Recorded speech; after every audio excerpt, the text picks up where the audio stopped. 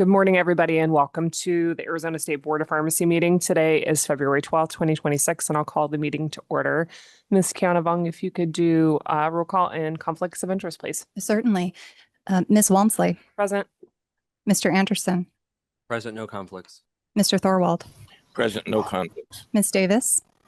Present, my conflicts have been submitted in writing. Mr. Nassif. Here. Ms. Spark. Conflicts have been here. Conflicts have been submitted in writing, and just a disclosure on 24C, one of the respondents, Andrea Daniels, I've known from prior work experience and will not interfere with my ability to participate. Mr. Hogan. Here, no conflicts. Ms. Browning. Present, no conflicts. Thank you. And just for the record, since I didn't mention my conflicts, I submitted mine prior to the meeting, and there's nothing additional. Thank you. Thank you.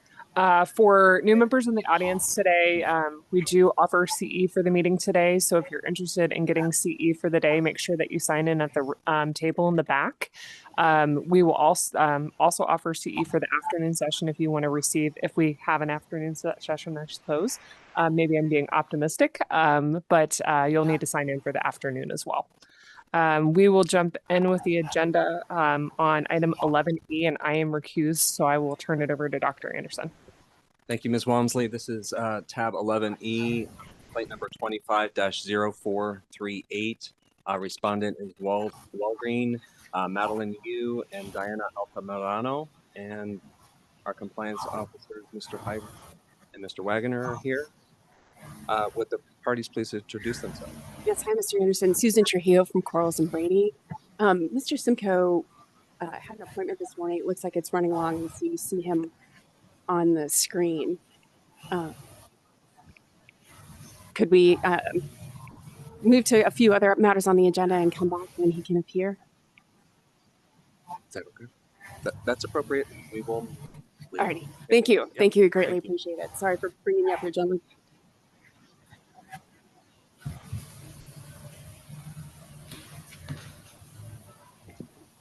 Okay, let me get my computer back on.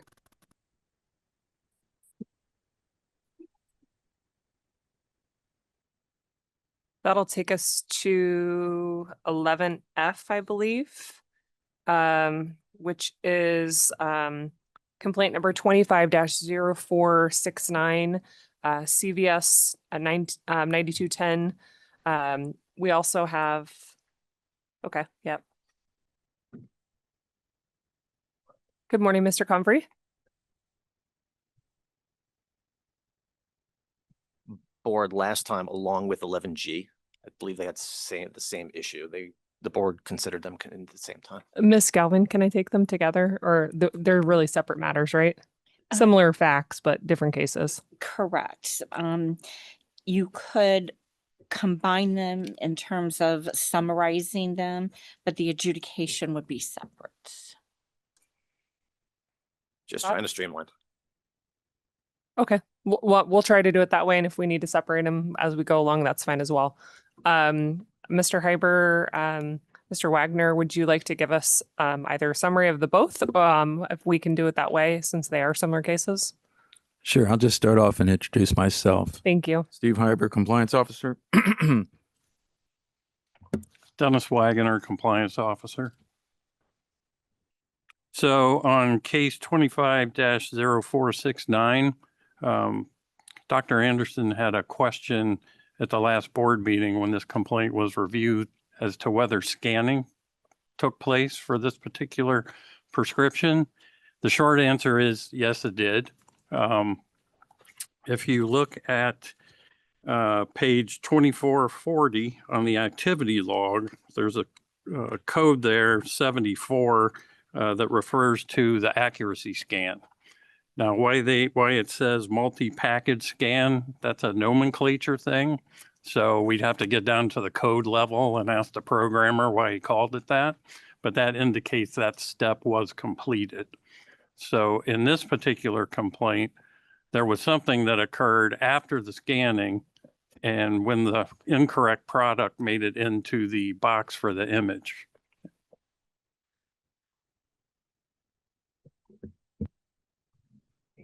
Thank you. Anything you want to add, Mr. Hyper, or was that an accurate description?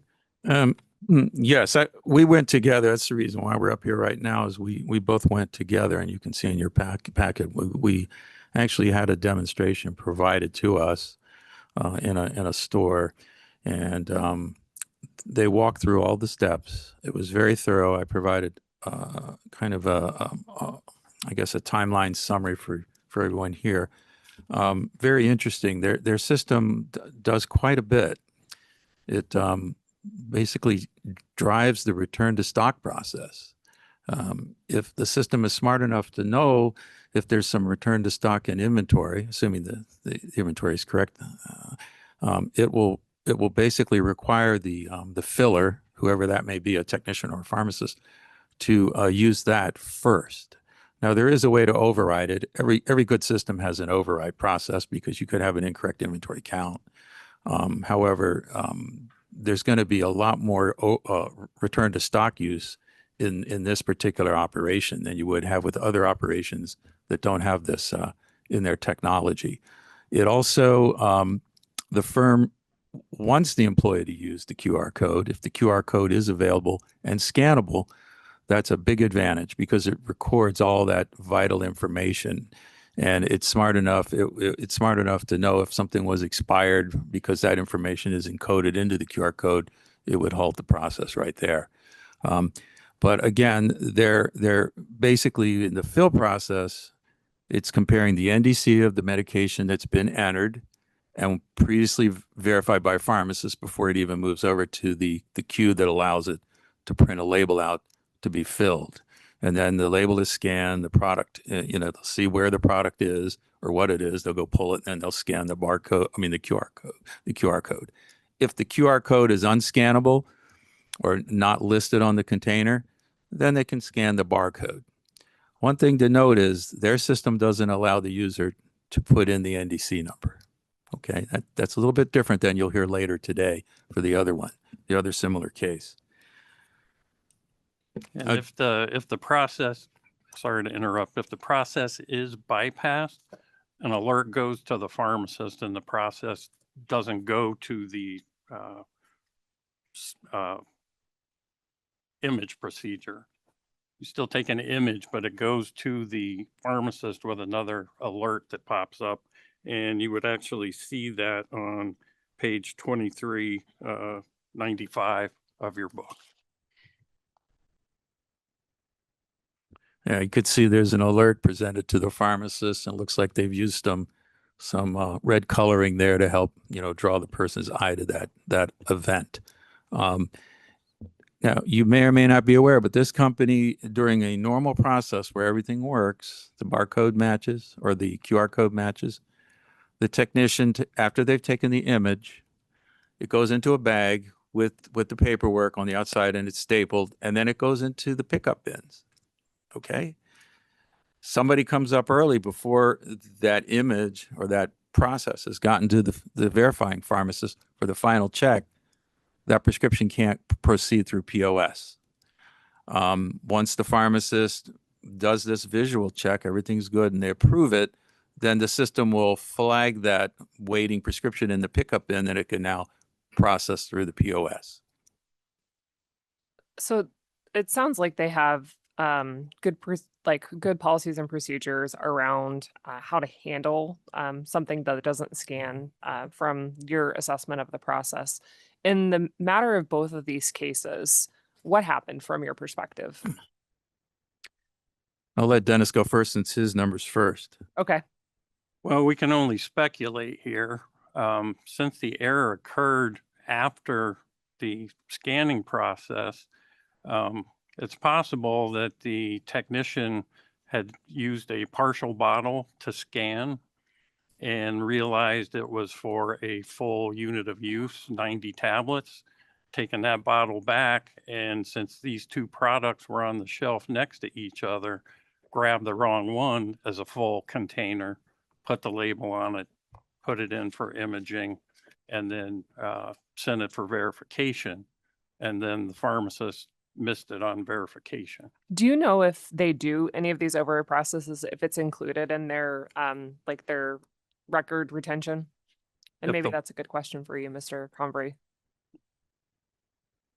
Sorry, I didn't understand the question. If I understood the record retention part. I didn't. if this bypass process is followed, where it shows an alert that says that the pharmacist, that the technician didn't do scanning, Mhm. is that somewhere retained? It looks like in this case, like the believe- pharmacist sees it on product verification, I but believe is that that is retained part- as part of the I believe record? that is part of the overall record. Okay, That's not what happened here, though. okay, Yeah, there was no bypass in this one, but if a bypass were to occur, a reason has to be entered for the bypass as Okay. well. thank you. Steve? I'll tell you, I'm at a loss because this wasn't a large quantity. And you can see from the image, it's the double strength. It has to be something human related because their system is solid. It's more like maybe we had a mislabeled return to stock. It passed the scan because if you have the wrong label and the right label on a container that you're using and you're putting the wrong drug in, then that could happen. Obviously, it got filled wrong. It got imaged. The proof is in the image that it was the wrong drug. And we don't see a scan override. So something got scanned and something passed because we don't see the error. So you could almost, logically entertain the thought that there might have been something wrong in the bottle to begin with. So it's either a manufacturer defect, which under GMP conditions would be very rare, but they do happen, or it was a return to stock container which had the wrong drug in it, or it had the right label, wrong drug. Okay. Thank Again, you. speculation on my part. Sorry. Mr. Convery, is there anything you'd like to address with the board, or we can continue on with discussion and I'm happy questions? to answer questions. I know Mr. Anderson had questions last time this was here about the scanning process. Specifically, how was the scan correct, but the picture was wrong. And I believe both inspectors, again, it's speculation.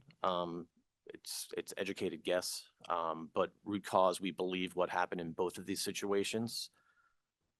Tech grabbed the product, scanned the bottle. For whatever reason, it wasn't a full unit, grabbed another bottle, and then filled out of that other bottle. Our process is such that every, every bottle that comes off the shelves has to be scanned.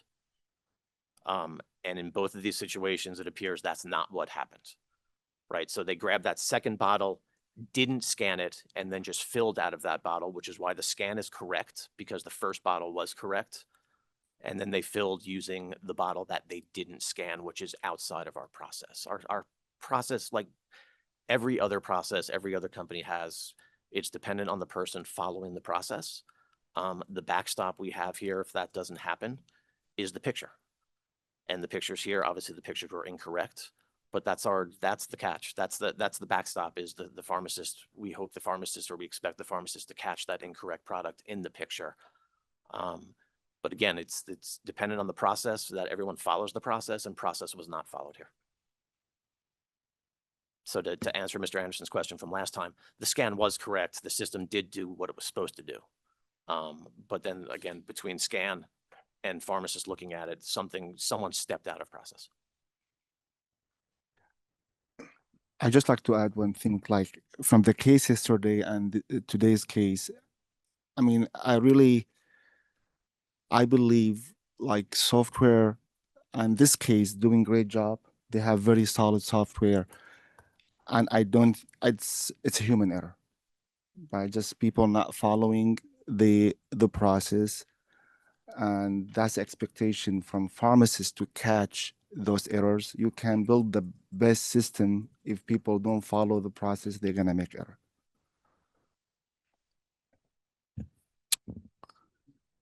So, Madam President. Yeah. I would say that is that's a very good description, because their system, I may not have mentioned this earlier, it does tell you how many bottles you need to pull, because in this case, you only had to pull one. So it wouldn't be like a second bottle would be forced to be pulled. And again, if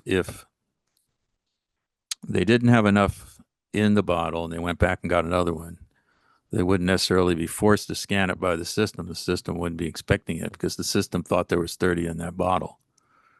Now, if the system will know if you're pulling an RTS that doesn't have enough, it'll tell you to pull something else. Yeah, So in this case, there could be a bad on hand count. That bottle got scanned, not enough. But again, that would, in my mind, more likely generate a mix because you'd have hopefully the right drug in that first bottle that you pulled. But definitely, I think either way, it's a speculation and it's definitely a huge human error or a human error. I shouldn't characterize it as huge, just straight up human error. System also requires if it's more than one package, let's say it's 2 or 3, that there are 2 or 3 scanned and unique items based on the QR code with serialization. And just from my experience, like not every system allow staff to scan multiple vials. Having their system allow staff to scan multiple containers, this is really good thing. Right. It Yeah, makes it is amazing. Yeah, the system will, the QR code will catch. Yeah. If you're trying to scan the same bottle twice, it will catch that. Yeah. It will no longer allow you to do that. And the only exception to that would be the barcode doesn't support a serial number. So it would be kind of a good scan as far as the right drug, but maybe not so much about the count process. But I do like the fact that there's something that alerts the pharmacist too if the process was bypassed, because like we talked about yesterday, there's going to be times when a barcode is torn or whatever, the package is damaged, and it's going to happen in practice. But I like the fact that there is an alert too for the pharmacist to make them kind of slow down and say, hey, this is different than the rest. Yeah, hopefully they're not being bombarded with too many of these exceptions. And I think we heard yesterday the scanner, I think, could be broken from time to time, and they're not going to close the pharmacy for that. They're going to move forward, but more of a manual old style process. Their SOP also addresses if the QR code is damaged. If you're scanning based off the barcode, then the image needs to include the lot number, expiration date, and serialization number. Mr. Convery, is the pharmacist, could you have your, This is the pharmacist for the second case for 5892. My pharmacist for 9210, which is 11F, should be online. yeah, that's the one where both the respondent pharmacist and technician had mentioned workload concerns as potential mitigating factors. Has that been looked at by CVS? Is there, is that a legitimate concern on how that potentially impacted and caused this error? It's always a concern when a pharmacist mentions that. And we look at that, our district leaders look at that, they sit down with the pharmacist. Our district leaders are always willing to discuss with our picks, the workload concerns. Did we investigate that and see? I can't answer that question. That would be a patient safety question that I wouldn't have been privy to.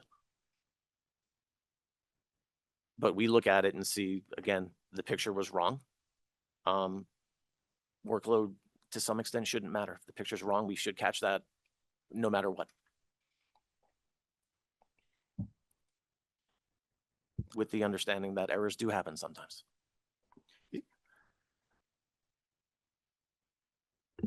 I believe that the workload would be a business decision to look at it I don't think there's any rules in our state to say there's a ratio, how many pharmacists per prescriptions. We don't have any of this. And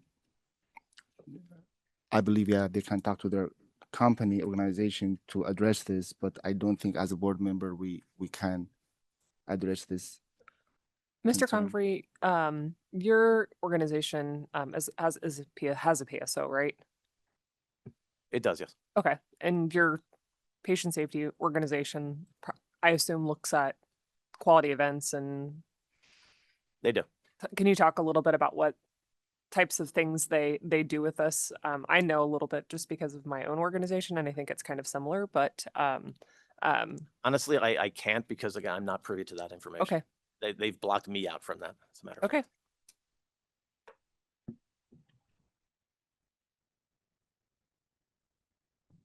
Additional questions or discussion?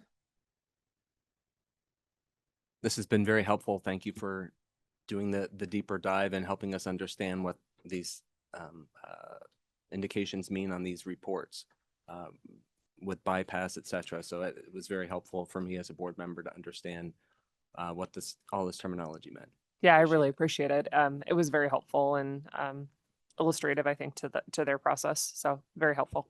I'll just say back from the compliance group, I think we appreciate that because you really have raised the bar for us to dig a little deeper and to learn more about the systems. Now, bear in mind, these systems are not static. They will change over time. So, what we heard today may end up being different, a year from now or 2 years from now. Well, and hopefully they will be, right? Hopefully yeah. organizations learn and change and modify their processes based on events that happen to make it safer. And that's the way that it should work.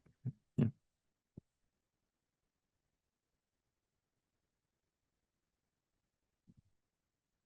So are we taking both together or?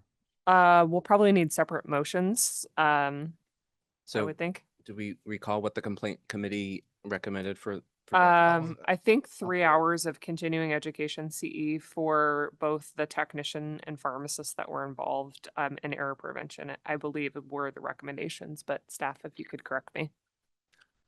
My notes from the meeting indicate on 250515, that's 11G, it was 3 hours non-disciplinary CE for the tech and the same for the pharmacist.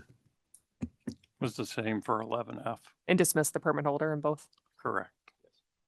So I will make my first motion for tab 11F 25-4038 to dismiss the permit holder, and for the pharmacist and pharmacy technician will be 3 hours non-disciplinary regarding prevention error or patient safety. I'll second. I'm reading this 11F, right? Yeah, you read the line above. It's 0469. 0469. Yeah, I was like reading. Thank you. Yeah, for 25-0469. So I have a motion and a second. Any discussion? All those in favor? Aye. Any opposed? Hearing none, motion carries. Thank you for being present. I think we have the parties online for 11E. Is that correct? That's correct. Okay, we'll go back to that. Oh, I'm sorry. We didn't do them both together. Okay, 11G2. So 3 hours continuing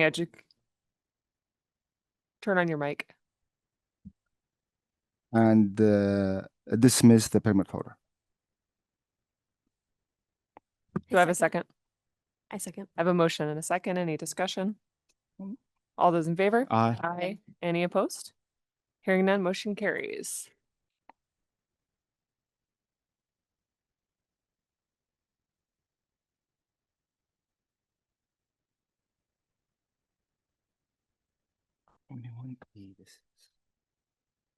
All right, this is tab 11E, complaint number 25-0438. Respondent is Walgreen, Madeline Yu, and Diana Altamirano. Could the parties please introduce themselves for the record?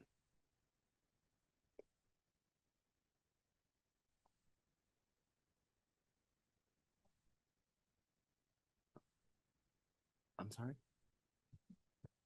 Could the parties please introduce themselves?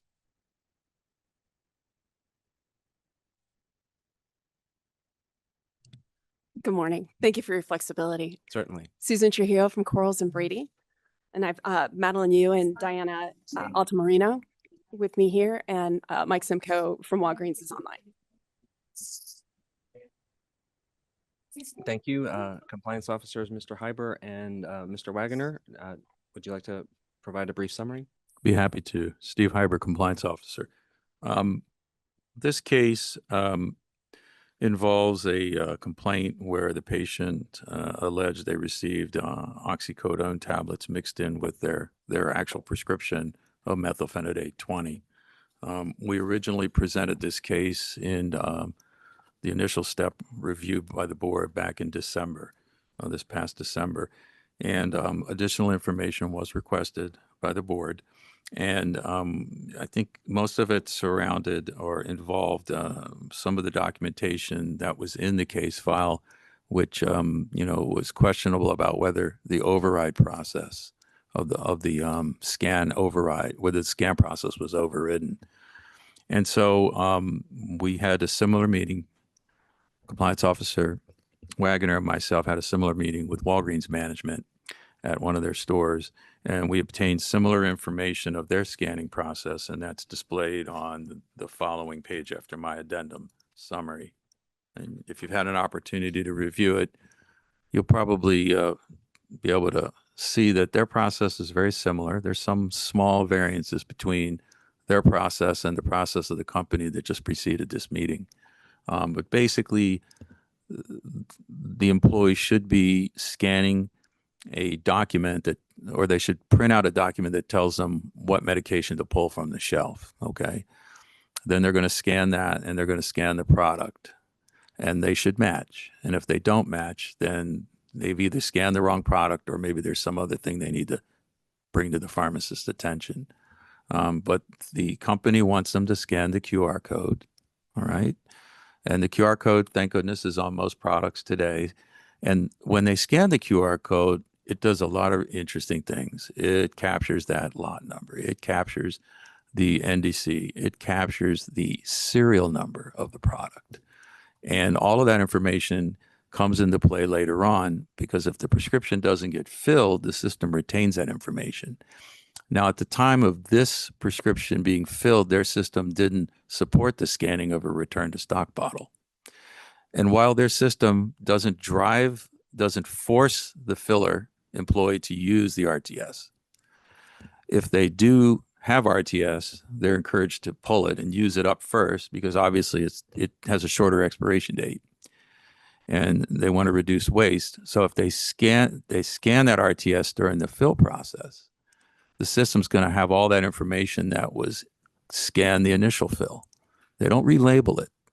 All right. They have that same label and they just black out the patient's name. And that container isn't relabeled even for that fill. It's just basically used as a stock bottle for that fill. The system is smart enough to also know, let's say we're filling 240 of drug X. It's smart enough to know that you need to pull at least 3 100 containers. Okay. So if you just don't want to use any RTS or you don't have any, you're going to have to scan 3 100 count containers, with the third being the one you count out by hand in order to complete that prescription. Preferably, you want to scan that QR code. If the QR code won't scan, for whatever reason, they can scan the barcode. Their system actually requires the employee to put in that manually, the lot number and the expiration date, when they use the barcode scan. Now their system supports the scan of the return to stock bottle. It didn't back when the complaint occurred, this complaint for this case. But now their system will allow them to scan the RTS barcode. And again, like I stated earlier, it has all that information from the initial fill. So pretty straightforward process. If they do override the scan for whatever reason, it'll show up on a report, not as a scan override. The scan override at the top of that report refers to they've overridden the scan of the prescription hard copy. And as we all know today, probably 90% of the prescriptions are coming in via e-scripts. And an e-script doesn't have to print out and be manually scanned. That's what that scan override is referring to. It just automatically goes right into the computer. So almost all the prescriptions now, I went back and looked at 10 of my old cases, recent ones. All of them have scan override. So that just means they're not having to take a paper copy, put it in the scanner and scan it. So that was a kind of a red herring there in the last meeting, but it's good we understand that now, Mr. Anderson. Appreciate that. When they override the process that we describe of not scanning the QR code, that's called a scale override. And the reason for that is a lot of stores will use scales to count out meds. So I suspect whoever programmed that just use that as the name for that override in the process. Scale override. Doesn't really necessarily mean they had to use a scale. Again, I looked at those 10 cases. I didn't see any scale overrides on them. And if you notice on the report that we provided, there's a blank space, kind of goes along in sequence, and then there's this blank space, and then it continues on. That's where the scale override would be popped in there if they actually did override the scan process. And again, similar to the other company, if they override that scale process, which means they're not able to scan, or they just, for whatever reason, they don't even enter an NDC number to get the prescription to fill. What that means is it's going to go to the pharmacist, and it's going to require the pharmacist to do the fill and the product verify. So it just pushes it further downstream, a little bit more work for the pharmacist, but it does ensure safety, or at least they do their very best to ensure that the safety portion is still not going to be missed. Okay. So that's basically it in a nutshell. If you have any questions, feel free to fire away. Thank you, Mr. Heiber. Just as a follow-up on this case, which was they were expecting to receive 240 tablets of methylphenidate. They did receive some oxycodone in there and not the 240 milligrams of methylphenidate. The patient, unfortunately, did take the oxycodone, did suffer a fall. How do you think this happened? Based on what we're seeing, everything was done appropriately. What's your perspective? How do you think they got the oxycodone in there? Well, like I said earlier, they didn't support the RTS scan back when this occurred. So it's more than likely it probably was involving that step, perhaps. But again, their system doesn't drive the use of return to stocks. Thank you, Mr. Heiber. Mr. Hilo, would you like to make a statement or? Yes, please. Thank you. And thank you, Mr. Heiber, for clearing up that this wasn't a matter involving a scan override, a scan override of the medication bottles itself. That was simply an override of the requirement to scan a paper prescription that wasn't in play here. So this allegation is based on a prescription that was filled in December of 2024. And based on the patient's complaint, the patient allegedly received medication where there was a mix of methylphenidate and oxycodone. The patient allegedly called the pharmacy around that time twice, first to clarify if she was on oxycodone 5 milligram, and then the second time to confirm the markings on the pill. At that time, she didn't mention anything to the pharmacy about mixed up pills, which means that the pharmacy didn't have an opportunity to investigate her claims. The patient continued to get her prescriptions from the pharmacy and never mentioned the issue or returned the allegedly mixed up pills to the pharmacy. The patient didn't submit a complaint until August, 8 months later, and failed to return Inspector Heiber's calls over the ensuing months to investigate. Shortly after the complaint was submitted in August, Mr. Heiber visited the pharmacy and performed an audit, and his initial findings on that day didn't show a variance between what the pharmacy inventory system said and his account. He says later that his numbers did show variances, but from what we understand, he never provided that data back to the pharmacy so the pharmacy could try and recreate his findings, because the pharmacy's inventory data in August and its current inventory records don't show any discrepancies. And more importantly, the annual audit that they did in July, which would have been closer to the December dispensing, didn't show any variances either. So because of the time that has passed between this incident and December of 24, the video and other records don't exist that could have been used to investigate these allegations. In other words, we have a patient complaint and a few pictures, but there's little proof about whether or not Walgreens was responsible for any commingling here. Their data just doesn't support it. The patient could have had a member of their household that was on this medication and this got mixed up. And again, the Walgreens inventory records don't indicate any discrepancies. So because of the time that's passed and the lack of clear evidence that Walgreens or its personnel violated the law, or that there's even a variance in these medications at the pharmacy level, we're asking that this matter be dismissed. Thank you, Mr. Hilo. Board members, questions? Mr. Heiber, please. Yeah, I just want to correct the record. First of all, when you do an audit, Walgreens does not have all the information you need in the store when you're there. They don't allow us to run reports, and we have no problem with that. We trust the accuracy of the information that they provide us.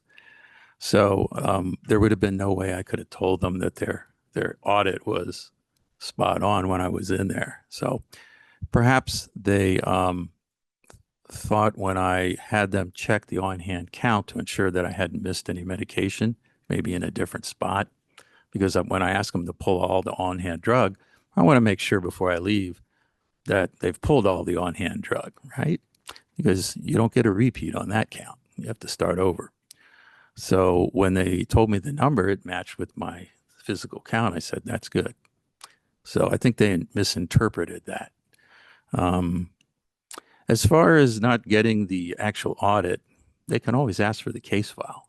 We're a transparent agency. So when we do our investigation, it's all in the case file.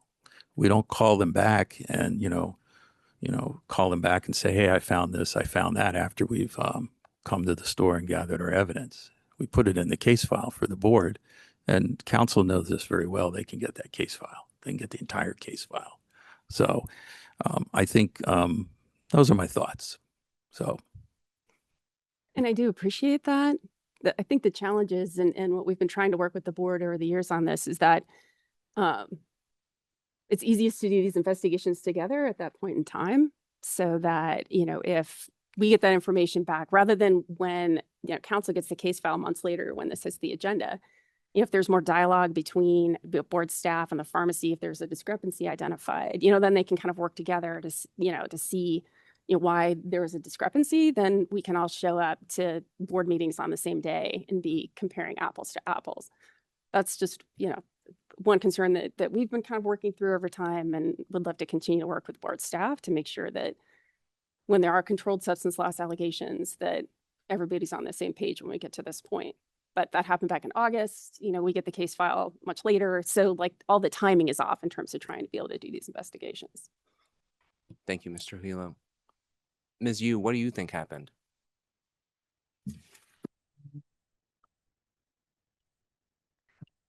So thank you for the opportunity to speak today. I understand the seriousness of this complaint.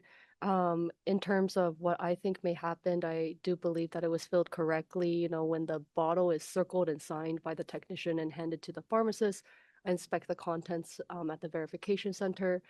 So I don't believe that there was any mix of the medication inside the bottle. So maybe this one's for Ms. Alta Marano. So from what I was reading on the company policy, it says that when multiple stock bottles are used, and you're going to need more than one stock bottle for a quantity of 240 methylphenidate, each bottle must be captured using the add product stock bottle process. So the NDC for every source bottle is verified. And I think this may be going to what Mr. Nassif has been mentioning. Does it mandate that you scan every single? How does it know that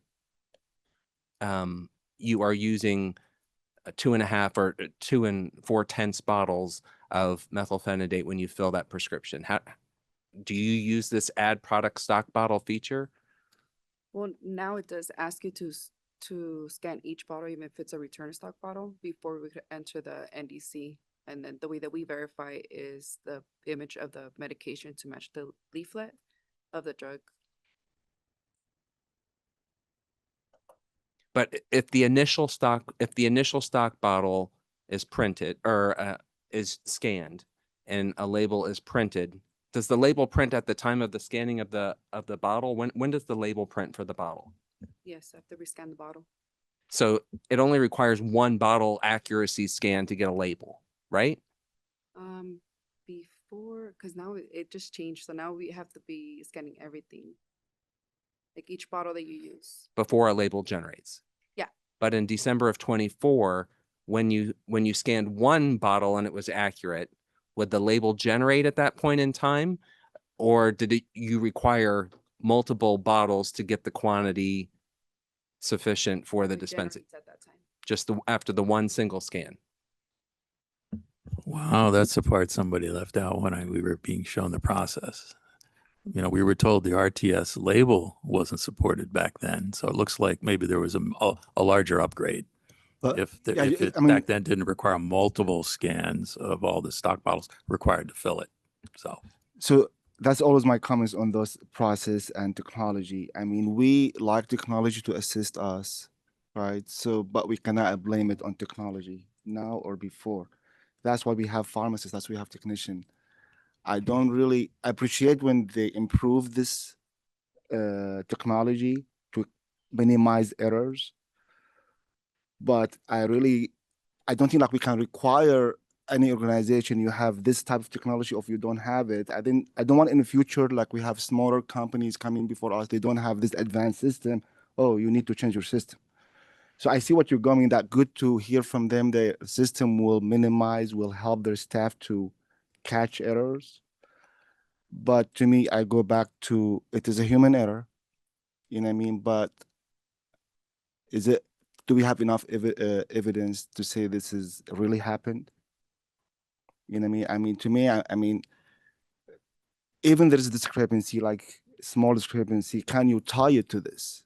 I'm not talking about this specific case. You know what I mean? Like auditing control is great. We have to do it, right? But we need like evidence, right? Like that reported a few months after what happened. They don't have like footage or camera footage to investigate. So there is an evidence here. I mean, to me, there is not enough evidence. That's from my perspective to support that. And I agree. I appreciate the level of detail of the system, and it's very, very helpful. Just kind of rereading this, I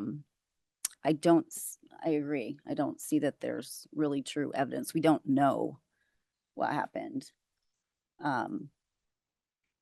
So that's where I'm at with it.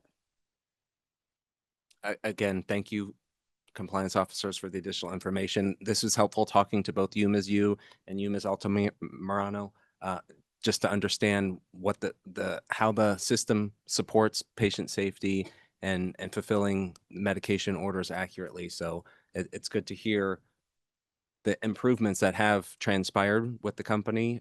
And I think that you do have good safeguards in place. And I agree this was certainly a potential human error, or it could be something else, as you alluded, Ms. Trujillo.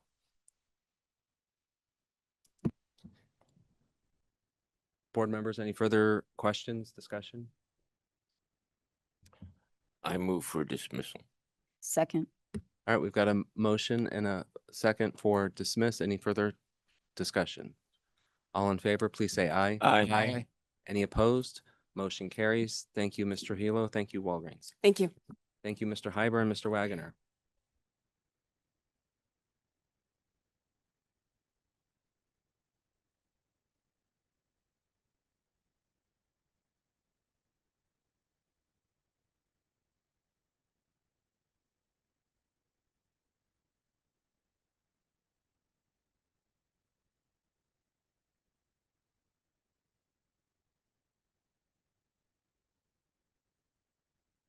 I think 24B could be a lot of discussion. Is everybody okay, or do we need a bio break?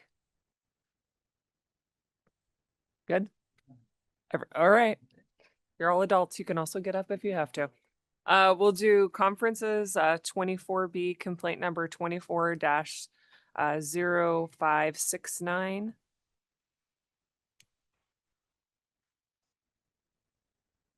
This is CVS 10742.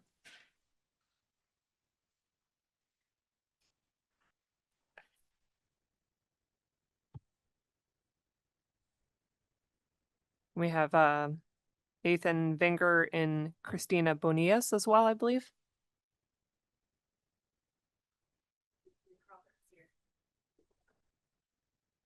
Ben might share his table with you. Ben might share his table with somebody too.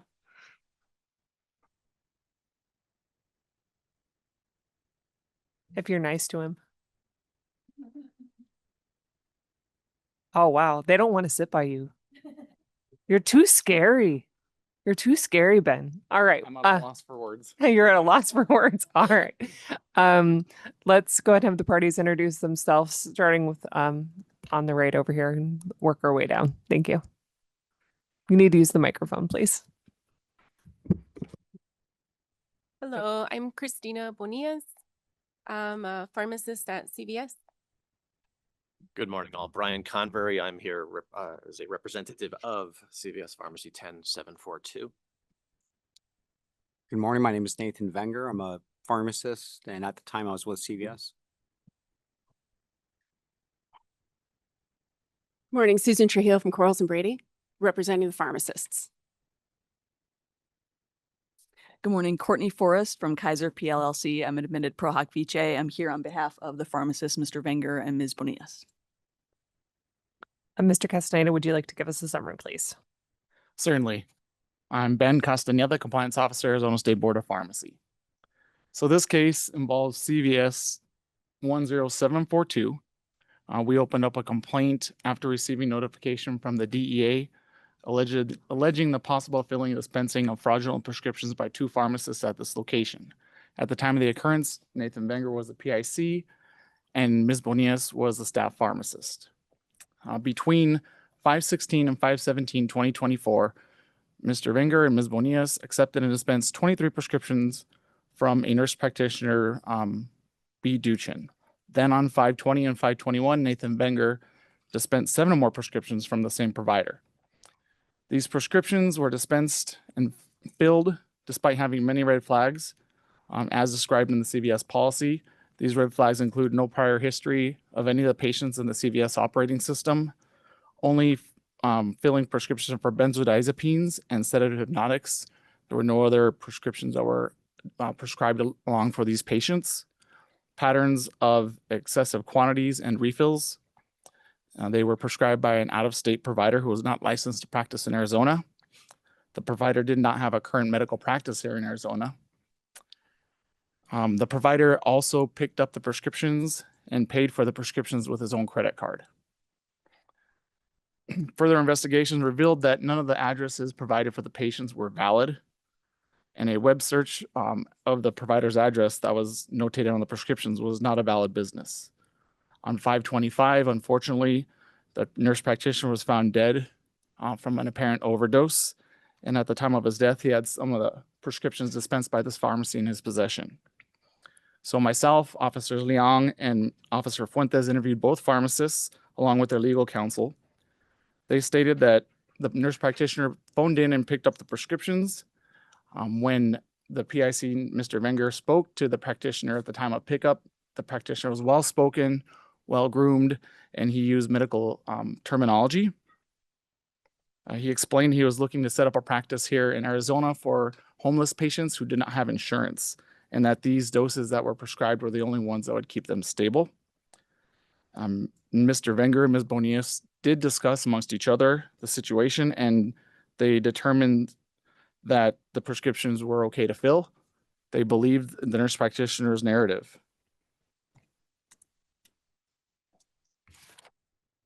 And Thank that's you, it. Ben. Thank you. Thank you, Ben. It was just brought to my attention that Mr. Wenger is an employee of my company, so I'm going to recuse.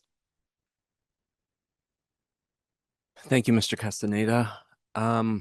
Who should we start with? Mr. Convery, would you like to make a statement on behalf of CVS? No? No, I'm happy to answer any questions, Mr. Anderson. Okay. How about you, Mr. Trujillo? Yes, please. So in a moment, you're going to hear from Christina and Nathan, the pharmacists that dispense these medications. And as you listen to them, please remember that they knew the red flags that they were to be aware of when dispensing controlled substances.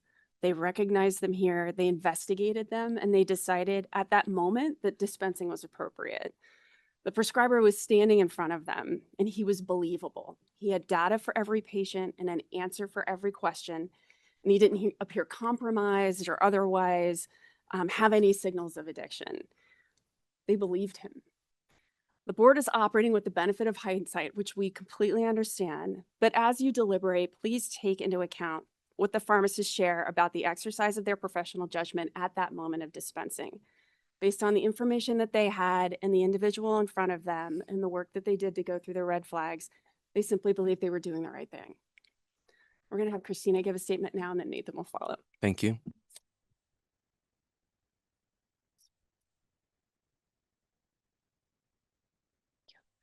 In May 2024, while working as a staff pharmacist, I received a voicemail from BD It seemed unusual that BD was an out-of-state prescriber, leaving prescriptions for several patients for similar controlled medications. The prescriber was in the CVS database system, and I called him using the phone number in the database to better understand the reason for all the medications he wanted to prescribe. He explained that he was opening up a practice here in Tucson for less privileged patients with mental disorders, and he would stop in the pharmacy to pick up the prescriptions for his patients. I explained that I would need to verify some things and see his driver's license. He was in agreement with everything I asked for. When BD arrived, I asked more questions about his new practice. BD also presented a valid driver's license. He was professional and believable with his responses. Nathan Venger, my PIC at the time, arrived at the pharmacy for his shift, and I spoke to Nathan about BD and expressed my concern about filling the prescriptions, but wanted his opinion because I was fairly new as a pharmacist since I had just graduated in May of 2023. Nathan had a conversation with BD. We both came to an agreement to fill the prescriptions, and I am aware of my corresponding responsibility related to filling controlled substance prescriptions. I receive annual training from CVS that I feel provides me the knowledge to identify and address red flags. I care very much about the safety of my patients, and in this case, BD, a healthcare provider. Looking back on this situation, BD convinced me that these prescriptions were legitimate. I did not knowingly fill fraudulent prescriptions for BD. I would not do that for anyone. After this experience, I have people's well-being in mind now more than ever. And I also have taken C's on controlled substances that will help me when presented with red flags. If presented with a suspicious prescriber, I will try to confirm an Arizona license and or practice location. I will remember to utilize resources such as my district leader, the pharmacy board, or DA phone numbers if I have questions about possible fraudulent prescriptions. And I am happy to answer any questions you have for me. Thank you, Ms. Bonillas. Mr. Venger?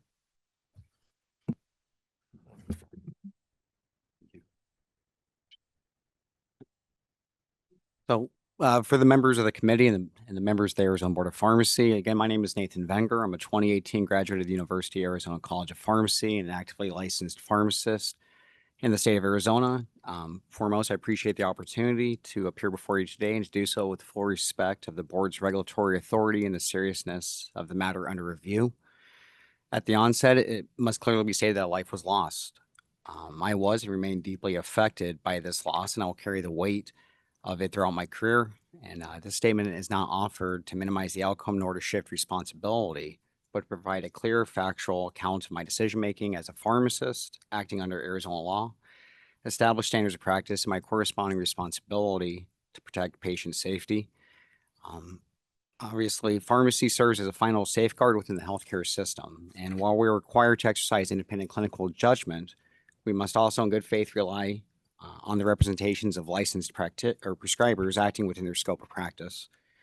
It is within that framework that my actions must be evaluated, and it is within that framework itself that I'll describe the events that bring me before you today. I first learned of BD after speaking with my colleague, Christina Bonillas. At the start of my shift, she informed me that BD was present at the pharmacy and wished to prescribe medications for new patients. I didn't know at this time that BD had already called the prescriptions into our pharmacy prior to his arrival.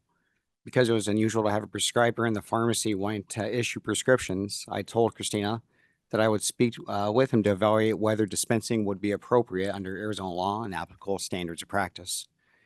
BD identified himself as a psychiatric nurse practitioner who had recently begun treating several patients in southern Arizona and who was in the process of permanently relocating to the area. He stated that his patients, many of whom were transient and underserved, had untreated rapid cycling bipolar disorder and required immediate initiation of therapy of benzodiazepines. He explained that due to the adherence concerns and housing instability, he intended to deliver the medications to the patient's residences and provide usage instructions. Given the atypical nature of the request, I verified BD's identity by examining his driver's license and confirmed that he was the individual who he claimed to be. I also obtained and verified his DEA registration number, which was active and authorized him to prescribe controlled substances. Christina conducted an online search to confirm he was credentialed as a psychiatric nurse practitioner. At no point did he present any signs of impairment or unprofessional behavior. Christina and I then conducted a deliberate review of the prescriptions to ensure that they were issued for a legitimate medical purpose, consistent with her corresponding responsibility as pharmacists. Using clinical pharmacology, which is a recognized clinical reference recommended by our employer, we confirmed that the requested benzodiazepine therapies, including dose and frequency, were listed as appropriate first-line treatment options for untreated rapid cycling bipolar disorder. We also conducted the appropriateness of the dispensing medications to a prescriber for delivery to patients. And while uncommon, we acknowledge that transient populations face elevated risks of non-adherence and loss of follow-up. Based on both professional experience and established challenges in the mental health care access, we concluded that this factor alone did not render the prescriptions invalid or unsafe under the totality of circumstances. Based on our review, Christina and I concluded that while the circumstances were unusual, the potential red flags had been identified, evaluated, and reasonably explained. We did not believe that refusal to dispense at that time was warranted and felt that by doing so could potentially harm patient care and safety. I therefore informed BD that based on the information provided, his rationale appeared reasonable from a patient care perspective. BD then provided information for approximately 5 patients, reading their details from written notes. I recorded the information and repeated it back to him for confirmation, which he provided. He requested refills for each patient, explaining that the progressive nature of their diagnosis warranted continuity of therapy if initial treatment duration provided insufficient. He further stated that his impending relocation could otherwise create gaps in care. He explained that once patients were stabilized, he intended to taper therapy and to transition to other treatments as clinically appropriate on a case-by-case basis. Christina and I then independently reviewed each patient using the Arizona Prescription Monitoring Program database. None of the patients had a history in the system, and while this was also unusual, it didn't mandate again refusal. As described, these patients were recently transient, and there was no assurance that prior controlled substance histories from non-reciprocal states would appear in Arizona's PMP. And based on this, I believed it reasonable to continue relying on the information BD provided. I also searched for the patients within the CVS internal database and for any available insurance information, and again, none were found. When I asked BD about this, he stated that his patients may or may not have yet have active insurance coverage, and as they were in the process of enrolling in Arizona Medicaid through Access. And based on my prior experience, I knew that enrollment does not guarantee immediate coverage, particularly for recently transient individuals. And accordingly, this factor alone did not prompt my refusal to dispense. Taking all these considerations together and based on the totality of circumstances as they appear at the time, the prescriptions were dispensed. Again, I think it's important to note that hindsight, as the saying goes, is 20/20. And I would not describe myself as naive or gullible, but rather I believe I placed trust in a healthcare colleague who ultimately abused both medications and the professional trust inherent within our field. The trust I held prior to learning of BD's death no longer exists. It's been fundamentally altered, if not shattered, and while my resulting suspicion is insignificant when compared to the tragedy of his death, it remains something that I carry. I'm haunted by the role that professional trust played in my decision-making, and I'm deeply sorry that his self-inflicted overdose may have been facilitated, however minimally, by that trust, and my actions were motivated solely by the fidelity to patient care and safety. At no point did I act with disregard for patient welfare. Had I harbored any doubt regarding BD's representations, the appropriateness of the therapies, or their duration, I would not have dispensed the medications. I generally believe that BD was acting professionally and honestly with patient care as his sole motivation. And I was mistaken. I have been changed both professionally and personally as a result. Since this event, I am habitually suspicious of always considering whether a prescription called in by a practitioner themselves are to be used for legitimate medical purpose. I've voluntarily taken continued education credits in identifying red flags so that this event cannot repeat. And additionally, I'm always now very mindful of the collaboration between pharmacy and federal law enforcement, including the DEA, and the necessity to reach out to them or others to resolve unusual or suspicious prescriber activities. And Again, thank you very much for granting me the opportunity to present these events. I'm prepared to fully and candidly answer any questions you may have. Thank you again for your considerations. Thank you, Mr. Venger. Board members, we'll open the floor for questions and discussion. I think that my biggest question and red flag is the DEA's constructive transfer law, which makes it so you can only deliver a prescription to the patient or a patient's agent, and the prescriber can't be an agent for the prescription. I think that would be their biggest red flag. Is that not something you came across or thought about in your initial analysis? I would say for myself personally at that time, that was a lack of scope of thought, of knowledge at that moment. My concern was based off of all of the answers provided by BD and all of the and how all those answers did show that even though this was very unusual, when placed again in the total sequence of events, it did make sense. And he was describing a transient population that was untreated, and based off of prior experiences that personally and professionally have seen, when populations such as that are at home or are in a safe position, they're likely to leave.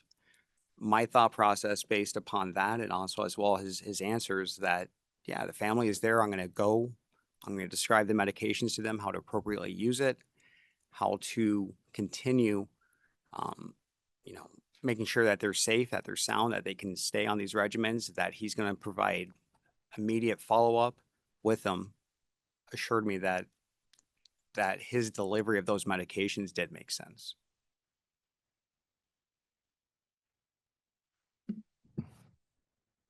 Mr. Venger, just from a therapeutic judgment and clinical plausibility kind of perspective, when you saw repeated, prescribing of diazepam, lorazepam, zolpidem with supplies, 120 zolpidem tablets, a 4-month supply of zolpidem, without any sort of mood stabilizer or antidepressant or any sort of antipsychotic, any sort of broader therapy. What did you believe you were actually treating with all these benzos and benzo-like substances? No, and of course, and again, based on my own personal viewpoint of such, when I did see those prescriptions for just solely control therapies, I was alarmed. That's why I went to the clinical reference that we have. We have clinical pharmacology looking under that diagnosis that he provided, and in many ways being probably biased by him being a specialist within psychiatric nurse practicing. That was a first line treatment, and it showed. I remember that day very well because we both saw that, yes, benzodiazepines are the first line treatments for those diagnoses that he presented to us for fraudulent patients that we were unaware of. Based off of that, him saying that he was relocating, he was coming into the state permanently, and that he had the ability to provide immediately follow-up. I think the best way to present it is that I was provided fraudulent information where his ability to overcome any type of red flags or any ability to provide answers which could assuage that thought process was biased, and it provided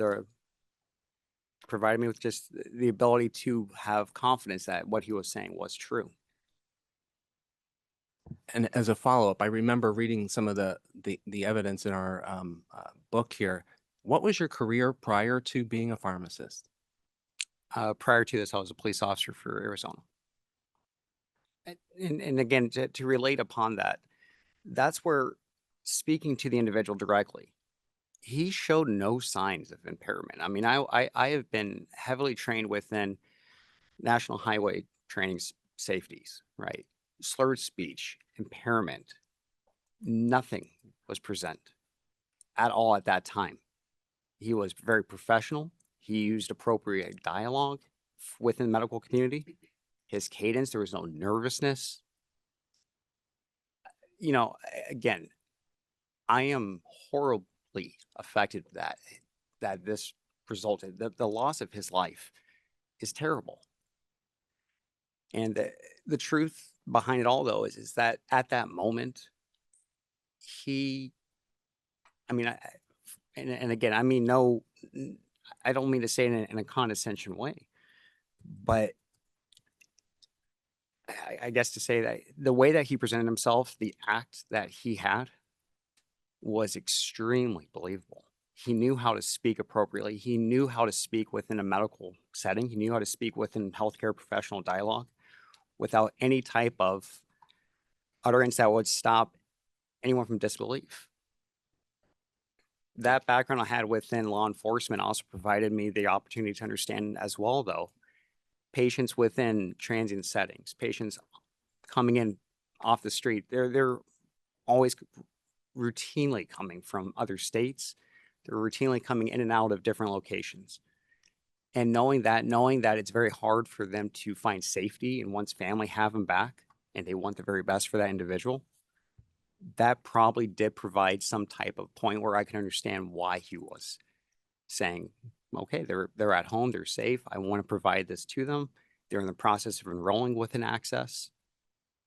And knowing that a lot of these patient populations don't routinely have medications that they're adherent to, knowing that they routinely don't have insurance, it all made sense. Thank you, Mr. Benger. Any other questions, board members?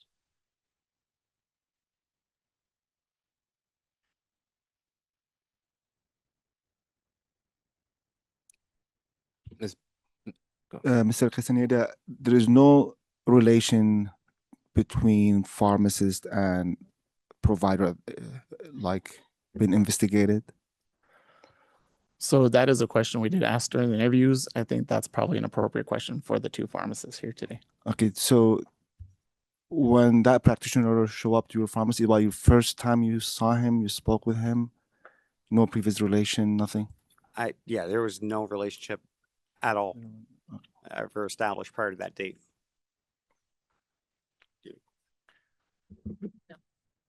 No, I had never seen him before. Yeah. The thank first you. time I saw him was that day. Thank you. I know you said that the patients were transient. You tried to look up the patients in the system. You spoke to the provider in front of you directly. Was there any attempt to speak directly to the patient? No, that was, I mean, again, I can only speak on my behalf. That was a failure on my part, but again, in my experience, at least within pharmacy itself, a new patient does not immediately correspond to talking to that patient. I mean, very much so. Again, hindsight is always very easy to look upon and to see the totality of everything going on. But at that moment, I didn't feel nor think that it made sense to discuss or to speak to that patient, especially one that was maybe that they were not on any type of first-line therapies needed for the diagnosis, and could they provide accurate information? Speaking possibly to family at that moment may have definitely alleviated some type of concerns. However, the thought process to immediately contact the patient was never one that immediately went to mind. What is CVS's policy for filling prescriptions for controlled substances for out-of-state prescribers? It is permitted, but again, obviously it's a red flag that is expected, the pharmacist to use their judgment. If it was not permitted, because some states do not permit it, the system would stop it. Board members, if I could also add something. I did include in the packet CVS's SOPs for red flags and controlled substances. If I could direct you to page 4803. It states under letter G, practitioner verification alone does not render a prescription legitimate. And then it goes through steps about what the pharmacist should do and who they should contact. there's any suspicion of the prescriptions. In addition, I also want to remind you that Mr. Duchin was not licensed to practice in Arizona.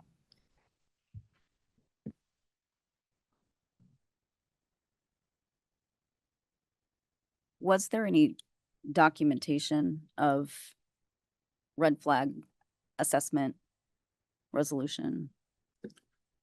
When we went to investigate at the store, I could not find any patient notes resolving any red flags anywhere for any of the patients in the packet. What is CVS's policy on demographics? So it looks like 3 patients. I know some of them it says address not valid, but there's 3 that have no address listed at all. Again, it's boots on the ground pharmacist frontline red flags, right? So there we expect our pharmacists to resolve the red flags. And that again is just one of multiple red flags. There is no, I don't believe that there is an absolute prohibition in that situation. Yeah, I don't think it is about the CVS policy. It is a pharmacist decision, right? Like you need the address for provider, you need address for patients, phone numbers. I mean, this is a pharmacist who would decide if this is legit or not.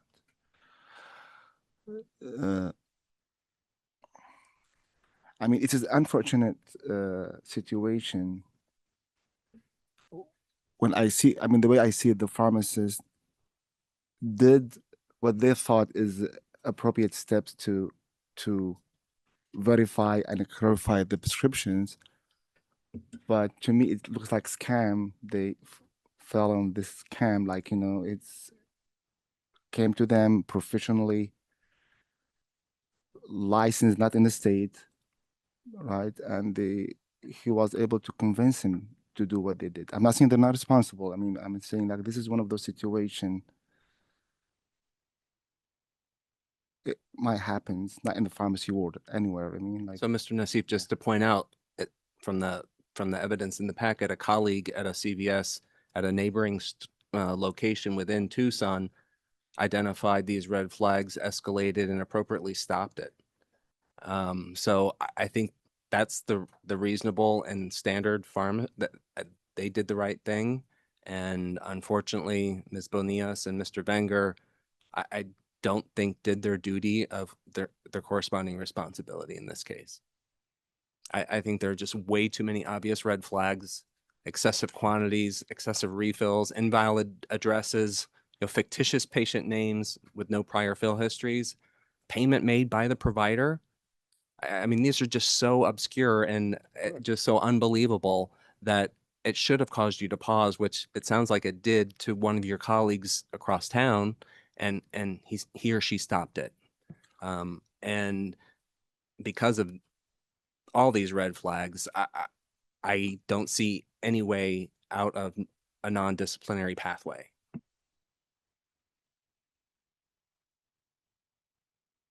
Could you can you state that last part? You don't see any, can you clarify? I don't see that this is a simple advisory letter or non-disciplinary CE. This requires discipline. And I would agree with that. Unfortunately, the circumstances are, just a supreme scam here that occurred. But with that said, I agree with your comments about the avoidable red flags that were definitely missed.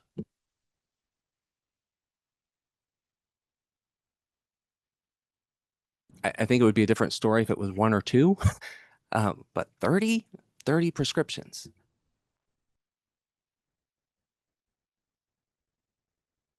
Board members, any further discussion or questions? I can appreciate that hindsight is 20/20, but I think that this is shocking that these many prescriptions were dispensed in this short of time frame for all of the same medications, cash pay by the provider, no address. Like, I think it's just a lot. I just can't understand how a pharmacist would make this decision.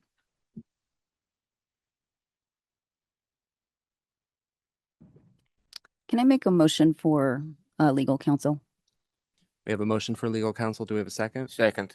All in favor, please say aye. Aye. Aye. Any opposed? Motion carries. We'll be back shortly.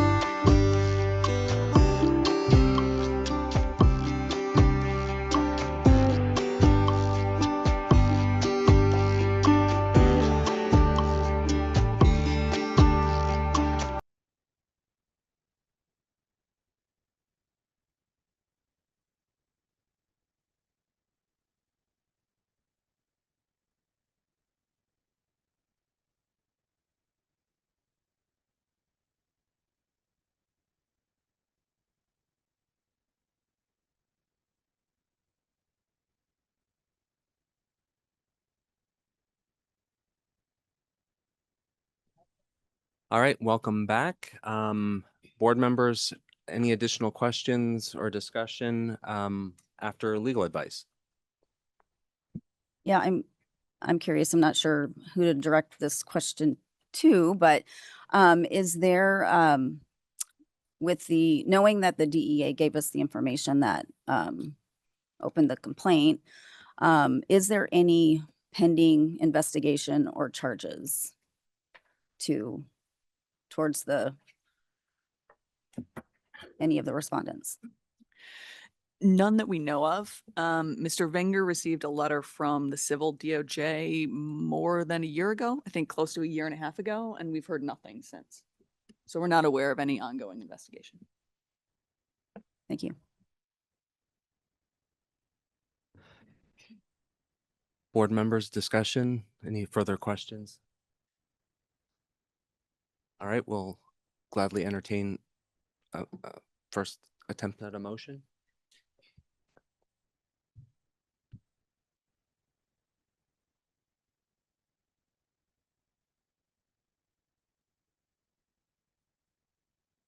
I'll try. I'll make a motion that both pharmacists be issued a period of probation to include practice restrictions, including no ability to be the PIC or a preceptor, for a period of 2 years. Thank you, Dr. Davis. I would second that motion. Any other terms in regards to potential civil penalties to be included?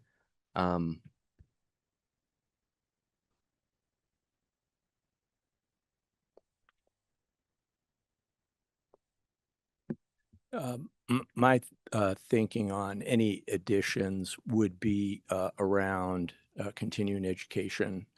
I know the respondents already mentioned that they voluntarily have participated in continuing education relative to this case, but I think we should mandate additional continuing education.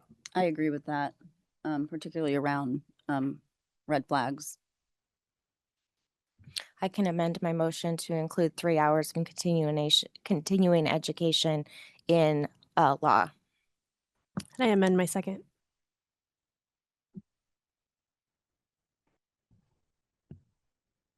Board members, any further discussion? So, Ms. Galvin, is the motion in order? Yes, it would be standard in terms of CE that it would not count towards the renewal of their licenses. And usually we have them complete it within about 90 days, despite the 2-year probationary period. And this would be through a consent agreement. So we would offer the consent agreement. You typically give them maybe 30 days to review and sign. And if not signed, part of your motion historically is, and then it would be referred to formal hearing. So moved. I'm sorry, if this is the motion the board is gonna vote on, Ms. Benias is the current PIC. So can you add in time that we would be able to give us time to find a new PIC and put a new PIC in place? I think 90 days maybe. I think that seems reasonable. Mr. Wenger advised, although he's not with the company anymore, he advises, he just whispered in my ear, he's also the PIC at where he is. Okay, that seems reasonable to give the same period, 30 days, that we would to sign the consent agreement. Yeah. Prefer 60. So 30 days after the sign, right? You said? After they sign the consent agreement. And honestly, it's probably going to be a few weeks before we get the consent agreement to them.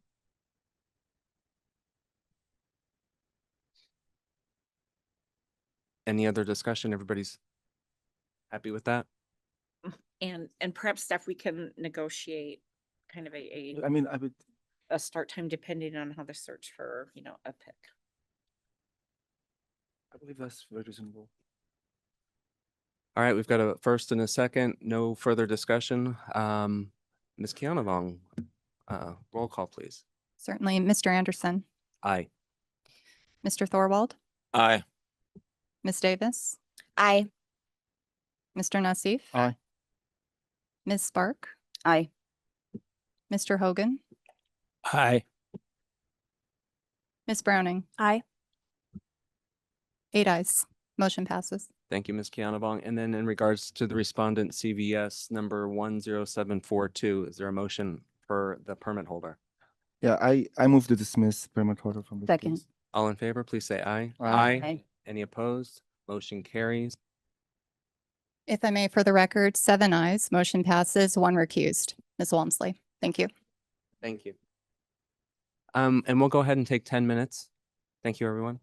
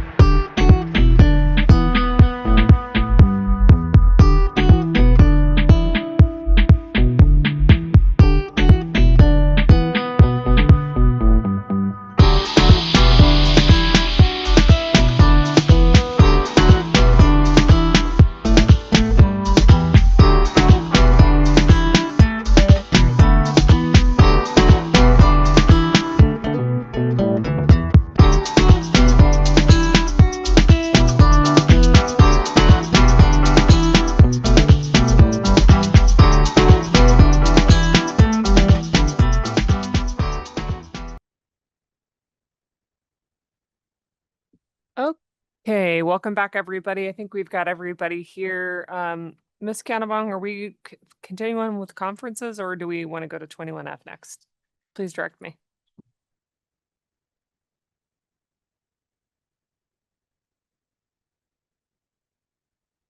Ms. Canavong? I think we can go to 21F. Okay, I'm recused.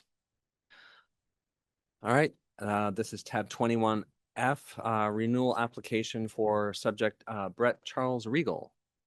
Would the parties please step forward?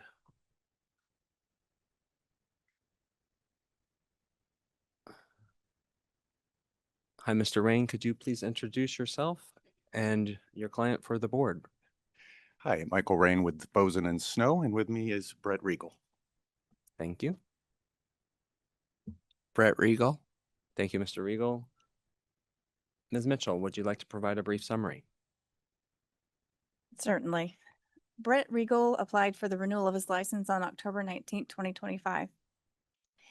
He disclosed an arrest for DUI in his application.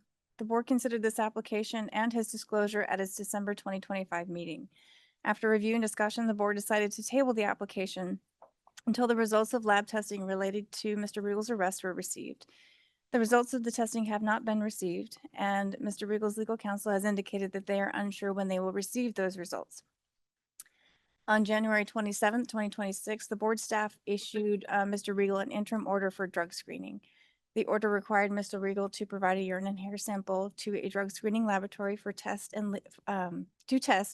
for legal and illegal substances. He complied with that order, and the results of the drug testing were received on February 9th. Thank you, Ms. Mitchell. Mr. Rain, did you want to make a comment? Yeah, just briefly, and maybe further discussion after, but I would note that the procedure was a little different in our experience.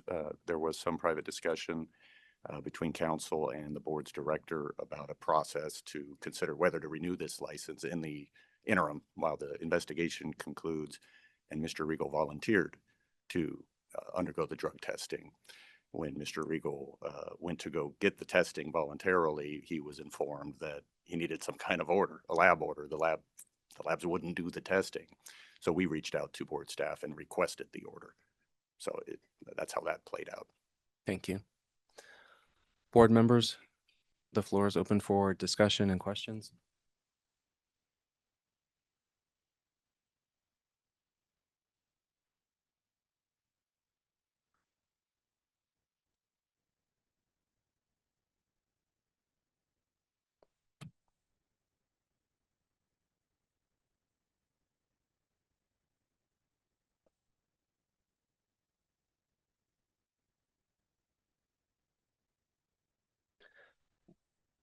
So Ms. Galvin, to ask about the laboratory result, do we need to go into confidential? Executive session, yes, Executive session. please. Okay. I move we go into executive session. Second. All right. All in favor, please say aye. Aye. And that would be to receive legal advice and review confidential health information. Yes. All in favor, please say aye. Aye. Aye. Any opposed? Motion carries.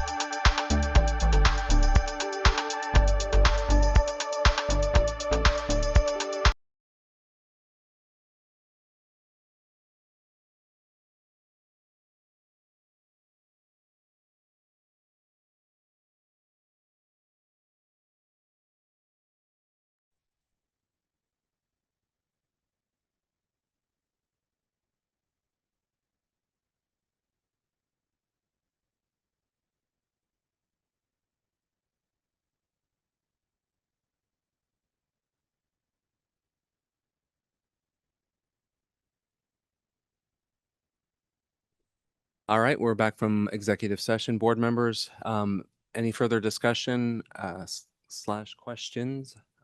The floor is open.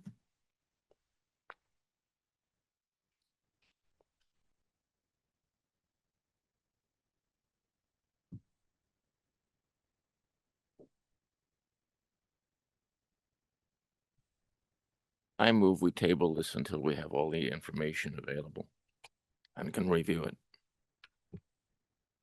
Thank you, Mr. Thorwald. Do we have a second? Second.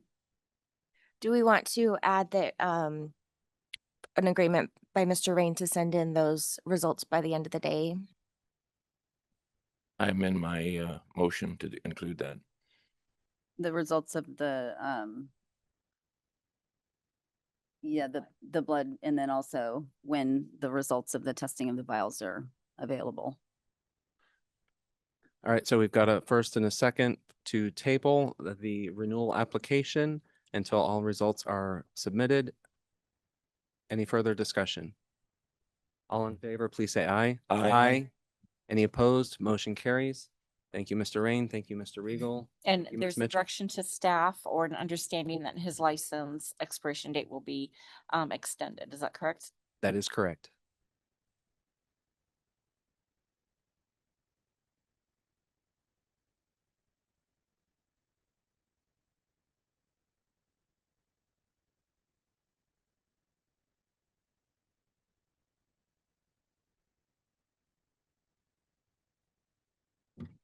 Okay, that takes us to item 22E. Nicolette Barker, pharmacy technician applicant. Is Ms. Barker present?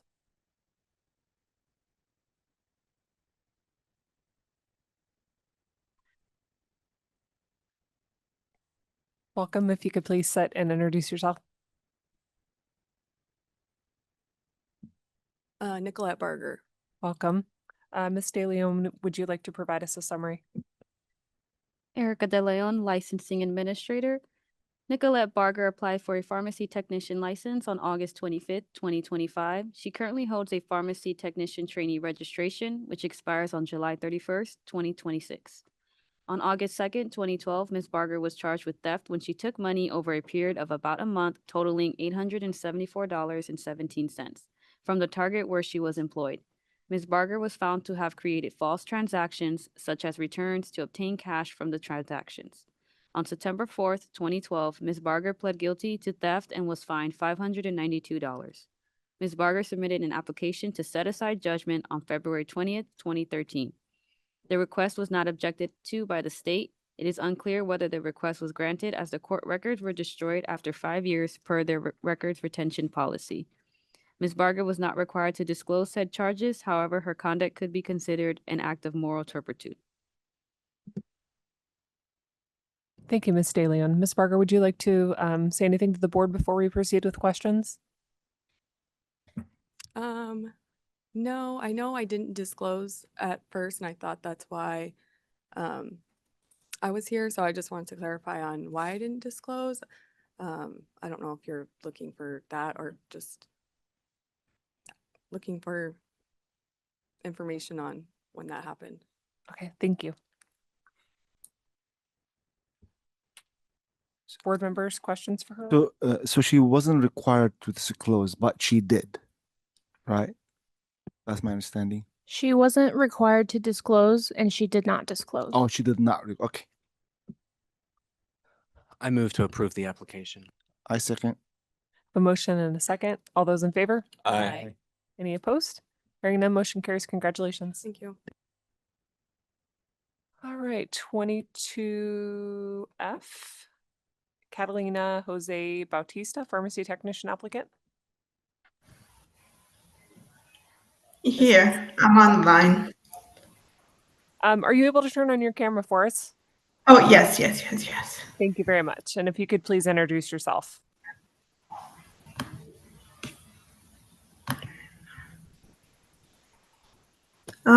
It looks like I can't turn video on because host has stopped it. Okay, that's all right. Thank you. If you could please introduce yourself for the record. Oh, okay. Hi there. My name is Catalina Jose Bautista. Thank you for taking the time to consider my application for pharmacy tech license. Thank you. Ms. Okanowski, if you'd like to give a summary. Allison Okanowski, Licensing Administrator. Catalina Bautista holds an active pharmacy technician trainee registration expiring August 31st, 2028. Ms. Bautista applied for a pharmacy technician license on November 1st, 2025, and disclosed a 2023 charge for shoplifting. On April 21st, 2023, police were called for a reported theft. The loss prevention officer explained a store employee, Catalina Bautista, had been caught on camera skip scanning while shopping after work on 11 separate occasions. Ms. Bautista was charged with 11 counts of shoplifting, pled guilty to 1 count, with the other 10 dismissed. Ms. Bautista was ordered to complete 12 months of unsupervised probation, pay restitution, and enter a shoplifting diversion program. On January 23rd, 2025, Ms. Bautista's charges were dismissed and judgment set aside, with the case being designated as inactive. Thank you, Ms. Okanowski. Ms. Bautista, would you like to say anything to the board before we proceed with questions for you? Yeah, I just want to take the time to say that I understand that going into this career, it's honesty and integrity are definitely a key to this career. And I know my actions didn't. I know my actions definitely showed dishonesty there, and I just want to take the time to say that I'm learning from my mistakes, and I just hope my application is considered so that I can have a better future. Thank you. Thank you. Ms. Bautista, are you currently working as a pharmacy technician? Yes. So I've been with Amazon since 2023, and I applied for their pharmacy tech program early 2025. Passed the test. Went to go get my fingerprint card, and had to also show that I was very regretful of my actions that I did in 2023, and was granted that fingerprint clearance card. And now I work at Amazon Pharmacy, and I transferred over there on November 2025. And I do, I wouldn't say I do that many pharmacy tech, what's the word? I don't really have a pharmacy tech role, but I am considered a pharmacy technician, as well as like a clinical customer care agent. But they know that I only have the trainee technician license.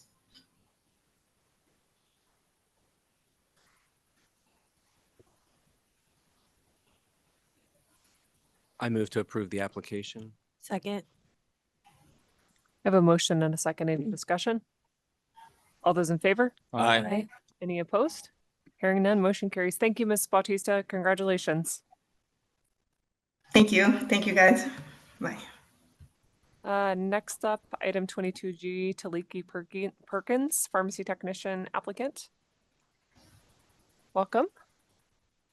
Good. If you could sit down and introduce yourself, please. Hello, everyone. I'm Talik Perkins.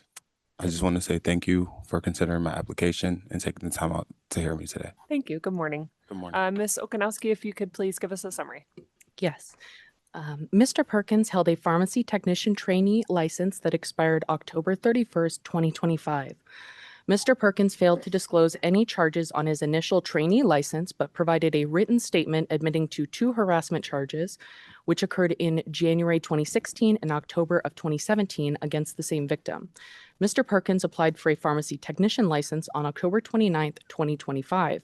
He answered no to all regulatory questions and failed to disclose multiple criminal charges, including 1 August 8th, 2014 charge for hit and run, 2 January 1st, 2016 charges for harassment, one August 1st, 2016 charge for fraud, one September 13th, 2017 charge for suspicious vehicle, and one October 16th, 2017 charge for disorderly conduct.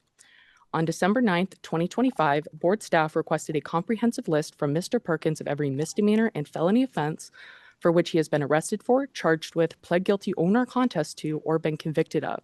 The requested list has yet to be provided. On August 8th, 2014, Union Township Police were notified that a parked car had been struck. Police determined Mr. Perkins was driving the vehicle and cited him with accidents involving damage to unattended vehicle or property. Further information is unknown as the court no longer possesses the records.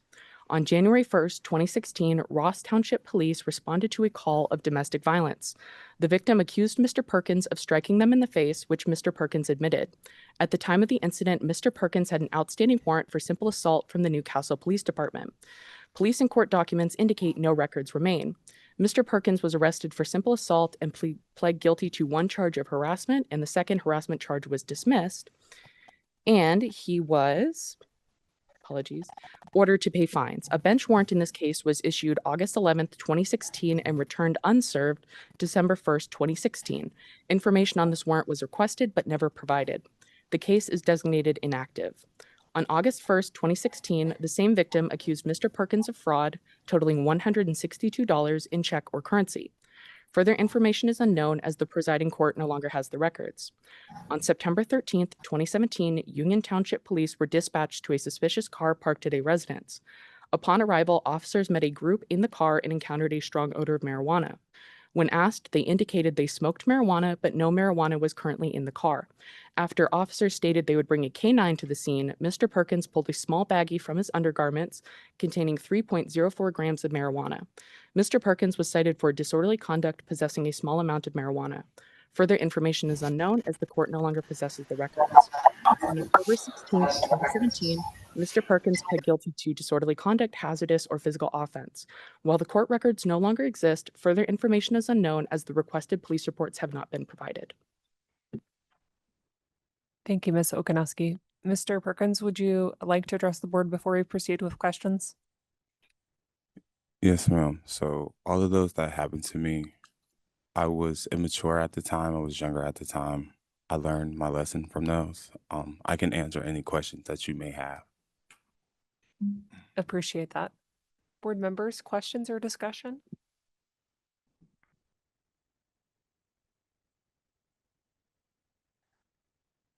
Some of these records that weren't provided no longer exist, so he couldn't have received them from these townships, correct?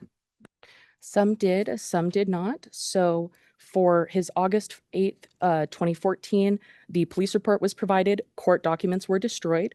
For his January 1st, 2016, the police and court documents were provided, but no warrant documents were provided, which is indicated on the document that a warrant was issued. We never received those documents. August 1st, 2016, the police report was provided, the court documents have been destroyed. September 13th, 2017, police reports were provided, court documents were destroyed. October 16th, 2017, court documents were destroyed, but no police report was provided and no indication of the police. Yes, so the outstanding documents are no police report and no warrant documents. Mr. Perkins, have you had any legal trouble since it looks like your last issue that we have listed here was 2017? No, ma'am, I have not. Okay, and why are you looking to get a pharmacy technician license? So I've actually been working for CVS for 5 years now. I started when COVID, so I didn't need a trainee license. And then in 2022, I got my trainee license, and I've been at CVS since then. I'm still currently there. Okay, so you hold a trainee license today? It expired. When it expired, I took my PTCB and then I reapplied. Okay, thank you. You're welcome. So it seems like to me we have a failure to disclose. These all happened a while ago. Do you find all of them, like 5 of them, or only one? I don't know what the standard. Staff, correct me. What do we normally do? Do we normally do a fine per disclosure? You have Okay. in the past, yes. this is going to be expensive. Yeah, is that maximum per technician or pharmacist? There's specific. Oh. It's 250 per, so it's 6 times 250. May I say something? Okay. When I reapplied for my pharmacy, my PTCB, I'm not going to say confused. I just misunderstood the scope. So when I applied for my training license in the past, I had to disclose that information. So my recollection was you and the PTCB was if it was asked me since then, if that makes sense. I know it's can be confusing, and we've updated our technician trainee registration application forms since you were a technician trainee, or since you applied to ask these questions regarding charges and crimes. And when you initially applied, the application did not have that, did not request that. So we didn't have that information. Is that correct, Ms. Okanowski? Actually, I think that change was made in 2023. He obtained his trainee license in 2022. So he did provide a written statement at that time indicating the information about the assault in 2016. Is that correct? I can. So on his trainee registration, he did not have the ability to disclose the chart. Oh, he did? He did have the ability to disclose the charge? Yeah. Okay. Yes, he did have the ability, but the two that were disclosed were the 2016 harassment and the 2017 disorderly conduct. Those were the two that were disclosed in the statement, and that statement can be found in your board book on 4105 is the statement that was provided on the trainee. So it sounds like 3 of these he did disclose in the past. He didn't disclose them here. That's incorrect. He did not disclose on his initial trainee application either. Okay. We became aware of them. We became aware of those charges, and he subsequently submitted a statement explaining those charges. So in 2022, when he applied, or 22, when he applied for the trainee registration, he did not disclose these. Correct.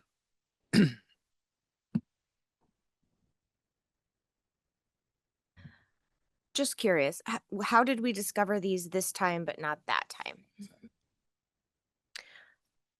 The board received a fingerprint clearance card denial letter, and it indicated assault charges.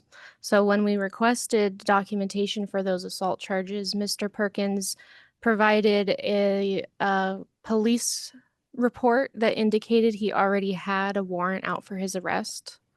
So based off of that, we were like, okay, so there's more here. What else is there? And so we requested a comprehensive list of his all of his charges. Is your fingerprint card active now and you have it? Yes, sir. I was able to get my fingerprints clearance card, and like I said, I was issued the trainee license. So when I reapplied and they asked for these, I spoke to Cam, and he was just letting me know that the former trainee license team they were cutting corners, because I was a little bit confused. I'm like, I did this before, I already sent in the information. But he explained to me that it wasn't done properly the first time. That's why I have to go through this right now. And you'll need to continue to disclose those if you had a different license for whatever reason as well.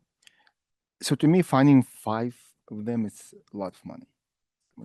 I don't think this is reasonable, like to charge $1,250 to get his license. He's passed his exam. I believe he's showing like he's trying to do his best. I'm sorry, I'm just talking. Okay. So, I'm okay with like fine as one incident, like $250 for not disclosing. That's how I see it. So I would like to make this my motion, like approve his application upon paying $250 for not disclosing arrest or charge. I would like to second that.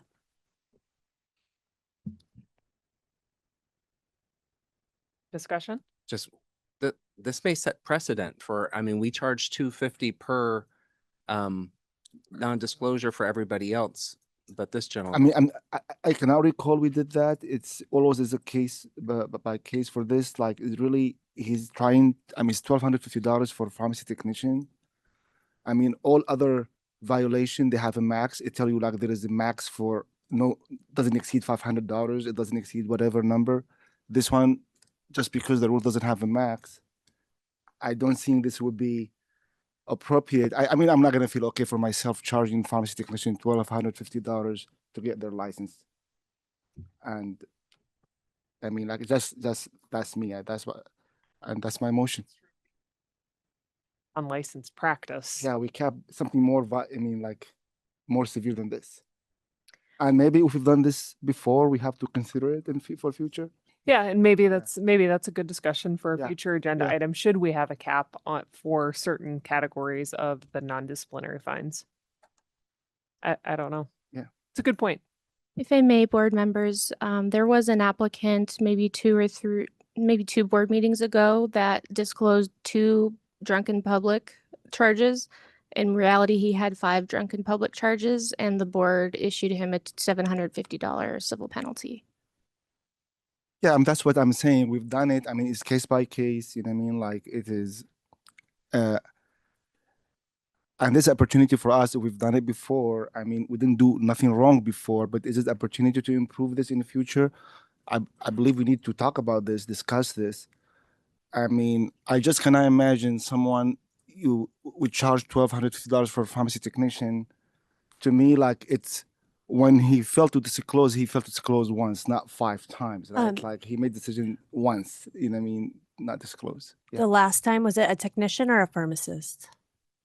It was a technician. It was Oh, apologies. No, it was a pharmacist. Was a pharmacist. Okay. Yeah. I just like, this is. Call for the question. We have a motion on the floor. All those in favor? Aye. Aye. Any opposed? Hearing none, motion carries. Congratulations. Thank you. Just for clarification for me, it was $250? That's $250. Just make sure I understood. Thank you. You're free to go. And then how would I pay the 200? They're gonna The staff will reach out to you. Okay, thank you so much. You're welcome. Item 22H, Christopher Chiquette, pharmacy technician applicant. Good morning. If you could please introduce yourself for the record. My name's Christopher Choquette, and hello. Thank you. Mr. Jimmy, are you going to give us the summary? No? Yes. Thank you. All right. Jordan Jimmy, licensed administrator. Christopher Choquette held a technician trainee license, which expired on August 31st, 2025. He applied for a pharmacy technician license on April 4th, 2025, and failed to disclose multiple felony charges. On April 24th, 1996, he was arrested and charged with felony grand theft. From January 1996 to April 1996, he unlawfully took money and personal property amounting over $1,000. He pleaded guilty to 1 count of felony grand theft and was ordered to serve 180 days in county jail. He was also required to complete 3 years of probation. On or about January 13th, 1998, he was arrested in Denver, Colorado for a misdemeanor assault. The circumstances which led to his arrest is unknown, as there were no records found from the Denver Police Department or the Denver County Court. On or about April 7th, 1998, he was arrested and charged with 3 felonies in California. When officers were responding to a domestic disturbance, he told the officers while working at a hotel in Colorado, he took a set of car keys and stole a car and drove it to California. He stole 2 license plates, one from another car near his mother's apartment, and another from his mother to put on the stolen car. On May 28th, 1998, he pled guilty to 1 count of felony grand theft auto and 2 counts of felony stolen property. He was ordered to pay fees and restitution and serve 1 year in jail and complete 3 years of probation. Records indicate that he paid all fines and the case is closed.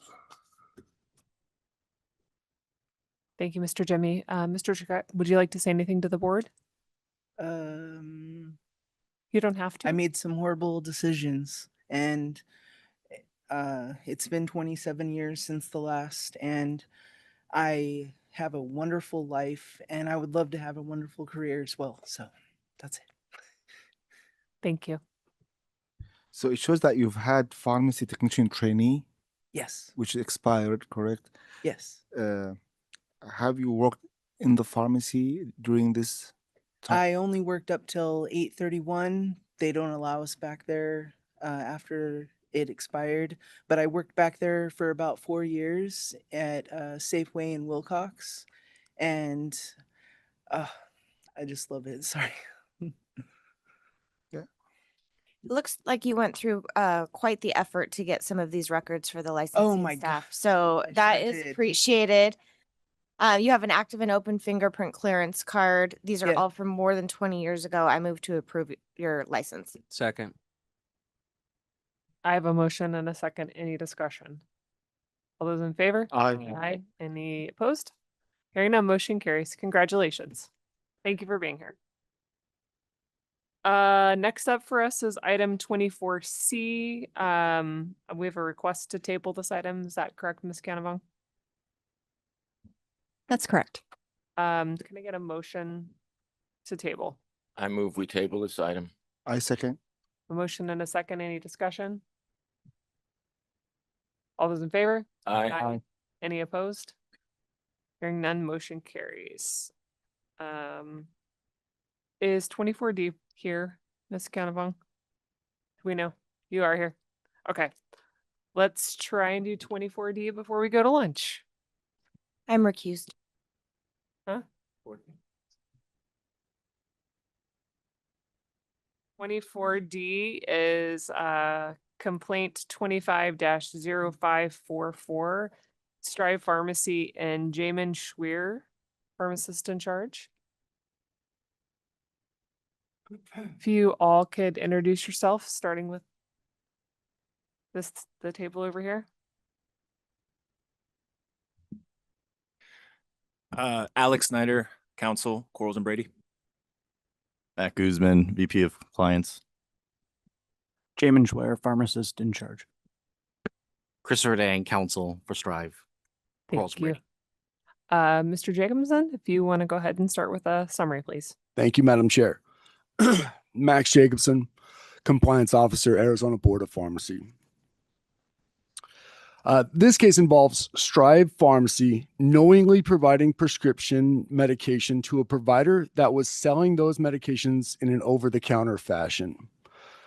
I'd like to say thank you to the AG's office and field officers for allowing us to provide subject matter expert in this case and allowing us to provide help to them. This case started with notification from the Arizona Attorney General Office. The press release can be found on page 5632 of your board book. The notice indicated that a prescriber in Kingman was selling prescription medication in an over-the-counter fashion. The prescriber has since been disciplined by their respective board. However, the case before you today deals with the pharmacy that provided these drugs to the provider. The most important factor in this case is the timing of Strive's reaction. At a high level, the provider was using patients or creating fake patient profiles to order patient-specific medication, compounded medication from Strive Pharmacy. The provider would then remove patient-specific names and PHI information and sell those drugs to anyone that walked in the door without a consultation, without a prescription, just in an over-the-counter fashion.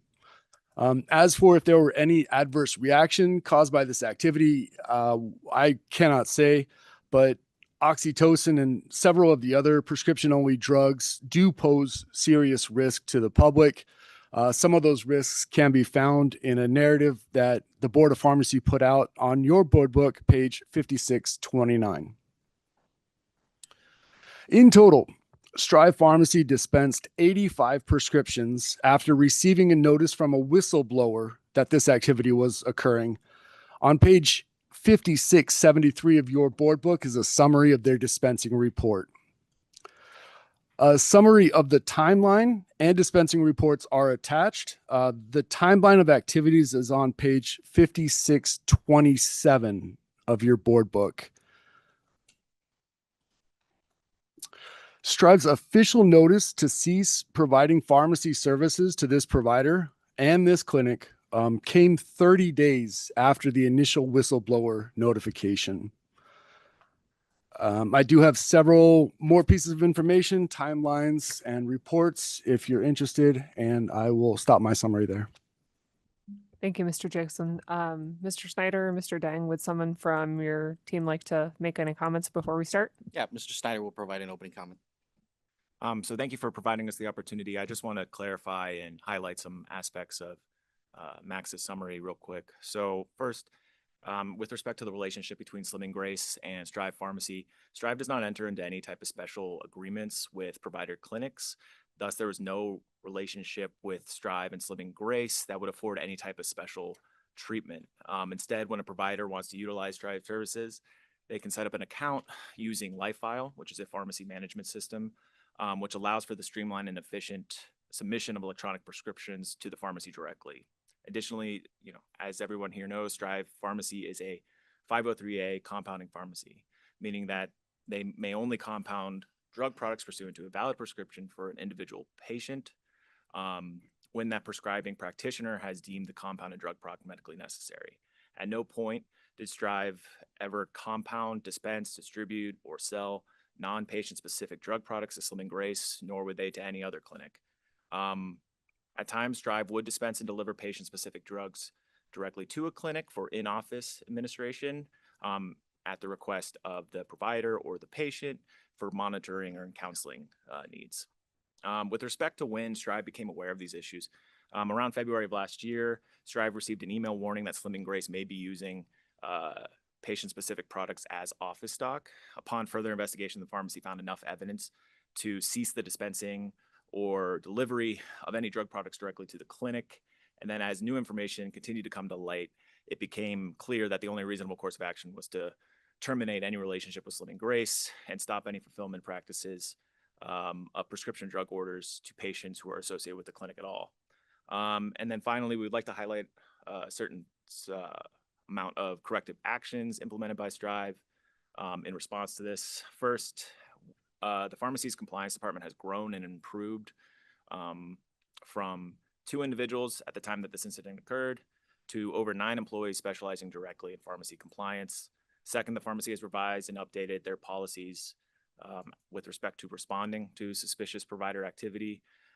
For example, requiring the immediate pause of any fulfillment activities until the investigation is completely completed and the internal review and audit has come to some sort of a conclusion.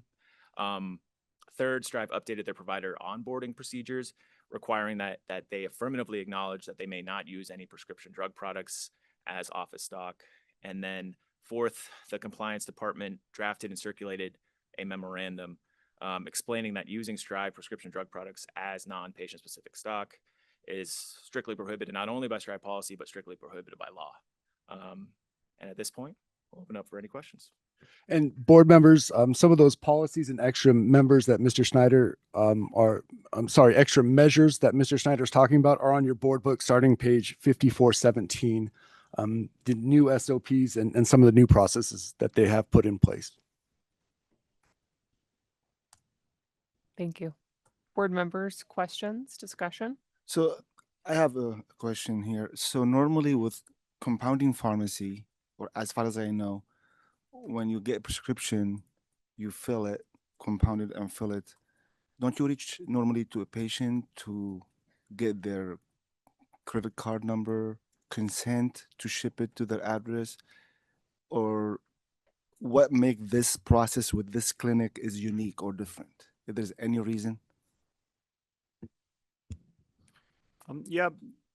Because of the nature of some of the compounded medications we make, we do deliver prescriptions or ship prescriptions to patient offices, but they are patient-specific prescriptions. They're in their own individual package, and it's for the provider to then administer to the patient routinely often. So they'll come back routinely, talk to the provider about how the medication's working to increase patient outcomes. With this, the charging of the medication is usually charged to the provider. So we have no contact with the patient other than the prescription going to the provider, who was then to give it to the patient. So it's not like required for patient consent from patient to ship those medications to provider office? You don't require this? Yeah. That's transmitted or provided via the prescription, right? And the profile Like, provided by. and order, like ship it to clinic or? Correct. Max, I do want to thank you for the timeline on your page 2 of the summary. I think it was excellent. It really helps paint the picture for me as a board member. And I am concerned because it took over a month to put a stop on the selling to this provider after having, this whistleblower complaint and reason to believe that their products were being used improperly. It was 85 prescriptions sold between the whistleblower complaint and the time they ceased to dispense. And the invoices that I see net over 50K in revenue from that. And that's just a very quick look at it's probably more. I do have a question. Who is this Bailey person in the text? Thank you for asking. I was just going to direct your attention to page 5675 in the board book. What you'll see there is a text message from a employee from Strive Pharmacy. I believe it's a non-licensed marketing style employee that is telling the provider of this clinic that the Strive compliance team knows this provider is selling medications in an over-the-counter fashion. And Bailey from Strive is asking the provider to quit selling these in over-the-counter fashion. In fact, saying, we don't really care what you do. We just don't want you to get in trouble. And I'm paraphrasing the words there, but the actual words are in your board book there. I see it. And could you please respond to who Bailey is and how she reports in the organization? Yes, so Bailey's a sales rep. She has no pharmacy background, no licensure, so she's just responsible for kind of going out and retaining some interest in our compounded products from clinics, providers, really anyone that we can help with our products. But she's directly employed by Strive. She is directly employed by. Who does she report to? I think she reports to our director of sales. I would have to get that cleared up, but it funnels up to him, I believe. And what type of training do you provide to these sales reps? So I'm not familiar with the complete training, but I know us as a compliance department, we do run through a training that also focuses on the 503A dispensing pursuant to a prescription. So they do have some online annual and also initial training specific to this current issue. Outside of that, I know they do receive other training, but I can't speak to that exactly.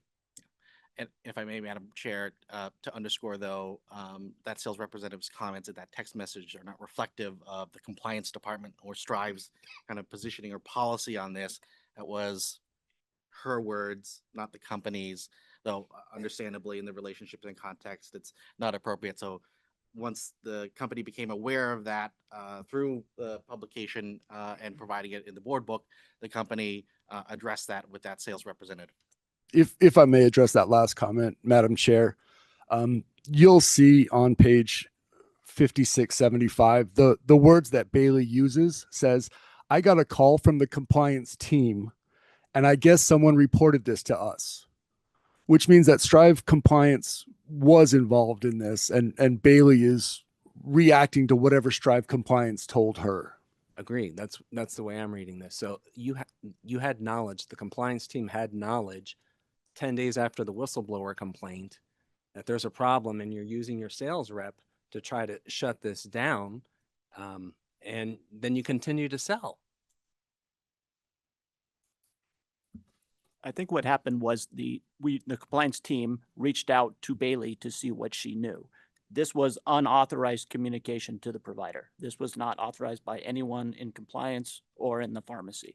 We were not aware of this communication at the time, and the sales representative has been punished, disciplined for that communication. The point is that your compliance team knew you had a whistleblower complaint, and then you had more information that was shared. And it took over 30 days to take corrective action. We took corrective action within 10 days, stopping all shipments to the office. And at that point, there was only 9 prescriptions that were shipped after we took that corrective action. And directly to patients for continuity of care.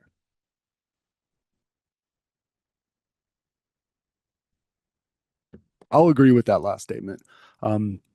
The majority of those 85 prescriptions did come on the same day of the whistleblower email. So I don't know that there was time to react to the majority of those prescriptions. However, I think 9 prescriptions were shipped after when there was plenty of time to address this situation. And again, to underscore that, those were 9 prescriptions directly to patients. So, disconnecting of the concern or trying to disconnect the concern with respect to office staff. Again, I'm not sure that I completely agree with that last statement.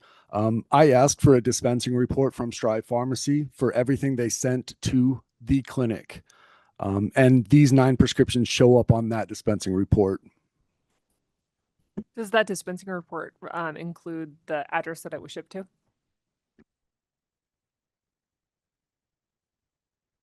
It should. There could have been just miscommunication with what he was requesting.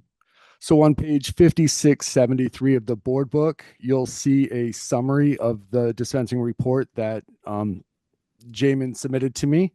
In the third column over, you'll see the clinic name, and that's where.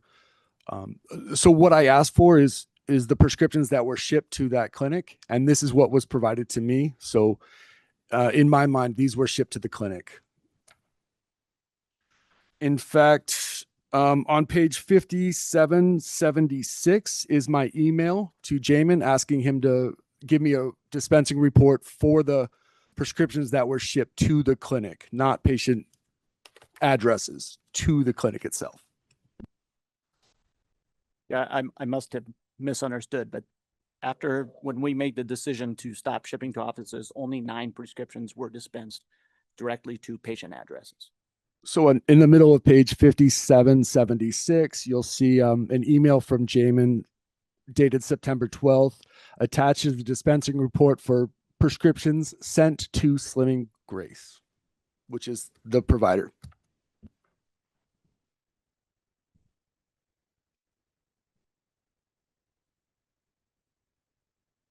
I think maybe what happened was initially some of those medications may have been requested to ship to the office, and then they were shipped to the patient. We can provide updated records that show the address that they were shipped to.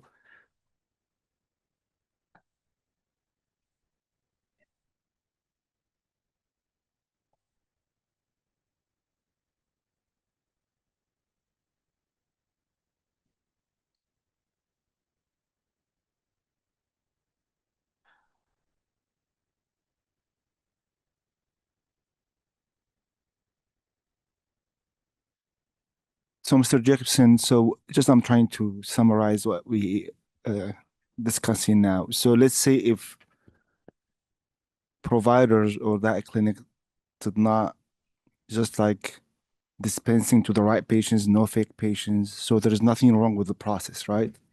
That's correct, Mr. Allenseef. There's nothing wrong. no problems with the dispensing process, with the labeling, with the appropriateness of the drugs or the clinical factors.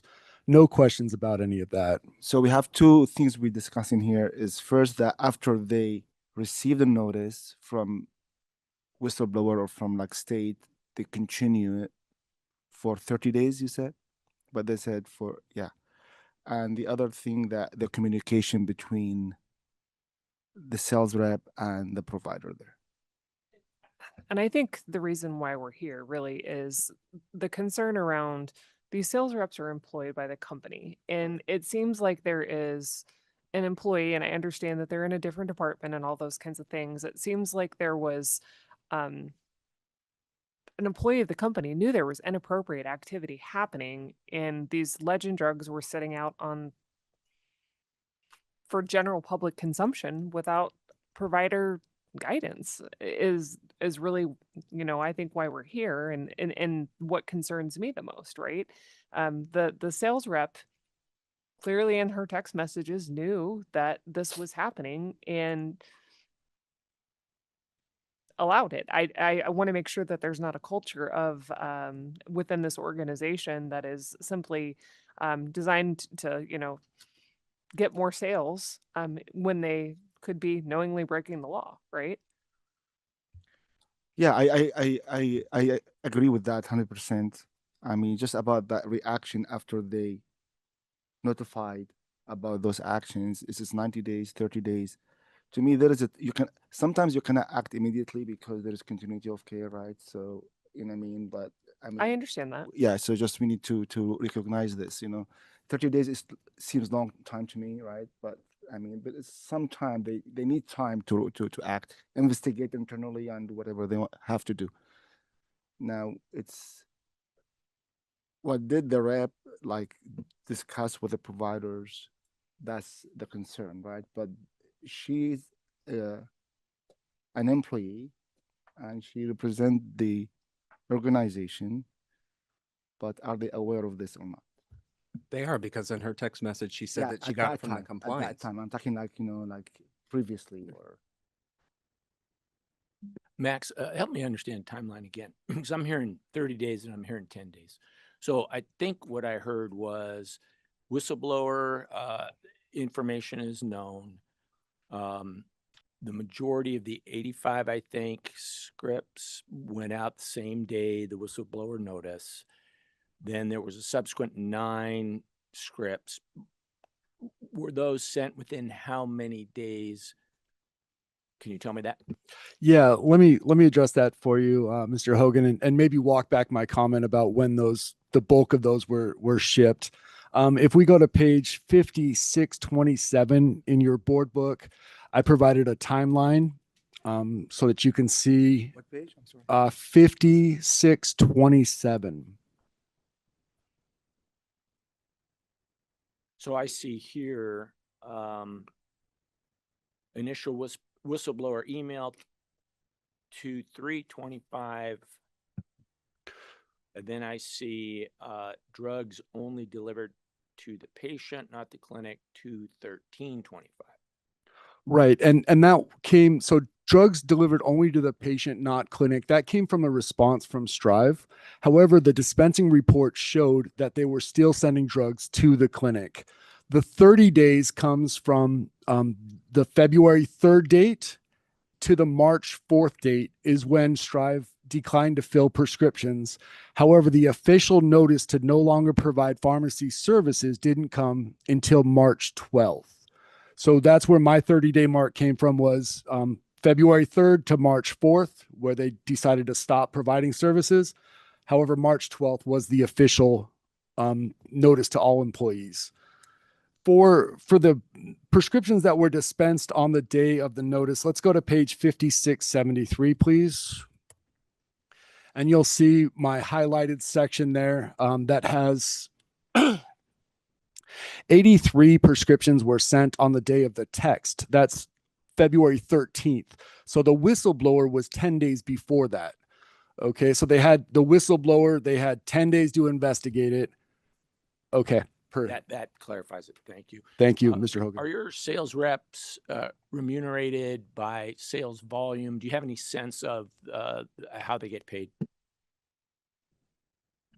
I know there's some type of incentive-based program that they're a part of. I'm not familiar with those numbers.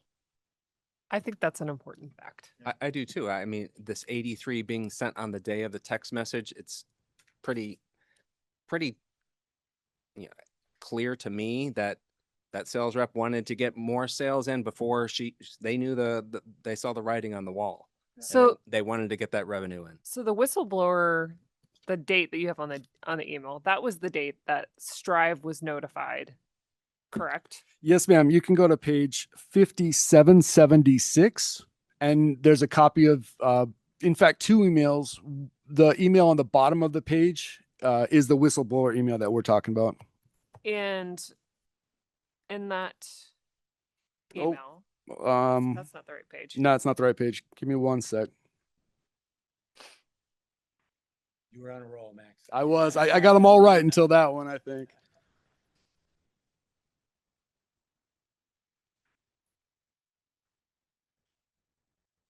If I may say something, this clinic was not any remarkable clinic. It had no special, circumstances around it. I was not a clinic that I was aware of as being the pharmacist in charge of doing anything nefarious until we received this whistleblower email. And to add, if I may, Madam President, onto that, you know, organizations, right, don't turn on a dime, right? A whistleblower complaint came in, it merited an investigation, and immediately the same day, I believe, Tyler Chamberlain of the compliance department replied to it, seeking additional information because the initial accusation did not include any pertinent information as to the provider, the clinic, where this was. That information was provided and it launched it into an investigation. Now, it did take some time, right? And I would hope, if any of us were ever accused of something, that we would take the person receiving the complaint and to act on it would take some time to consider, reflect, and do some due diligence on that. As part of, I think, a due process inherent that we expect from all of our treatment of others before we come to judgment. There is history and case law out there of pharmacies reacting too quickly or too drastically and being sued by prescribers or patients for refusing to fill off of simple tips or circumstantial evidence that hasn't yet been validated. And large chains have experienced this as well. When additional information came available, right, that escalated the response to a modicum of, okay, we're no longer comfortable with filling prescriptions for the clinic. Now, as to the timing of an order from compliance to things that are maybe in the queue, right, there are improvements and lessons learned in terms of how fast and how far reaching and how pinpoint we need to reach out and make sure that we've stopped everything in process on a certain day. And that process was cut off on or about the 13th, right? When the AG came in on the 28th, there were some records taken.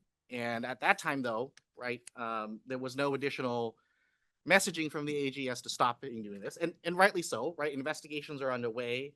The AG is not to say, hey, stop something. And in experience within government investigations and aiding and assisting pharmacies dealing with prescribers that are suspect and under DEA investigation, a lot of times, right, there's an expectation of, hey, we don't want to necessarily rock the boat because we've got other things in play. And for you to react too swiftly or too aggressively may disrupt that investigation. Again, Strive had already taken certain steps at that point without communication from the AG that, hey, something is up, we got to address it. And then also as to the timing of when Strive received the AG notice, we've been trying to find that it may not have been exactly on the 28th, because I think nobody may have emailed it to us, right? And then again, as it continued to escalate, that came to a decision point. Hey, there's certain factors and modicums here, criterion that we're no longer comfortable with, and hence the full cutoff. And in experiencing and sitting on provider review panels before for pharmacies, I know it's frustrating sometimes with how long it takes to gather information and collect information, but there are logistics, there's due diligence, and then there is action. Matt, I don't know if you want to add anything to those points. Yeah, I would just like to run through the timeline a little bit. So the initial whistleblower email was received on 2/3, and as was previously stated, it was somewhat vague, that there may be some relabeling, there may be some fictitious patients. At that point, that's when I hopped in and launched an investigation. And based off the statement that was shared, my initial thought was to run back 6 months because based on our products beyond use stating, that's kind of going to capture the most active drugs that may be in circulation. Upon my review, when I was running through the patient profiles, there was some duplications of same address, but on further review, it was people with the same last name. Everyone else basically had a unique individual, obviously date of birth, address, phone number. So there was no real indication to show that these were fraudulent. And at this point, I just kind of kept it finger on the pulse, basically. And chalked it up to this is a whistleblower. Don't know if it's a disgruntled employee because I did know they were an employee. And then I think we received actual pictures down the road at a certain date. And that's when the investigation launched even further, because now we actually had substantiated claims that showed some Strive products that were relabeled, and that narrowed our scope of the investigation. And I believe at that time, which was around 210, is when we did the halt. And the reason there are some prescriptions that were in this mid process is those prescriptions were received on 2/7 prior to the Facebook receipt photos. And that's been a gap for us. We needed to figure out a way. These ones got through because they were in process of our PMS system. And it's something we're addressing now to assure when we do put a halt, we can capture anything within the process of whether it's data entry, fulfillment, to kind of hedge that down the road. Unfortunately, we learned this a very difficult way. All right, Madam Chair, that page number for the whistleblower email is 5665. Again, at the bottom or the middle of the page, you'll see the initial whistleblower email and then subsequent emails on top of that. I would like to address one statement that Mr. Guzman just made about Strive indicated that when they were notified of this activity, they started performing prescription audits to investigate what was going on. They thought, or they were tipped off, that this provider might be using fake patients or real patient accounts to order these patient-specific compounded medications. So Strive knew that the provider was using legitimate or possibly fake patient accounts, but Strive never reached out to patients to validate whether the patients ordered those medications, were receiving those medications, or in any way ever had a history of those medications. What, in my mind, or at least the impression I got, their internal audit comprised of reviewing patient profiles, or like he said, reviewing patient demographic information is really the way I understood their audit.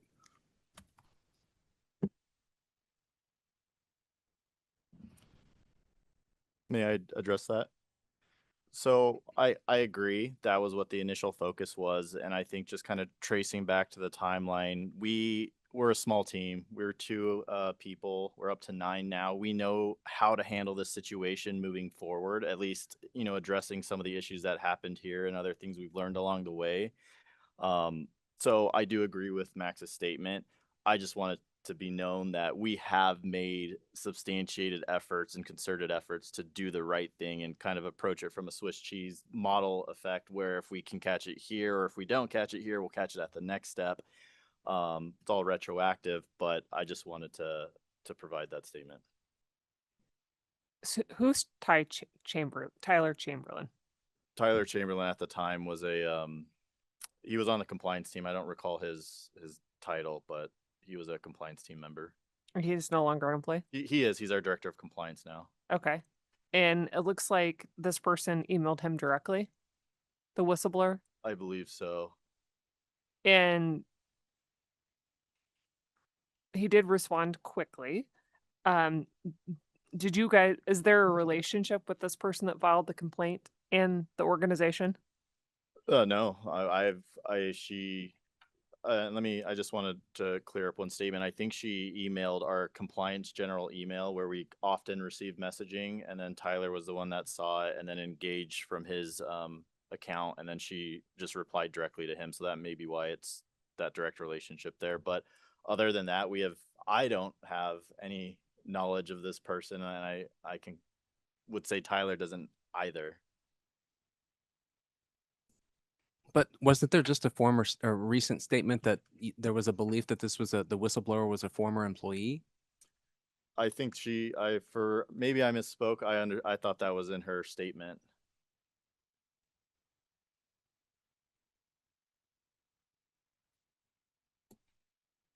I think the statement was we didn't know at the time. She could have been a disgruntled employee, could have been lobbying, as we know sometimes occurs, a false accusation but did need to be run down. So regardless, it was, an acted upon.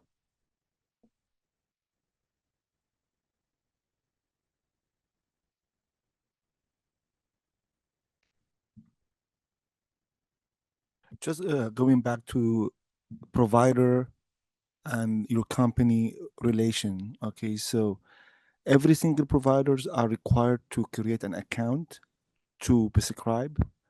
If there is any benefits for providers when they create the account to get more discount, special pricing, they can pass it to themselves or to patients. I mean, what is the benefits of having an account? So part of having an account with us, it depends. So because of our PMS called LifeFile, it's just logistically, it's easier for us to receive prescriptions from them. It's easier for them to view the prescriptions that they've submitted. It's just basic logistics of us getting a prescription and them having the visibility to the prescriptions that they send to us. Outside of that, there's no financial benefit or gain, and it's not something that we would even entertain if we were approached with that. I'm sorry, Mr. Guzman. Did you say that there is no financial benefit or no lower cost to selling the drugs to the provider, and then the provider then charges the patient, rather than if the patient came into your pharmacy? Would they pay a different price if they did that? No, I think what he said was there's no benefit for creating a profile on in our LifeFile prescription management system. But yes, some prescriptions, compounded prescriptions, providers pay a lower price just because of the administrative burden that is required for patient pay, reaching out to each provider or patient and getting that specific pay. We do give a discount to the provider. It's not a big discount, and with the knowledge of the provider should be charging that price to the patient. And that process is set out in Strive's letter. It should be in your board book as well. And have you sensed shipping directly to all prescribers or just this prescriber? Just this provider, but the amount of prescriptions we send to provider offices is getting smaller every month. That practice is kind of going away. Mr. Jacobson, this packet is just absolutely huge. So can you point us to the unprofessional conduct violations that you have potentially tagged for the permit and or Mr. Schwer? Yes, Mr. Anderson. I would be happy to do that for you. But first, can I direct your attention to page 5437 of your board book? Will give you an example of the provider and patient pricing, and how Strive charges a different amount if they're sending it to a provider rather than if a patient is picking it up from their pharmacy.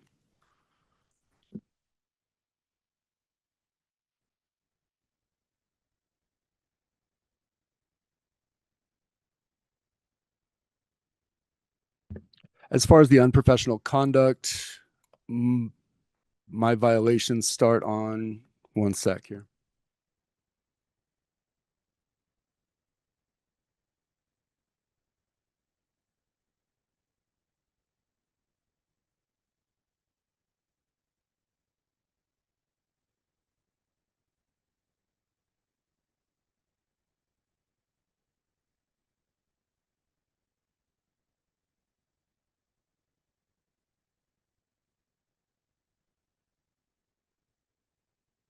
$56.28.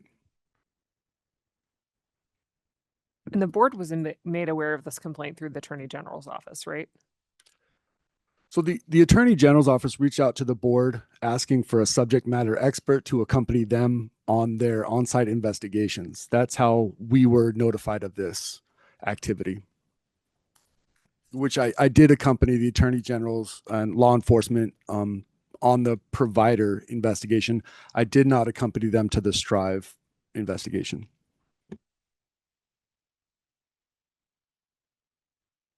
Mr. Anderson, does page 5628 answer your question? Thank you. Thank you. I have a question about the LifeFile really fast. So do all providers have to have an account set up regardless, or only if they're shipping to office? Or only if they're using LifeFile? The account is only if they're using LifeFile. Now, we don't just accept the prescription from any prescriber. Every prescriber has to be put into our system locally to process prescriptions. But for them to get direct access to the provider portal to order prescriptions straight through that, yes, they have to create an account, but not everyone has to have that account. And on LifeFile, they have the option to ship to office or ship to patient. Yeah. And they- So the yeah. account's not specifically, it's just another way for them to prescribe, like an e-scribe system kind of. Correct, yeah. So it's not setting up an account necessarily. No, it's an account with the prescription management system, LifeFile.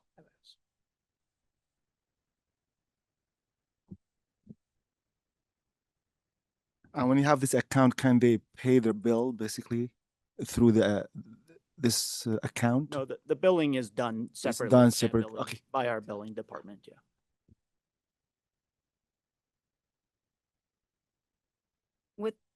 With that system, can they choose to send a prescription for a patient to any compounding pharmacy or just specifically to yours? Through the LifeFile, it's just directly through our patient, our provider portal. So they can only order it from our pharmacy or some of our other location pharmacies.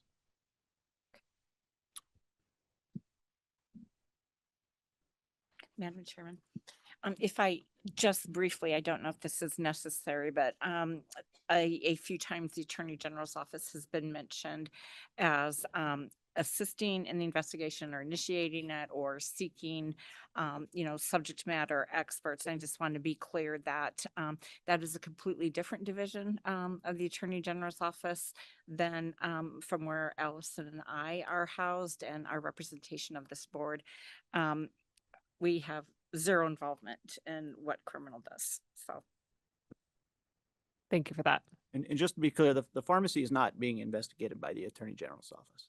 It was an investigation into the practitioner. So regarding the permit, the question in front of us is do they commit an act that is substantially related to the qualifications, functions, or duties of a permittee and that demonstrates an actual or potential unfitness to hold the permit in light of public safety?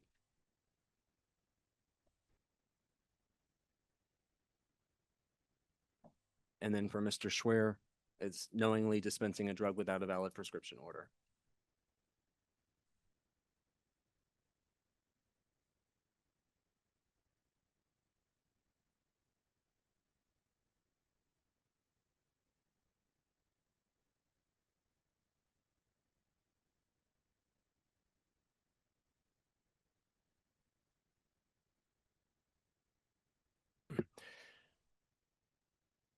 Well, I think I'll try to get it started here. I think it's pretty clear in my mind that the PIC had, not violated any rule or regulation of this board. So I would move to dismiss any allegations against the PIC. I would like to second that. What about the permit? Let's talk about them both together.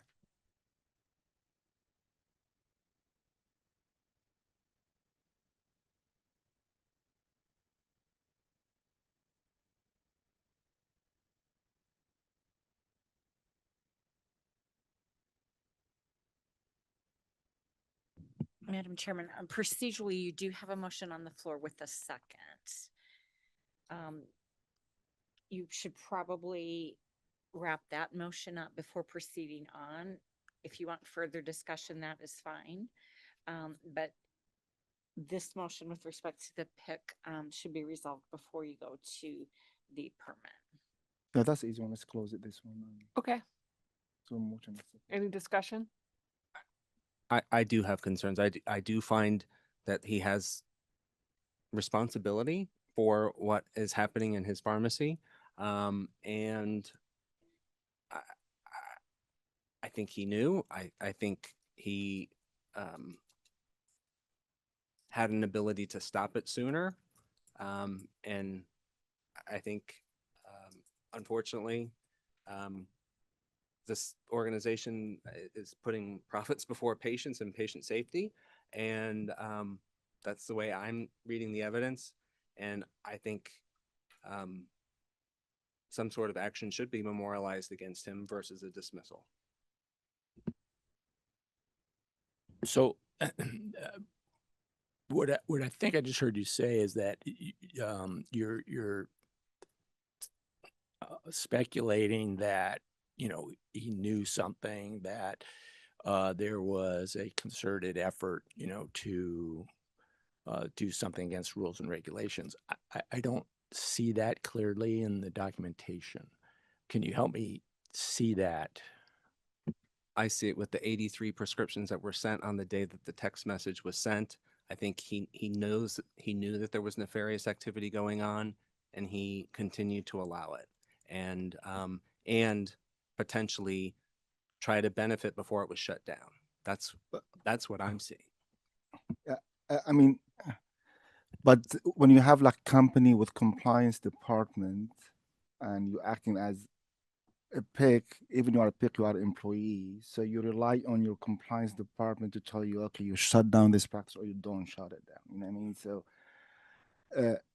So here we cannot pick and choose. We go blame system or company sometimes, or we go and so to me, I agree with Mr. Hogan. Like for him as pick, I cannot tie something directly to him. That's my perspective. I agree with him. I agree with you. Based on the documentation, I don't know that we have enough evidence to show that he knew that there was a problem. He hasn't said anything about that. Whether or not, I feel like the conversation towards the permit is a much different circumstance. I think as PIC, he needs to have more supervisory authority of what's happening in his pharmacy and whether he has more routine touch points with all department heads, et cetera. I don't know where he is on the supervisory organization, but the buck stops with him on the regulatory piece. So he may not be at the executive level where he's having compliance report to him, but he's still in charge, and he's in charge for those medications, and they may need to look at how they've got it organized, but I think he's got sufficient knowledge in this case that he should have intervened and stopped it sooner. And if he doesn't feel like he has the sufficient surveillance and oversight, he needs to insist on it if he's going to keep that role, because if you guys don't do anything today and you dismiss this, I foresee additional problems in the future if he's not allowed to be have the level of oversight he needs to have to be PIC of this operation. But he cannot decide what level of oversight he can get. I have another question. Yeah. So the individuals that are on your compliance team, were they pharmacists? Yes, all but one. And they hold licenses with us? I think maybe two, including myself, but we're all kind of remotely based, so they hold licensures in their home states. Just going back to the for PIC, like the PIC is responsible from A to Z till the medication leave the custody of his or her facility. What's happened after that, I don't think that will be a different story. Now, he's been aware what's happening or not. I cannot see evidence to support that. I'm not saying everything's okay and nothing wrong, but I cannot see him as a pick responsible for this activity unless we can prove he's 100% like involved with this or aware of this. Is it an issue? Yeah, it is an issue. I'm not saying, okay, let's dismiss the whole case, but we're talking about the pick here. At what point did the compliance team talk to you as the PIC about this? I mean, I don't recall, but probably within days of us receiving the whistleblower email, but just that we were going to start an investigation into what was going on. And were you a part of that investigation? Yes, I was. And when did you begin to actively get involved in that investigation?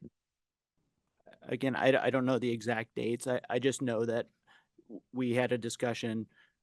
We looked at the prescription records, and around the 13th is when we made the decision that, what was concerning were the prescriptions being sent to the provider's office. So we stopped that practice on the 13th. Only 9 prescriptions went to patients after that. I mean, I was unaware that the other 70 some prescriptions even went out the door until months later. It's not, I mean, it sounds like a lot. That's in the amount of prescriptions that we do, that is not a lot, and it's not something that is concerning, like, to me. I have no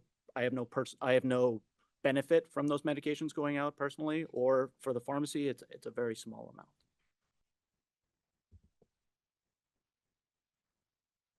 I call for the question. Okay, we have a motion on the table. I don't know that we're gonna have, yeah, in a second. I don't know that we're gonna have consensus on this. Jennifer, you want to do a roll call? Certainly. Mr. Anderson, Nay. Ms. Walmsley, Aye. Mr. Thorwald, Nay. Ms. Davis is recused. Mr. Nassif, Aye. Ms. Spark, Aye. Mr. Hogan, Aye. Ms. Browning. Aye.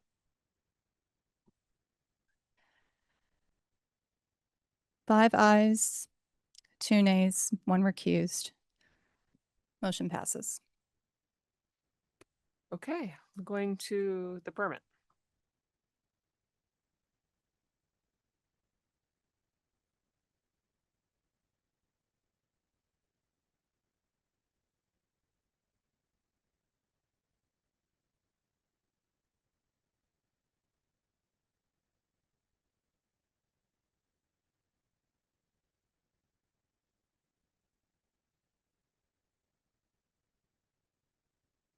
Someone have thoughts to start?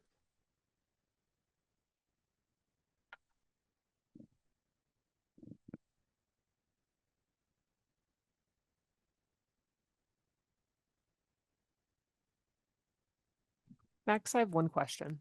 Were all of these prescriptions that were sent to this provider's office out of the Arizona facility, or were they from any of their other licensed facilities? I didn't look at that specifically, Madam Chair, but I believe they were all out of the Arizona facility. Maybe Jamie could speak to that. Yeah, I did not see any other records coming from any other facility, just all from Arizona. So, by rules, are you allowed to ship to clinic or to provider office without a label? You are 503A or B, right? We They're can A, distribute, but they can for a small we percentage, can right? distribute, but we choose to not distribute. We only send patient specific. Yeah, so I believe they allowed to under their 503A, they can ship little amount, right? Am I wrong?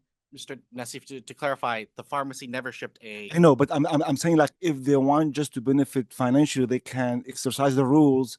That's how I look at it. You know what I mean? Like because the percentage of how many prescription, I mean, it is not a huge volume for your pharmacy. Is that correct?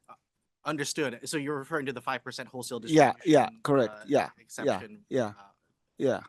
I mean, what's percentage? I mean, like of this practice out of your business? I mean, Shipped to yeah, office? I to this think office. Shipped to this office? Yeah. I mean, way under 1%. Yeah, 0.01%, if I could chime in on that. So, I mean, that's the thing. Like, if as a permit organization, they want to just to sell to provider, why are they going to put themselves in this risk? They just can't use this 5% rules, right? I mean, I'm not sure if, I mean, please here, correct me, guys, like if I'm like getting, so it could be like just the sales person who want just to increase their sales, they just allow those things happen. But I think as an organization, They're they have a responsible. responsibility Of course. to ensure that they're selling drugs appropriately. Yeah, absolutely. I'm not saying not. You know what I mean? Like at the end, they are responsible for this. I mean, I know we're not talking about the other case, but I'm pretty sure the owner of this organization is a pharmacist even. Okay. Has the sales rep ever mentioned that she knew this was going on? I didn't see that, but It's in the text message. I mean, once it was told, yeah, it's in the text message and then she reached out, but I'm saying before. I'm sure she goes The visit that whistleblower. location maybe at least once, or I don't know if she did visit that location and she saw what's happening. Excuse me. So all of our sales reps, they do receive training. Like if there's any activity that's happening at these clinics or even anywhere, that they're to report it directly to us. We've built a strong reporting infrastructure to help support things like this when they happen, to report issues just like this. So if there is any communication that is happening that isn't agreed upon or isn't within our own policies, then that, would lead to some disciplinary action and is not supported by us.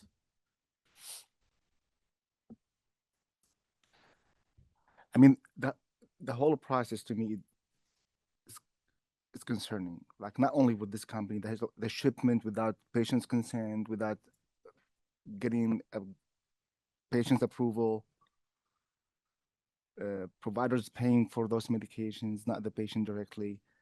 I mean, I quite use some compounding pharmacies for like my family. Like normally I get a message, I say, do you wanna give, want me to ship it? I would say yes. And then there's a process, they get my consent.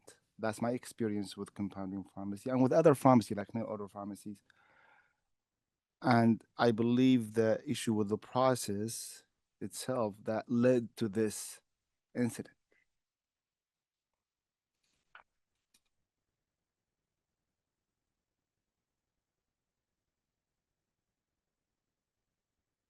Do your sales reps in this particular case, do they do site visits? Is that how they primarily contact their clients, or do they?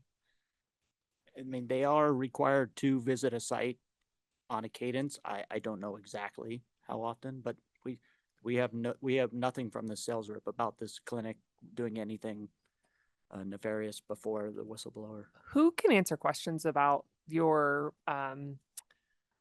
sales force and the relationship between payment and all those kinds of things? Who can answer those questions for us from Strive?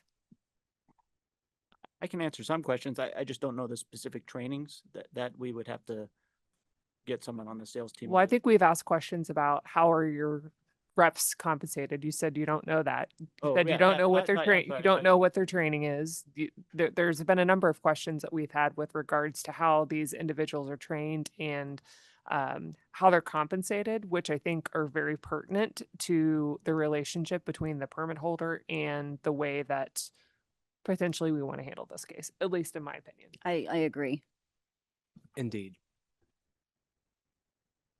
So who can answer those questions for us?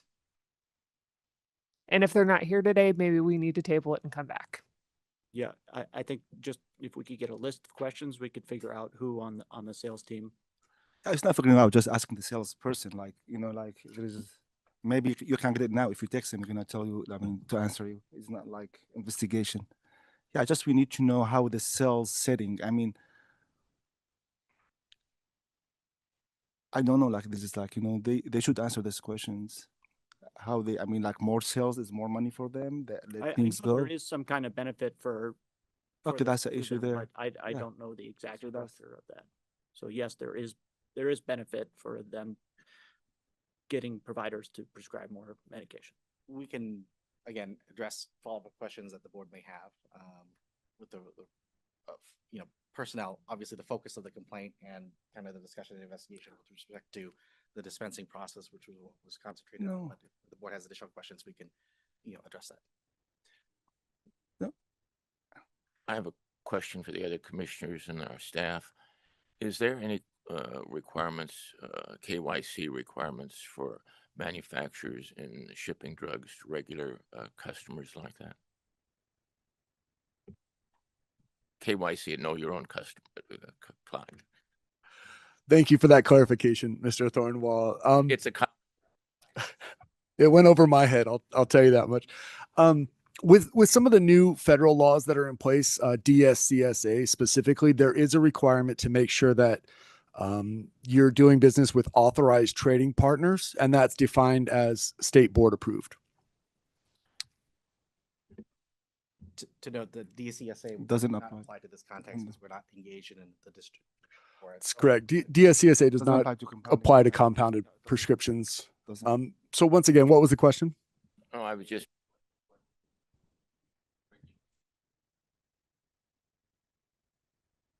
So Mike- there Mike- are specific regulations regarding who a pharmacy does business with, what manufacturers, what wholesalers that they're dealing with. But there are exemptions for compounded prescriptions, non-FDA approved.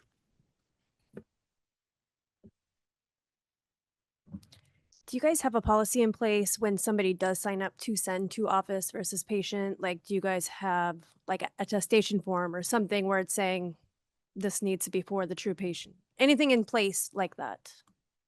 So informally, yes, we do. We have like a very thorough onboarding process, whether it's a provider by themselves or a clinic in general. I think just to capture something like that, that is what we're working through in conjunction with telehealth practices and controlled substance management. So yes, it is being extremely refined. And, we work through other licensure verification processes, NPI checks, basically the normal checks and balances that you would go through. But something like this, it has required us to refine our process and build in additional attestations or acknowledgements to at least help inform and educate on the front end, while also trying to, I guess, just make sure that they're aware of some of the potential issues that can arise, whether they know it or not. And Ms. Spark, if I could add on to that, in response to this issue, I will say that Strive has developed robust SOPs and some new processes that would have curtailed this very quickly. Roger Morris, also counsel for Strive. Given the matter that occurred before this, where you tabled the prior Strive matter and you have additional questions for Strive that will be, since we have another matter at the next meeting for Strive, does it make sense to table this portion of this case to the next meeting and then have Strive here with the sales reps and the other matters?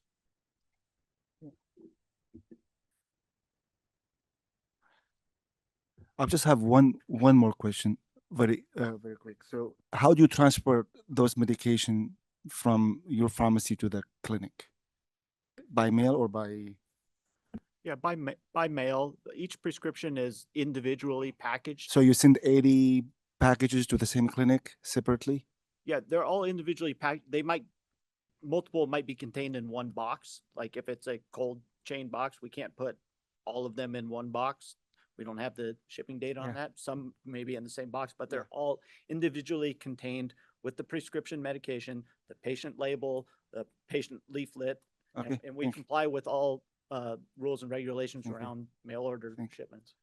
And I me personally, I agree with Mr. Morris' request.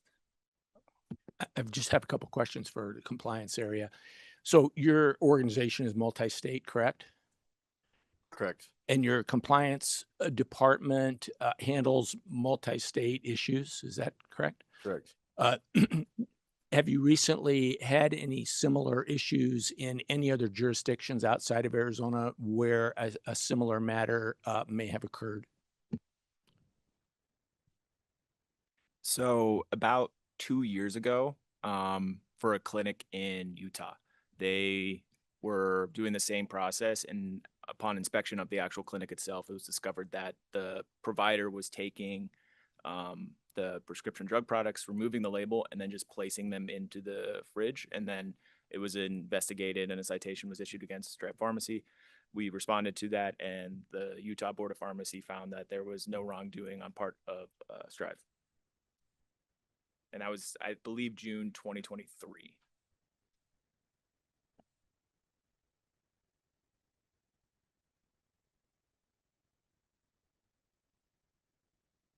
If you That's my thought. I would like to be present at the next meeting.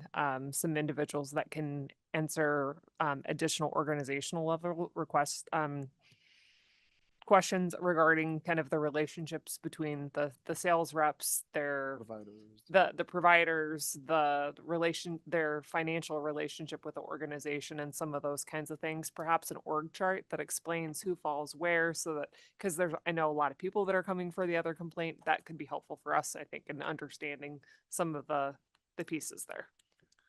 So I move to table this matter. Second. I have a motion and a second. All those in favor? Aye. Aye. Any opposed? Hearing none, motion carries. Thank you. All right, let's go to lunch. Do we want to come back at 1 o'clock?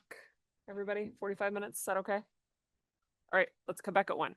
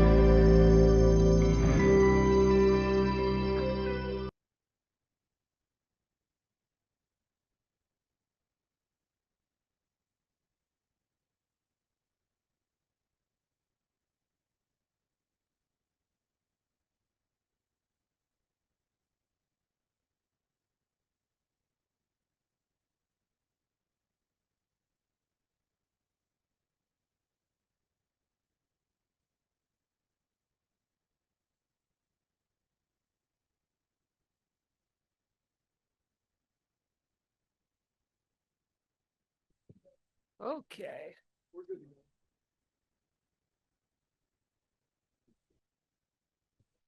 All right, welcome back, everybody. Ms. Canavong, do you want to go ahead and do roll call for reestablish a quorum, please?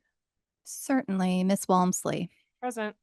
Mr. Anderson, I'm here. Mr. Thorwald, Here. Ms. Davis, Present. Mr. Nassif, Present. Ms. Spark, Present. Mr. Hogan, Here. Ms. Browning. Present. Everyone's present. Thank you very much. I think that takes us to 25B. Am I correct? You are correct. Get my book signed back in.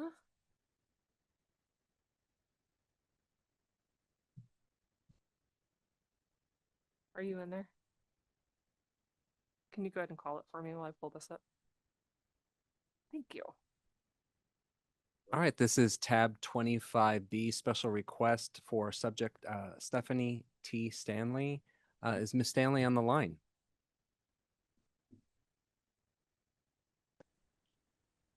Good day. Yes, I am.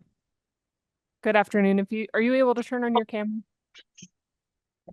Let me see.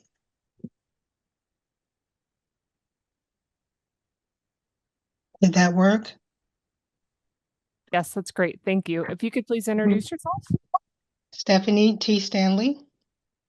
Your audio's a little light. Are you able to get closer to the microphone?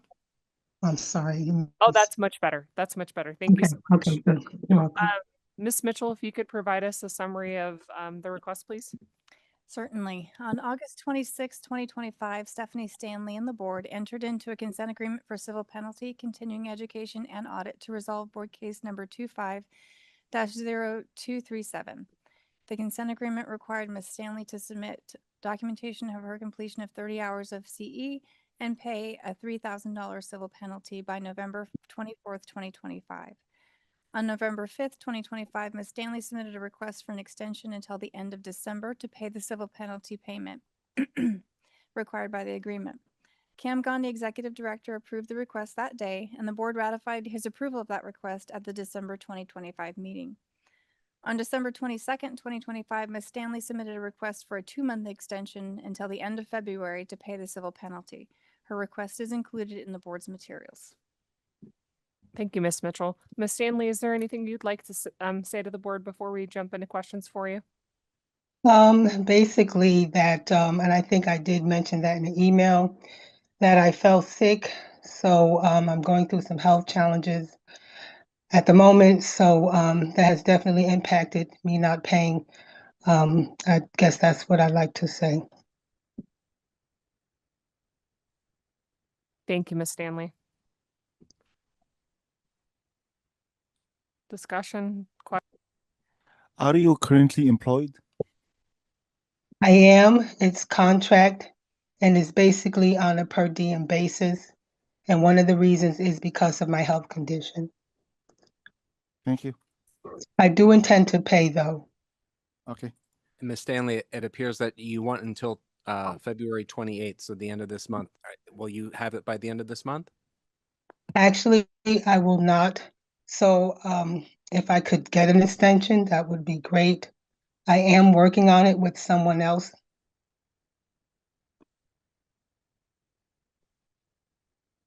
Do we ever do any payment plans or anything? No. The staff doesn't really have the capacity to do a payment plan, right? Has the board approved this previously? Yeah, we just approved it in December. Yeah, I mean, so for how many months? Like It was until February, and now it's February, and here we are. beyond, that's what makes sense. Beyond this, have we did it for somebody else? I don't know that we've had someone request twice for an extension. In previous cases where other people have negotiated ahead of time for 180 days to pay versus 90 days to pay. That didn't happen in this case. So you have allowed people longer times to pay, but not necessarily through this mechanism.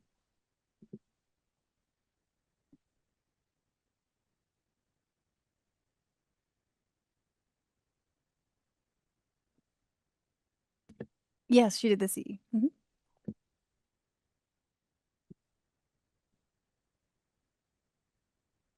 I'm inclined to give her a little more time. Appreciate that.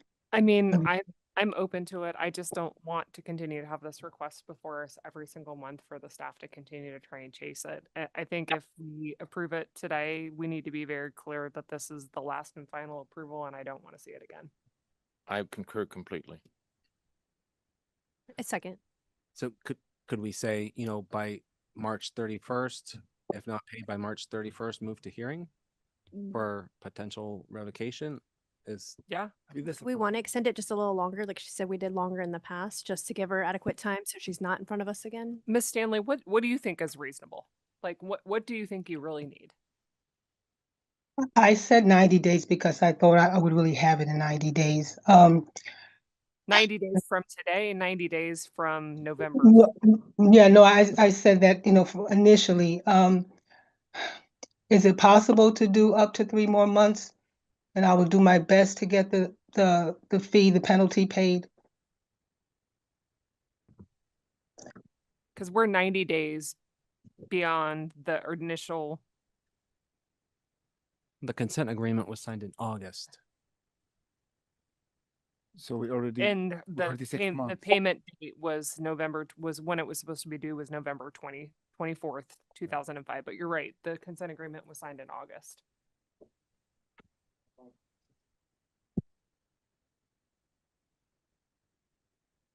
Yes, that's true. It's been about 6 months since the original consent agreement was signed.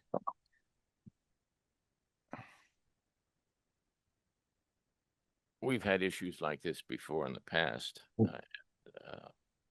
I know there's companies out there that do that kind of financing.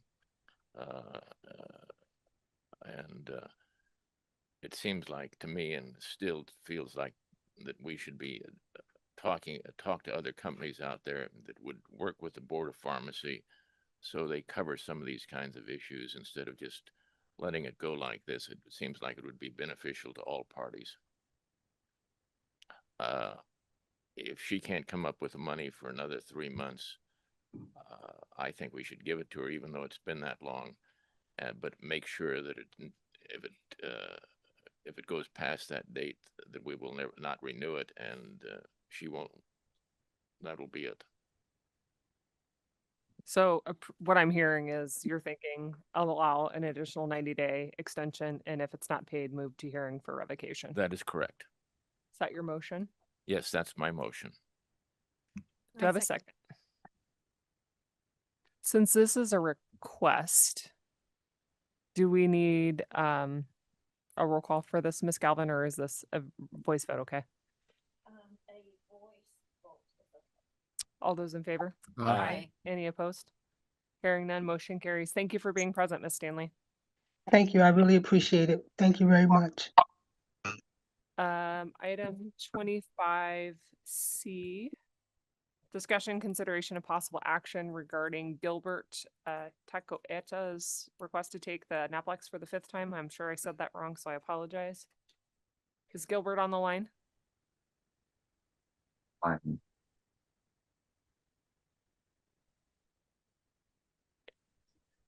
Yes, I'm on the line. Hello, if you could please introduce yourself for the record. Hello, my name is Gilbert Tacoeta. Graduate Pharmacy School 2022, Midwestern University, Glendale, Arizona. And I'm here today. Thank you for the opportunity. I'm trying to see if I can get back to ride the Netflix for the 5th time to make sure I get licensed for the state. So what are you doing to prepare for this potential 5th and final time if we allow this approval today?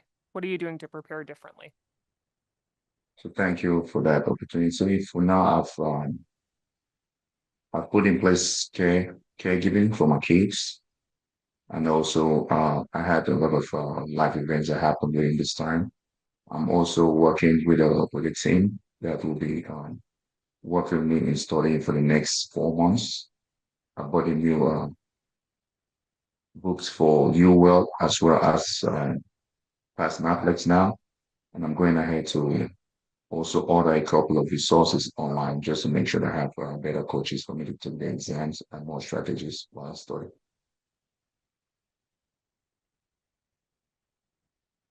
I move to approve the request. I second. I have a motion and a second. All those in favor? Aye. Aye. Any opposed? Hearing no motion carries. Best of luck to you, Mr. Tacoeta. This is the fifth and final time that we are able to consider this. So best of luck to you. Make sure that you study hard. Thank you. Item 25D, discussion, consideration, and possible action regarding Miriam Naeem's request to take the MPJE for the fifth time. Is Ms. Naeem present? Yeah. Yes, I am. Welcome. If you could please introduce yourself and tell us why you're here today.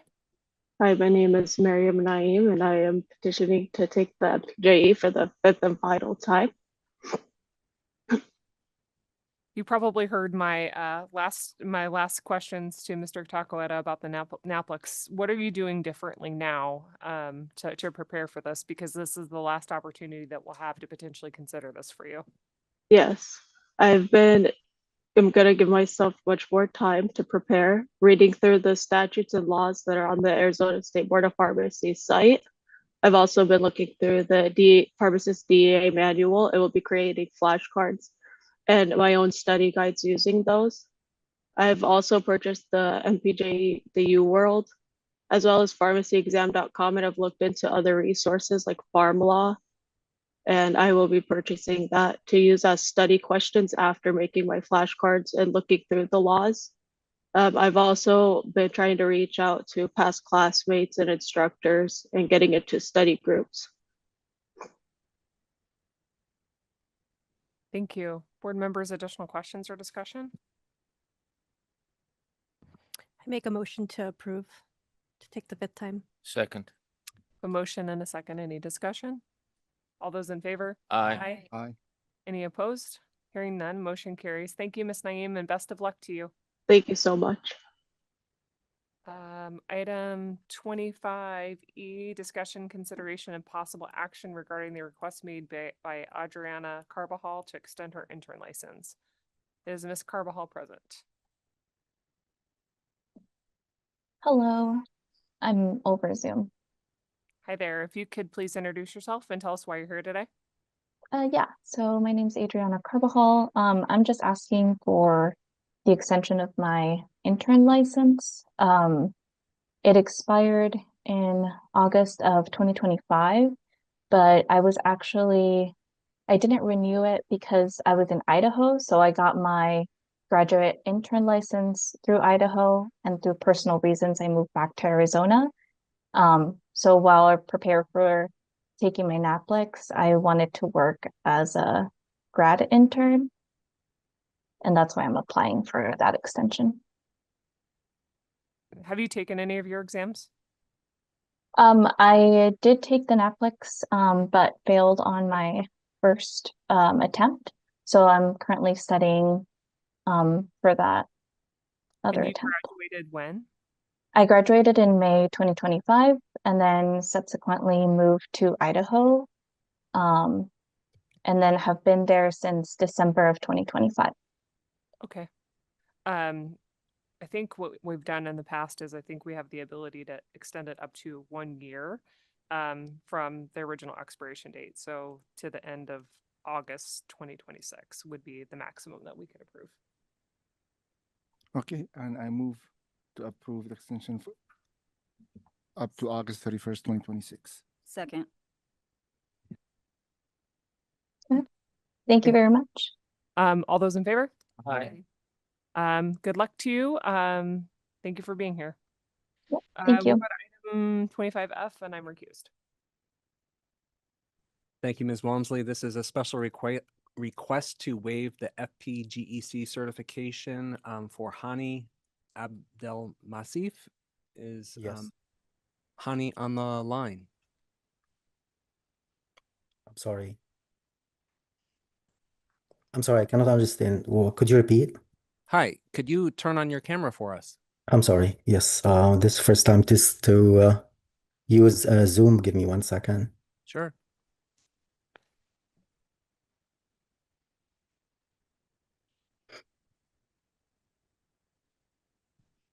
Am I appearing?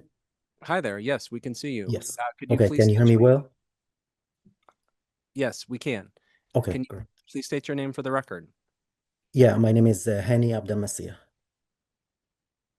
Thank you. And we have Ms. Okanowski here. Would you please provide a summary for us? Hani Abdelmasih submitted an incomplete application for pharmacist licensure by reciprocity on September 13th, 2025. His application remains incomplete because he is not certified by the Foreign Pharmacy Graduate Examination Committee. Mr. Abdelmasih obtained his education from a Swiss university in Egypt, a non-APCE accredited school, and applied with Arizona to reciprocate his District of Columbia pharmacist license. Mr. Abdelmasih passed the Arizona MPJE on May 13th, 2025. It is unclear whether he's taken the preliminary steps to become FPGEC certified. Thank you. Let me take that. Mr. Abdelmasih, I have one question for you. Yes. So, you passed FPGEE exam? Yes, And you are licensed in different state, correct? correct, yes. Yeah. And this happened, I got my license in initial state in 2016, and I uphold like a good standing pharmacist license with no disciplinary action. Yeah. And the issue with this application, because the rules in the state of Arizona has changed years ago, when we only accept FPGEC, like certified foreign pharmacist. So some other states, they don't have this requirement, but the state of Arizona, we do require FPGEC for the last few years. I don't know how long. I'm not sure if this happened during my time of application, but I don't know what's happened, to be honest with you. We had the same request last meeting and we denied, right? No. This is my first time to have Yeah, not like from someone meeting else. in the board. I'm sorry. So yeah, I mean, like we had the same request last meeting, not from you, from someone else. Oh, I'm sorry. Like this is actually my very first time to have this situation, and to know that like there is a board meeting and like to approve it, but I'm petitioning the waiver of this certificate if possible. Actually, I am a pharmacist since 2016. It's a long time, and I'm practicing pharmacy since my initial licensing, and I don't have any like I'm upholding a good pharmacist license and good moral character and professional conduct during my career since then, and I'm requesting a waiver of this requirement, please, if possible.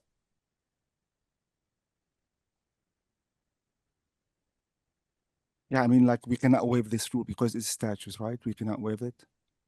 I already confirmed that last meeting, just to make sure like it is in our. Yes, we cannot waive this request. A requirement of his application is to provide an FPGEC certificate. Because that's written in our rules, correct? It is statute. It's in statute. Yeah, it is statute. Okay. So, Mr. Abdel Nassif, it sounds like, based on our statutes here in the state of Arizona, you need to have that certification in order for us to move forward with your reciprocity application. Yes. All right. Based on the special request on the agenda, is there a motion to deny this request? I move to deny. Is there a second? Second. All in favor, please say aye. Aye. Aye. Any opposed? Okay, motion carries. Mr. Abdul Nassif, staff will be in touch, but we need that certification. Thank you. Thank you. All right, I think that takes us to reports, if I'm not mistaken, and I think we're going to do the PMP director's report first, 26E. Doug, the floor is yours.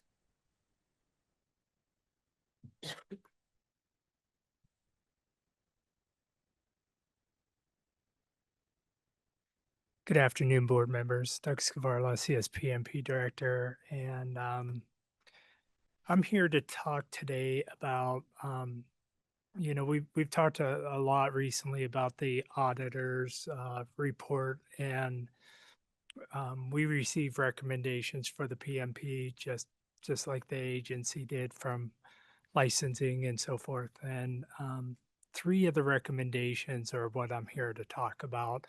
And the first is really talking about what we used to do and what we're doing now around measuring compliance with the requirement to report data to the PMP every day. And in the past, when we would see we call them delinquent data submitters, and they're just really pharmacies that are behind on their reporting into the PMP. And we would reach out to them through email, we'd call them, we would try our best to, for lack of better words, lead the horse to water and help them. Through the audit process, what ended up happening is we were identified as being inconsistent. We were inconsistent mainly because if you responded to us, we kept responding to you and helping you get to where you need to get to. If you never responded to us, there isn't much I can do to help. So the recommendation from the auditors was that when we see that you're not reporting daily, we send out messaging to the data submitter on a daily basis. You missed your data submission. Every single day we're doing that. And Lynn, I know you're listening and behind the scenes. Would you be kind enough to maybe put what we're sending out right now? I know it's a little hard for you guys to see, but I know it's also in your packet.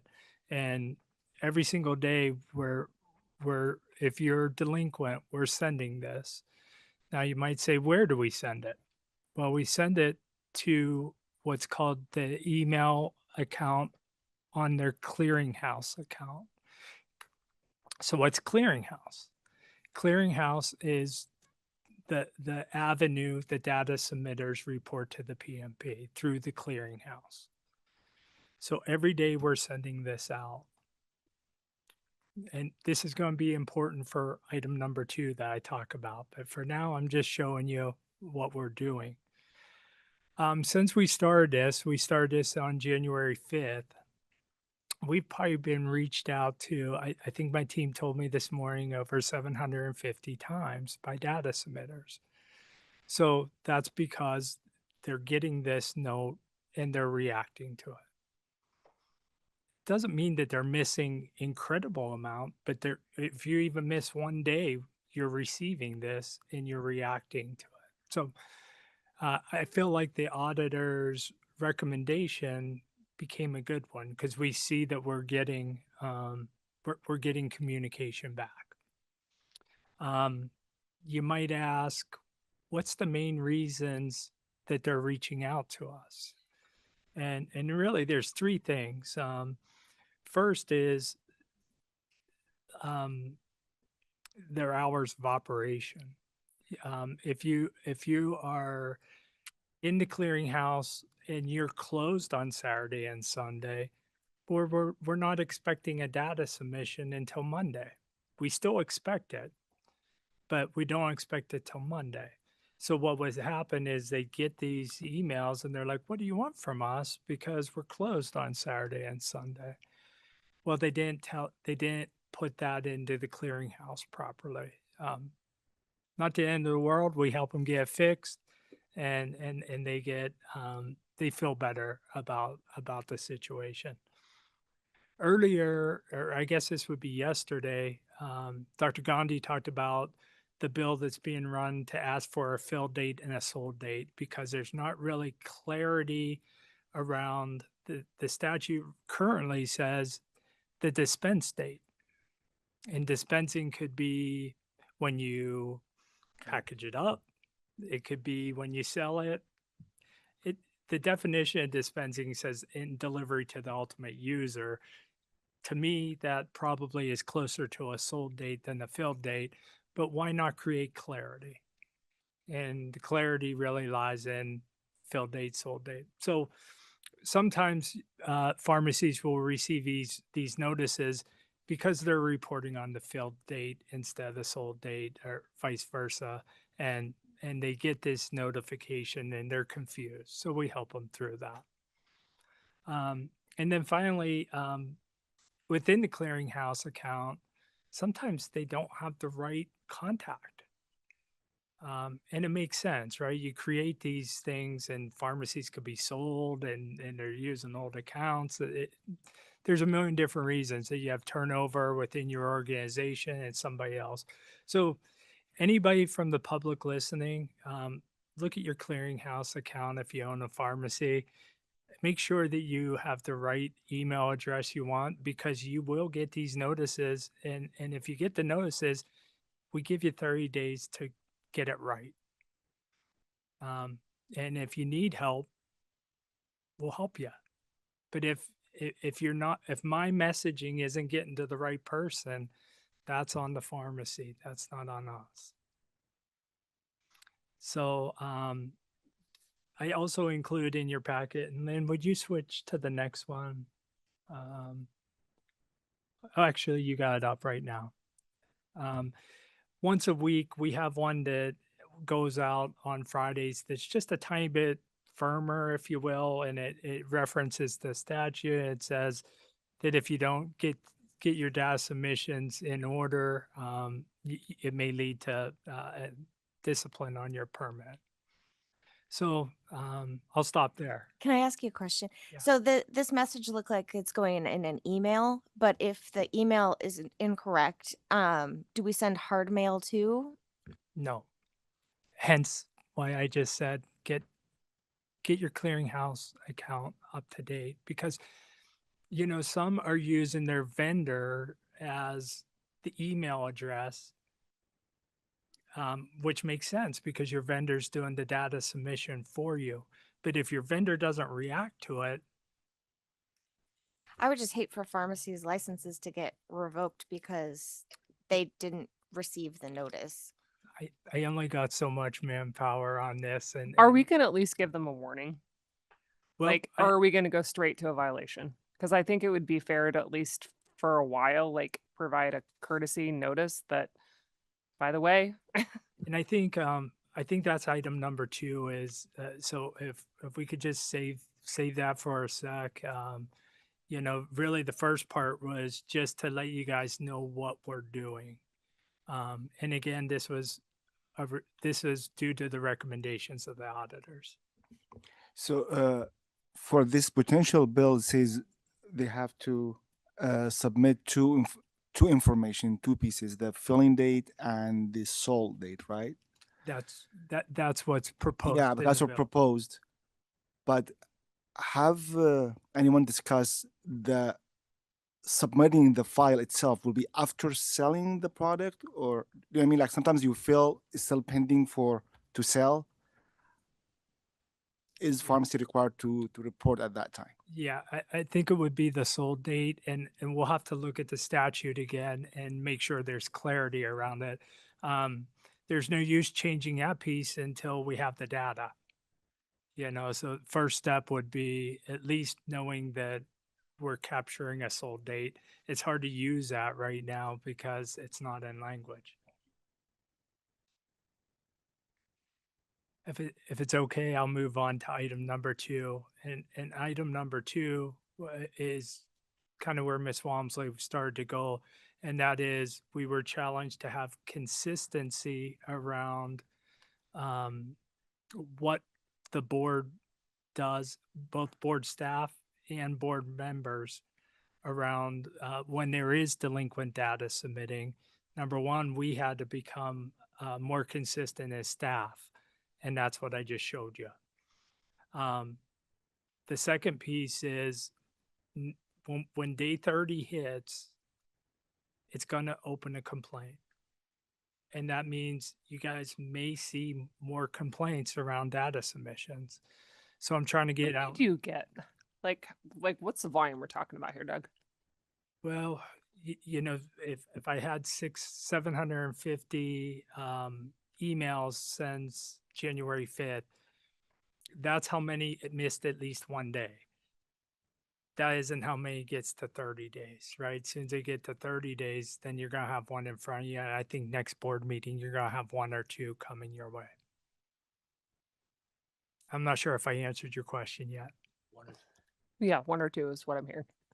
You know, because of these daily notices, I do feel like we're helping a lot.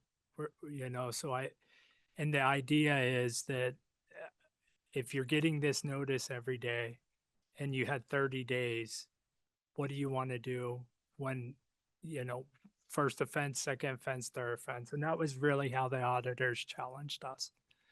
What happens the second time in 365 days? What happens the third time in 365 days? So I created something not with the idea that I have the best information, but to give you something to work with based on what the auditors asked of us. And it's really not a lot different than the grids that you see for other violations. So, I thought that at least we would start the discussion of, what do you want the first situation to be what? A second what? So I'll stop there and leave it up for discussion because I think it's where I need your help.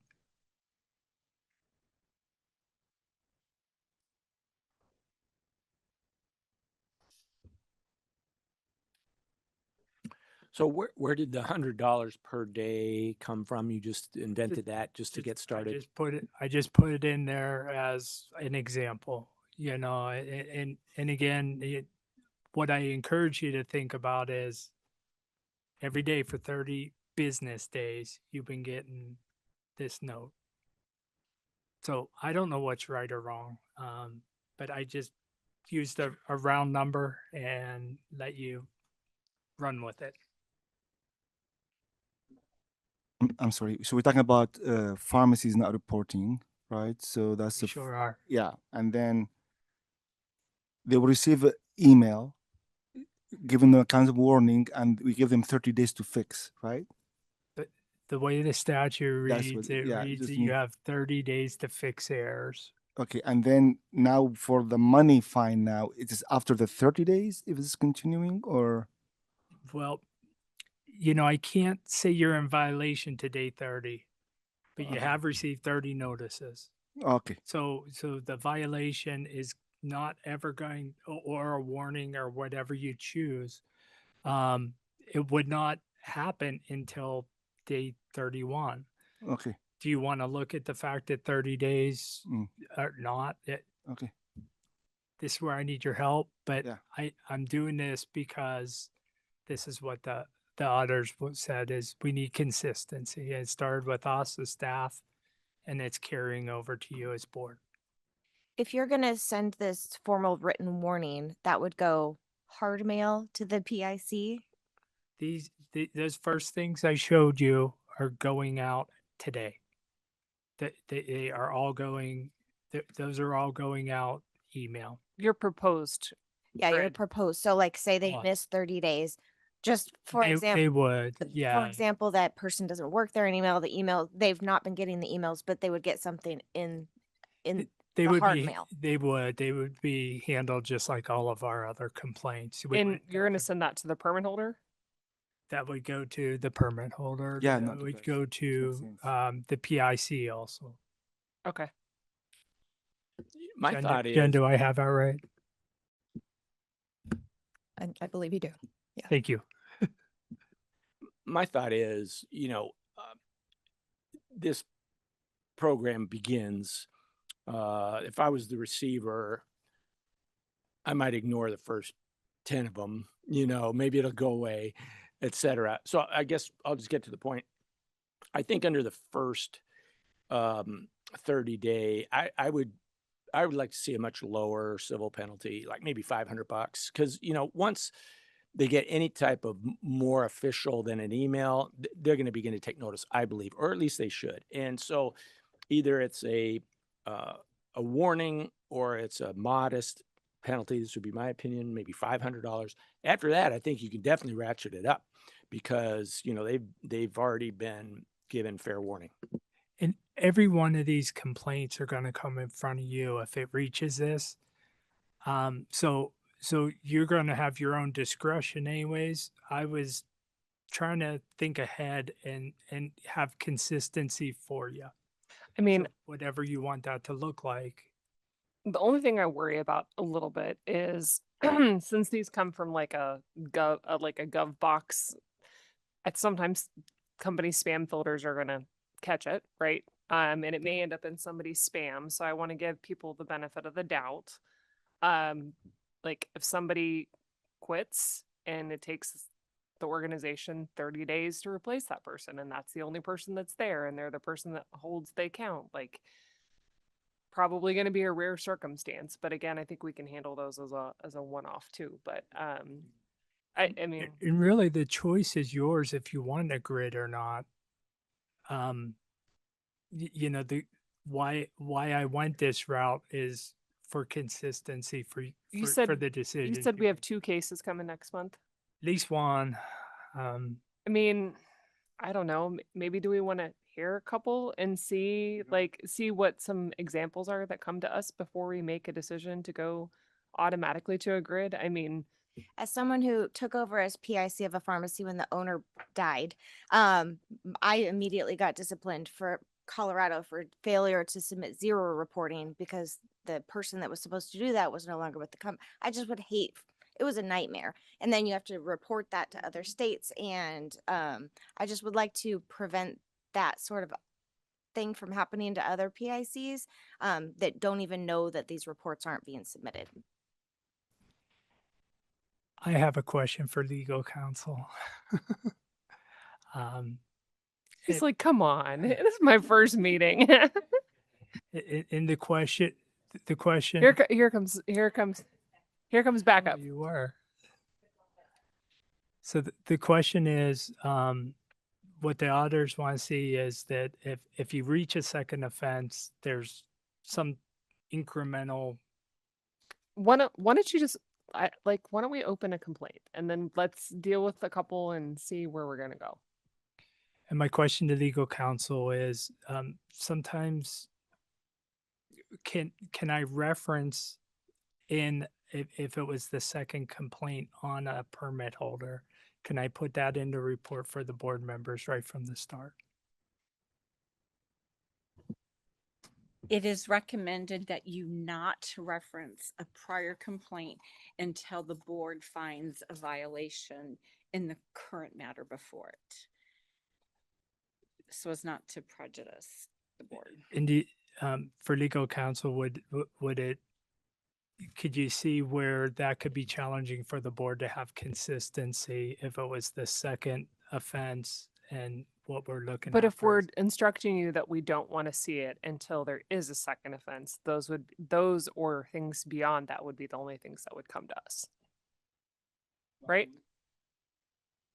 I'm understanding that they have 30 days to fix the issue. If it's not fixed, that would become a case, right? We open a violation case. Case one. Case one. But So now we're on to round two. Okay, Now you're on another 30 days down the road. Yeah. What Ms. Galvin says is best for me not to mention that, right? But by reason of the process that you're following, they're going to know. Okay. Because they don't look at the first complaint. They're going to know it's the second complaint. We just don't need to. Correct.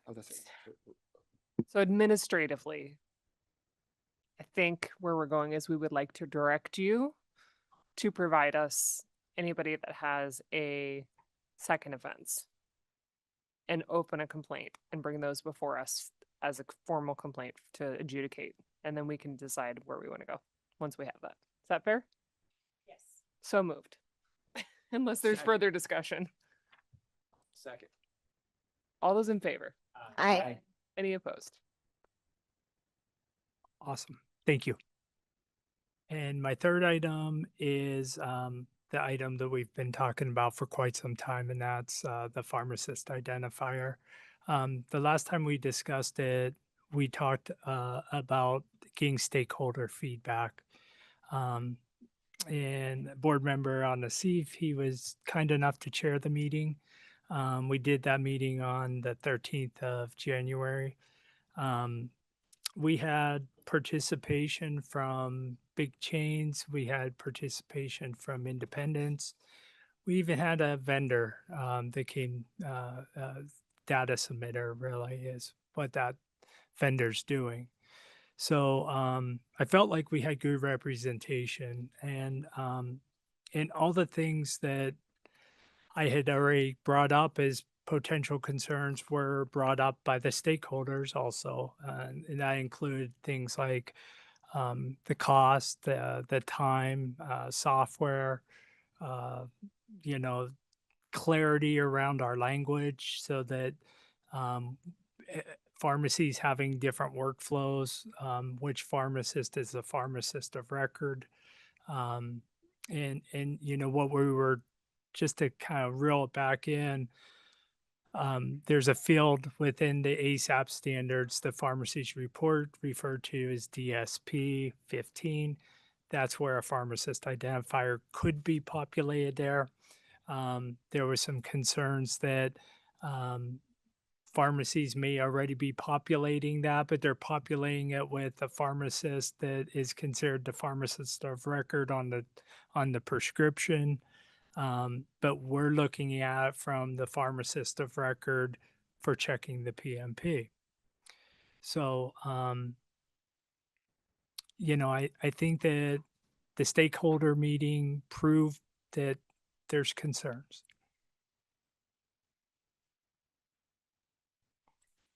Yeah, I agree. Thank you, Doc. It was like a great meeting, great feedback.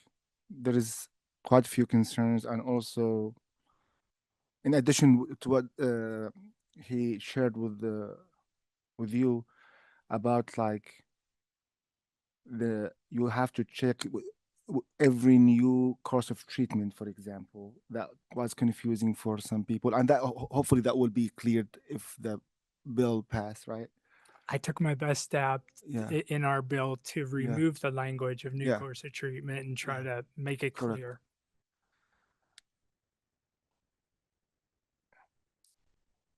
So I believe now we need to really decide, correct? Well, you know, the auditors are here for a 6-month checkup. Correct. And you know, because the audit ended September. Yeah. They want to know what our plan is. Yeah. So, I mean, I believe it's doable. I mean, like people can be compliant. They might need time. There is cost. I mean, I don't know how long would give them to be compliant. What did the company say was reasonable? 6 months, a year? They say at least 6 months. I asked if any of the entities could give me a cost estimate, and nobody did. And I think that the challenge from an IT standpoint is until we clearly articulate what we're asking in an IT manner, it is hard for them to give a level of effort and It's also hard to even get an estimate, right? Yeah. It's hard to even ask for an estimate if you don't know what the requirements are going to be. It's one thing to have a high level conversation. Would this require rulemaking, or is this just a change to the dispenser guide? it would require rulemaking. So in the rulemaking process, we could ask for fiscal impact with the requirements, which would give us a little bit better opportunity. And then we could look at trying to put an enforcement date, set an enforcement date at that point based on that. Yeah, I think really our next step would be do we want to pursue rulemaking, and we would need stakeholders. We need the right stakeholders. You know, sometimes who you normally send for a stakeholder meeting is not necessarily your IT folks, right? And you need those folks in the stakeholder meeting too. I don't know that you're going to get the IT people on the phone. I mean, on a stakeholder meeting, but I speaking for my own organization, like that's never happens. So at this time, what we should do just to be compliant with general auditor here with Well, our response from 6 months ago was that we would pursue this. Yeah, I mean, So I believe, yeah, and then I believe like we should pursue this. I mean, you I mean, I certainly get more stakeholder feedback as we go through the process. We could take it to the rules task force as a next step and start there, and we'll probably get different feedback there. is that will delay the process, right? Could be taking now a few months to accomplish this, and that will put the board staff now and us as the board members like in a situation that we're not complying with the auditor general. I mean, is it doable? I cannot speak on behalf of all organizations or every single pharmacy, but I believe if we give them enough time to be compliant, so he mentioned 6 months. I believe this is short time. Sorry for that. Maybe like a year, maybe 2 years, right? But the question is, I believe we have to pursue, I mean, and proceed with this, but just give enough time. I mean, that's how I look at it. That's how I see it.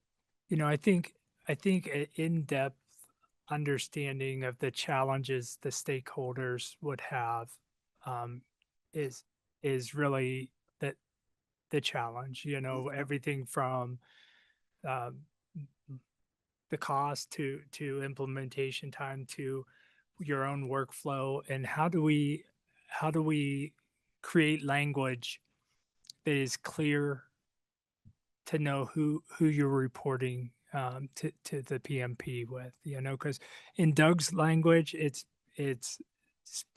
whoever you're expecting to do the query is whose credentials you should put in there. I And believe then it's a business decision, right? Like it's a business leaving it up to the business. Yeah, but that may not be as easy on business as that, you know, like I'm giving you my perspective on what I can do with my team analytically. I'm not able to speak to the impact it has on the business, and that's why we need the stakeholders. And maybe the right answer is let's pursue rule writing through a task force. Rule writing. Let's create the task force and see what they have to say. Ms. Galvin, is that appropriate or no? I'm just thinking about the process. You have to obtain the governor's approval before you initiate rulemaking. And then once you open the docket, you only have so much time to finalize the process. So I don't know if maybe kind of a stakeholder meeting first to get input. So we shorten up the process and perhaps make it more efficient, then starting down that road, then get stakeholder input, and then realize that we've got to back it up a bit. So we had stakeholder meeting number one. What I'm hearing is we need more stakeholder meetings.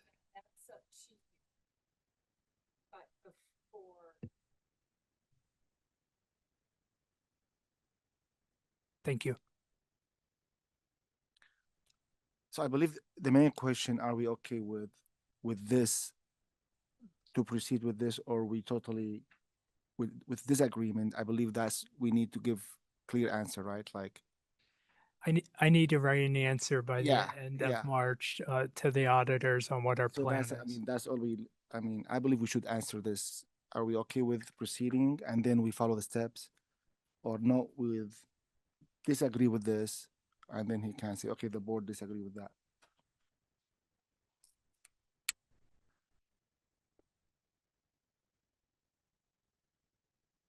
Doug, what's your recommendation?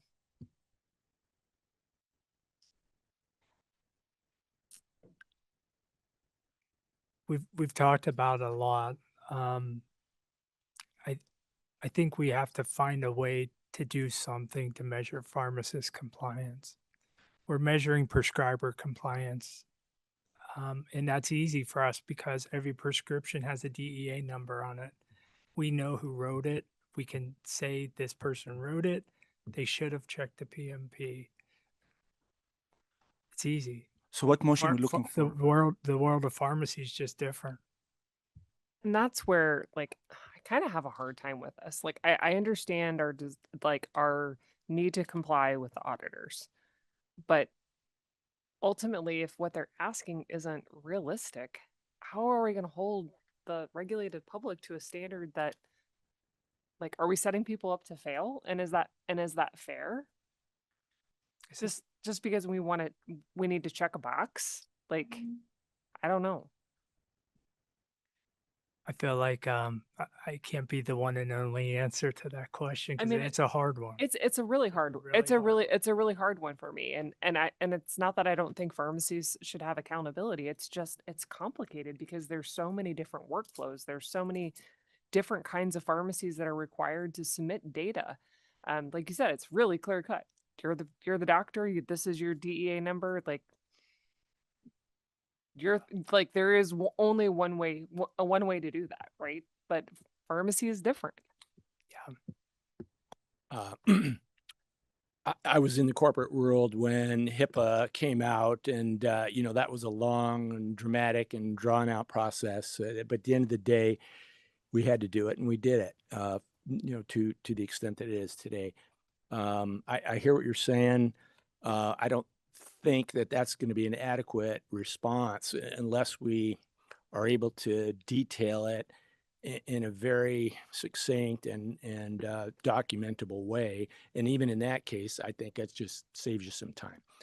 What I'm saying is I think we should move forward and do the best we can to identify the barriers and see if in working with the stakeholders, we can overcome those. That might mean a high-level plan with a few steps in it along that route, and see what type of feedback we get from the auditors. Ultimately, we're still going to have to go through the rulemaking process. I mean, there's a chance the rule doesn't pass, right? There's a chance the governor's office says, based on the feedback from stakeholders, this is not the right thing. Maybe GERC doesn't approve it. I mean, I don't know. So my point is, I think we should get it to that point and see if it survives. So do we need to take it to the rules task force at this point and start to develop language? Is that the next step? And then we can pursue opening the rule docket based on that next conversation? Do we need to go straight to asking for approval for the rule docket? From what I understood from Ms. Galvin, we might benefit from more stakeholder meeting first, but is that fair? Not necessarily. That would be up to you and the board. My only request is that before you get too far down the road in the rulemaking process, you need to get approval from the governor. And there was a similar motion yesterday that, contingent upon approval from the governor's office, and Cam was to open the docket or whatever it is. So just be sure that that's part of your process, one of the first things that you do. Otherwise, we'll.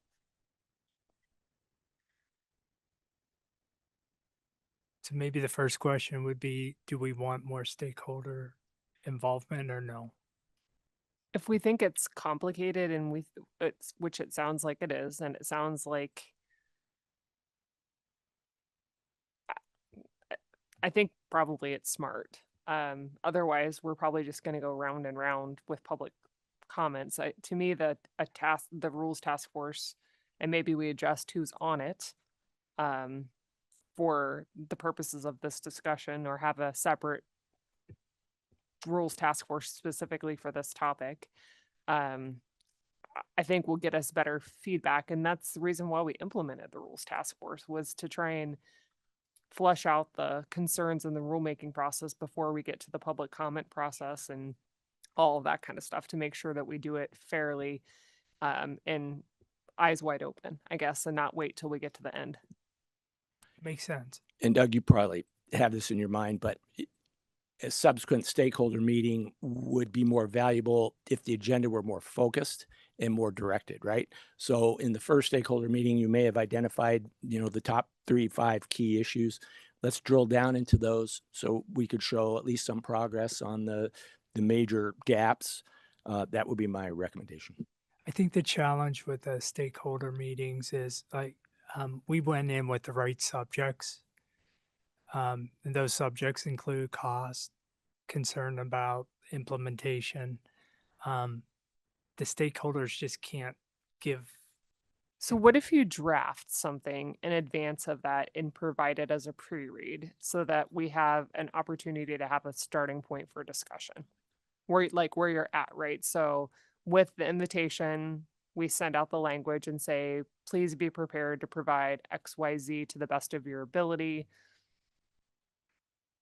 And then at least they have something to react to, because I think this was the first discussion, and I don't think that they probably had any idea what to react to. They may have a better idea already after that first meeting of where they want to react, but if you gave them some draft language, I think you'd get a better response. Draft language for a rule. Yeah, draft language for a rule. And maybe it's this group, the same group. I don't know. I guess we can put some thought into that offline. I don't think we have to decide that today, but if you had a set of like kind of things that you would want that whoever from the organizations to come in with, and some draft language, I think you would get better answers to the questions because you're going to give them something to react to. And maybe one of the questions is, if this isn't like, what other suggestions do you have, right? Like what other, like if this isn't it, right? That's, we do a lot of wordsmithing in the rules task force. But I think you'd get that, we'd get further in the discussion if we had like a pre-read and some pre-prepared questions that we knew we were going to discuss. Like, I know it would help me even. Could I ask for maybe one of you to help with that, so that industry is able to have their voice heard in that drafting? Yeah, I mean, Tariq, if you want to do it or if you want me to do it, I don't care. Are you how comfortable are you with the topic and the principles? Okay. Use your mic, please. Okay, I would love to help with this. So do we need a motion, Miss Galvin? Go ahead. Yeah, probably to Okay. engage and set another task force meeting, and an acknowledgement that a couple of members will assist in the drafting, and authorize Doug to seek governor approval. So moved. Do I have a second? I have a motion and a second by Mr. Thorwald. Any discussion? All those in favor? Aye. Aye. Any opposed? Thank You're you, off to the Guy. races. I'm also happy to help so that you can get another set of eyes too. Yeah, we can. That'd be great. Thanks. Appreciate you. Okay, we will go to 26B, Ms. Kianavong.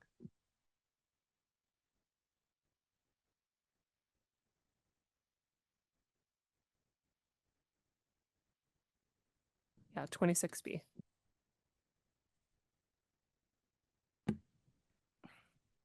Hello, board members. Jennifer Gilnavong, Deputy Director. I have a pretty quick report today.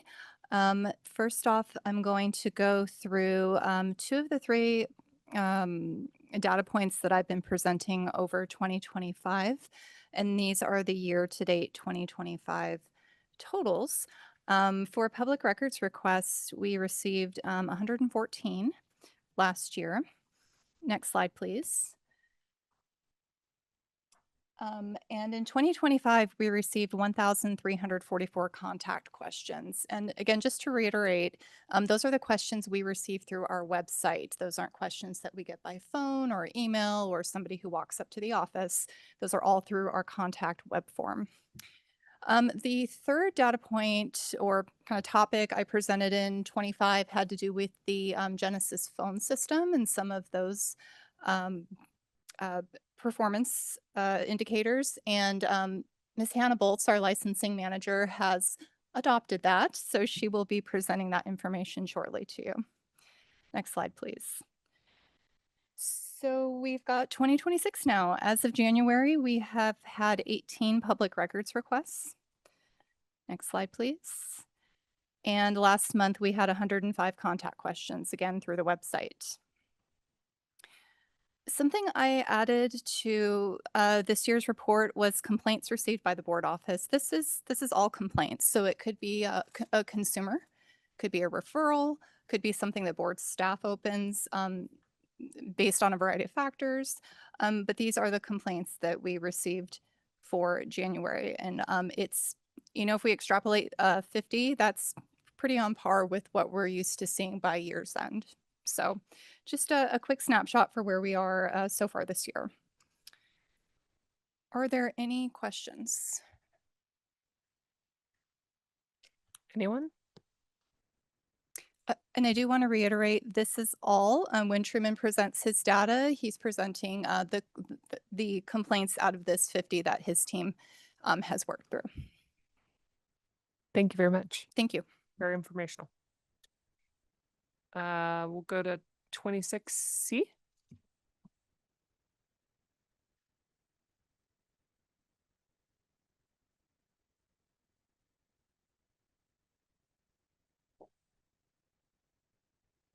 Good afternoon, Truman.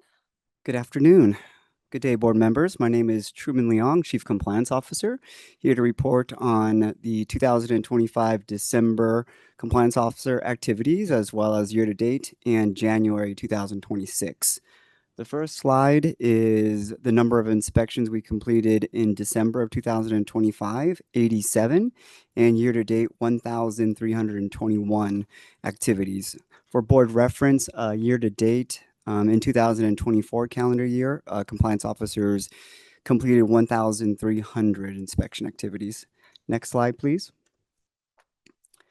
Number of violations issued in December 2025 was 7. For 2025 calendar year, 132. In 2024 calendar year, 143. Next slide, please.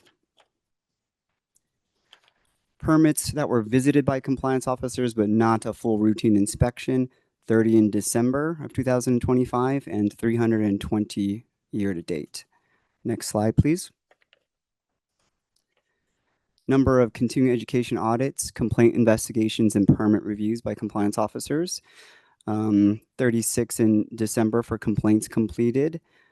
22 investigations initiated. 74 courtesy phone calls taken. 23 controlled substance audits, and 49 permit reviews. For the total for year-to-date for continuing education, 733 audits were completed. Next slide, please. And this will be January 2026 to update the board. For number of inspections, compliance officers completed 114. Next slide, please. Number of violations that were issued in January 2026 were 3. Next slide, please. Number of permits visited but not full routine inspections, 47 completed in January 2026. Last slide, please. Number of complaints completed in January 2026 were 46. Number of complaints that were initiated or investigated, 36. 65 courtesy phone calls, and 34 permit reviews. Thank you. Any questions from the board? Thank you, Truman. Thank Great you. job.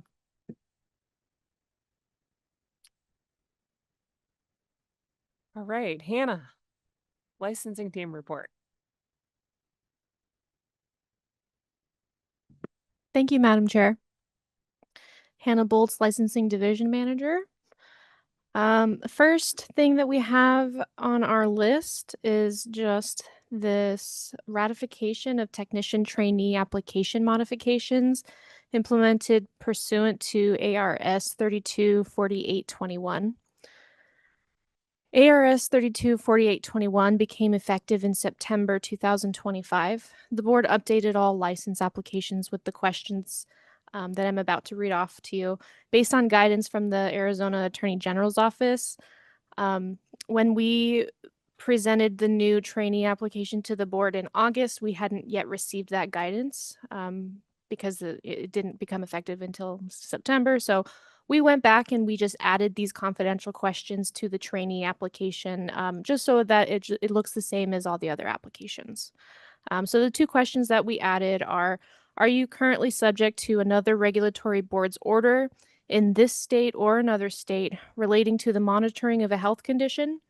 For the purpose of this question, health condition includes substance use. You are not required to disclose your participation and monitoring in a confidential program.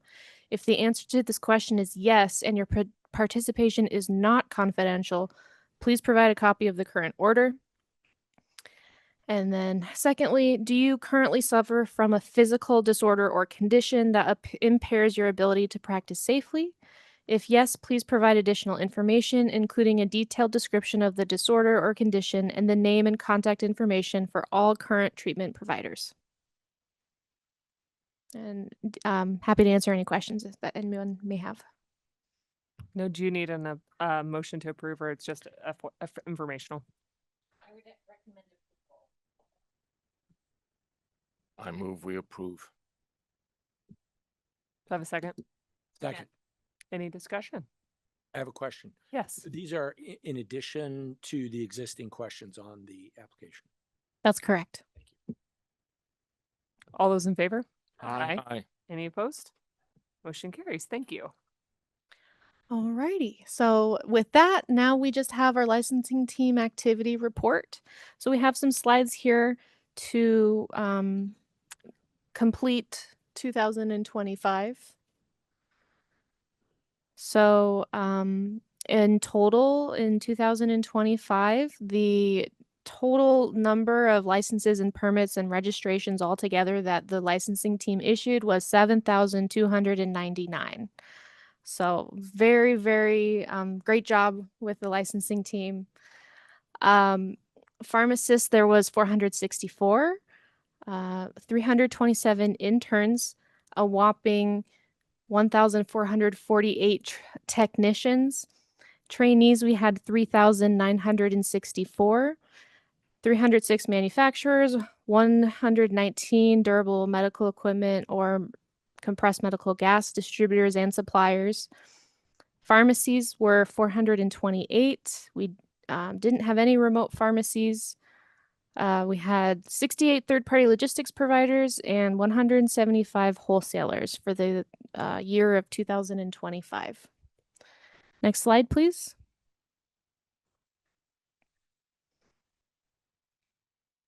This is the number of closed licenses, registrations, and permits for the year. A permit or license or registration can be closed for a number of different reasons. It may be that the permit holder had a change of ownership, so their former permit is closed and then they apply and they get a new permit number. It could also be an intern whose license expires after 5 years. Could be a trainee whose registration expired after 3 years. There's also non-resident facilities that will contact us and tell us, hey, we're not doing business in Arizona anymore, so we don't want our permit anymore. So those permits will just be closed. Can you tell us a little bit about the number of pharmacists that were closed in November and why that's the case? Yes, so November 1st is the expiration date. So all of the licenses close October 31st, 2000 and, whatever, even or odd year. And then they have until November 1st to submit that payment. So if they don't submit that payment on the 1st, it closes. So a number of people from out of state could have just, decided I don't So need it's that really license. just non-renewals, Yeah, not actual true closures. correct. Absolutely. I'm not going to go through those numbers. They're substantially fewer than the amount of permits and licenses and registrations that we issued. So next slide, please. This is a slide that tells you the number of technician trainees who obtained licensure as a pharmacy technician. Over the whole year, there were 750 trainees who became technicians, licensed technicians. So that's a very good sign. We're hoping to see that change this year because this is going to be the first year that all of the trainee registrations that were first issued in 2023 when that change occurred, they're going to be expiring this year. So we're really hoping to see all of those people move on to become licensed pharmacy technicians. Next slide, please. This is 2025, so the oldest pending application in business days. You can see here the licensing team has really done an excellent job processing applications well before the 60-day required time frame. December, we had 6 pharmacists that were pending, and they had been pending for 3 days.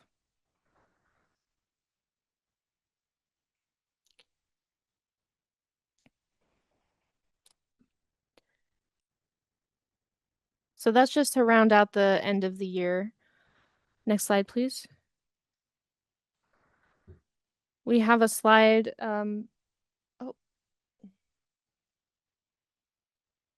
Is that the next slide?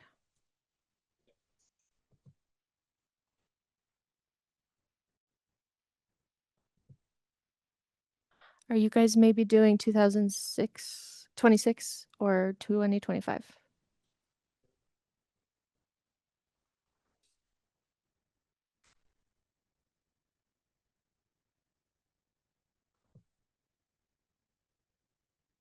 So it should be correct. 6123.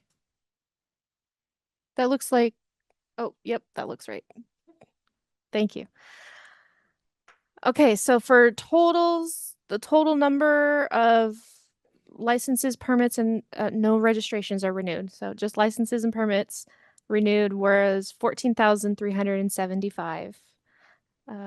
We had a couple of late stragglers in November. It looks like about 266. Large volume in September and October. And as you could see earlier, there were about 4,000 licenses, permits, and registrations that were closed. So we're still growing. Next slide, please. Question for you. Do you have something that shows year over year? In other words, say going back 5 years, what the trends are in each one of the categories? Well, we have the activity reports, the licensing activity reports. I don't know how far those go back. I just started taking them over in February of last year. I could absolutely take a look and see what information that we have and make a new report for you for the next time. Thank you. I think it'd be interesting to see what the trends are in each of the categories. Absolutely. I'd love to see that too.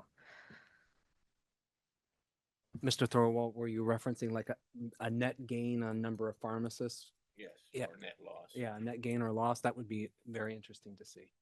Absolutely. We'll work on that and have it for you at the next meeting.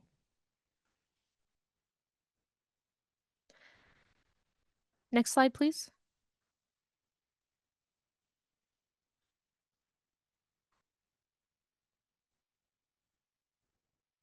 So this should be page 6124. This is a different slide.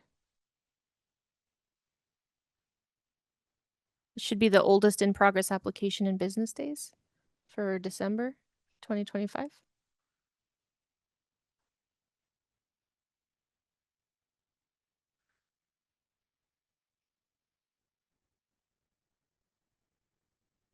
Yeah, it looks like this is 2026.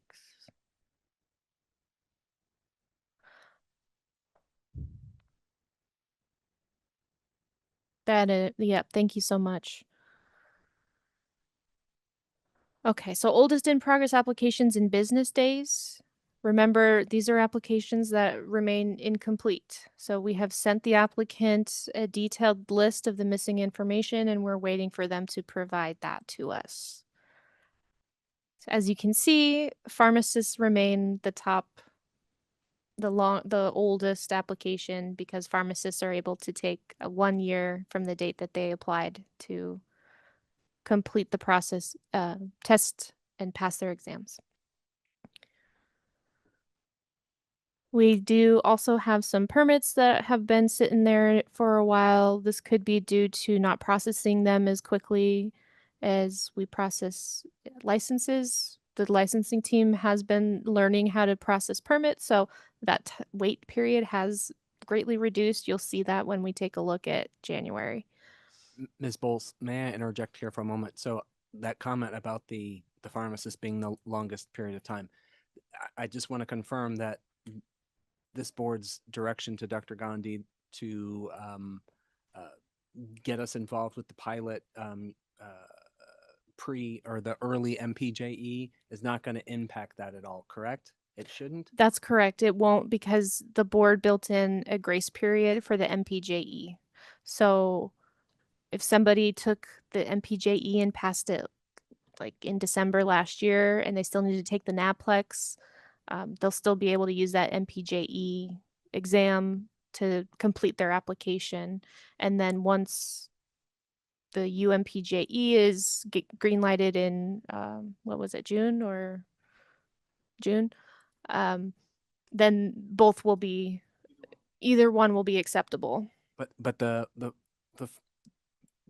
pre-graduate pharmacist that is applying for the early MPJE, in their fourth or their final year of their PharmD program, they don't need to apply to the board at that point, so that the application date is not going to be skewed at all because of the early MPJE, correct? Correct. Yes. You don't have to apply for a license in order to get eligibility to test. NABP will confirm eligibility to test. There's no need to submit a license application early. The best thing to do is to submit your application once you have passed both your exams and you have all of the required documentation. So get your fingerprint clearance card right away if you're coming from another state and you don't have it yet. If you're an intern, make sure your card is still valid. Those are my top I just like something to suggestions. consider for future. Like if somebody already maxed the limit of 5 times of law exam, now they decide to go with a new one. Do they start from scratch? That we give them another 4 or 5 times? Well, the rule in the Arizona Administrative Code, I believe, refers to the NAPLEX. Does it refer to the exam as the jurisprudence exam, or does it refer to it as MPJE? Have to take a look, but you have an interesting question. I'm not sure of the answer. I do have the up here right now, actually. Let's see. Licensure by exam, R423-202.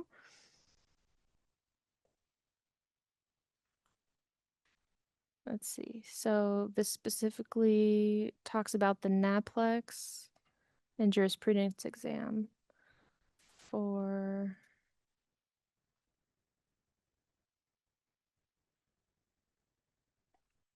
it only refers to the jurisprudence exam. But yeah, that's we need to. So you may wish to address that in a future Yeah, writing. maybe we need to add it to next agenda because it's important, people. Any other questions I can answer before I move forward? All right, so those are just our oldest applications. Oh, I lost you guys.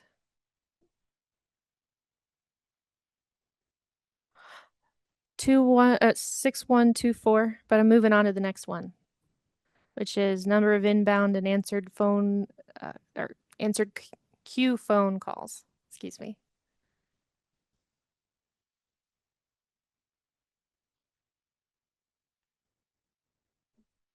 And this will be for 2025.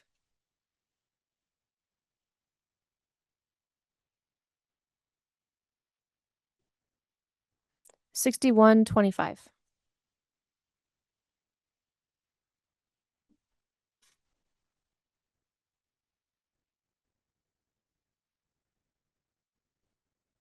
Can you go to page 6125?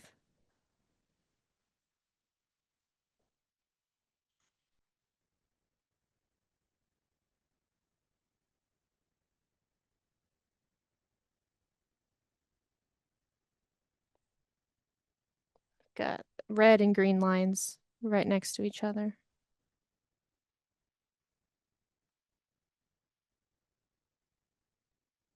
I don't see anything with red and green lines. Red and blue.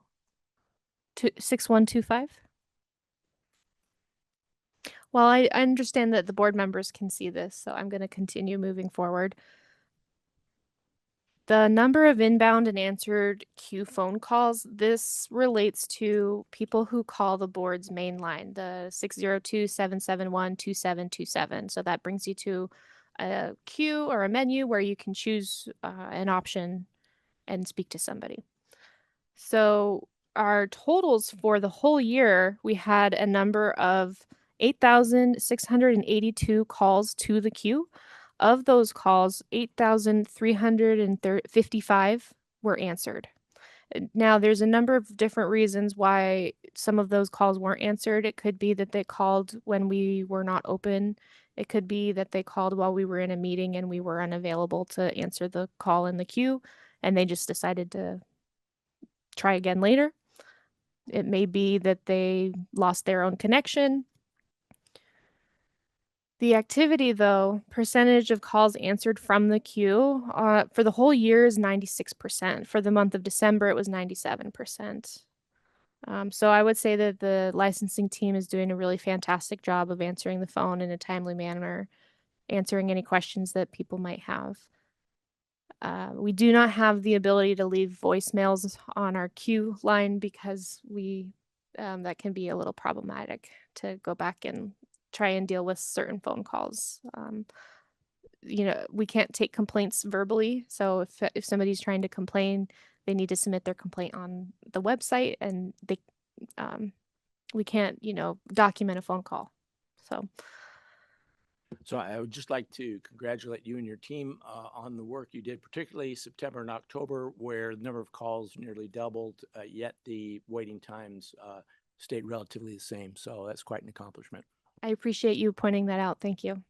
And, I know it's not easy for members of the regulated public always to get a hold of board staff, whether it's through the compliance questions or through licensing. In a lot of states, I don't ever hear that about Arizona. So I really want to commend you and Truman's team on making themselves available and answering questions for the public a priority, because I think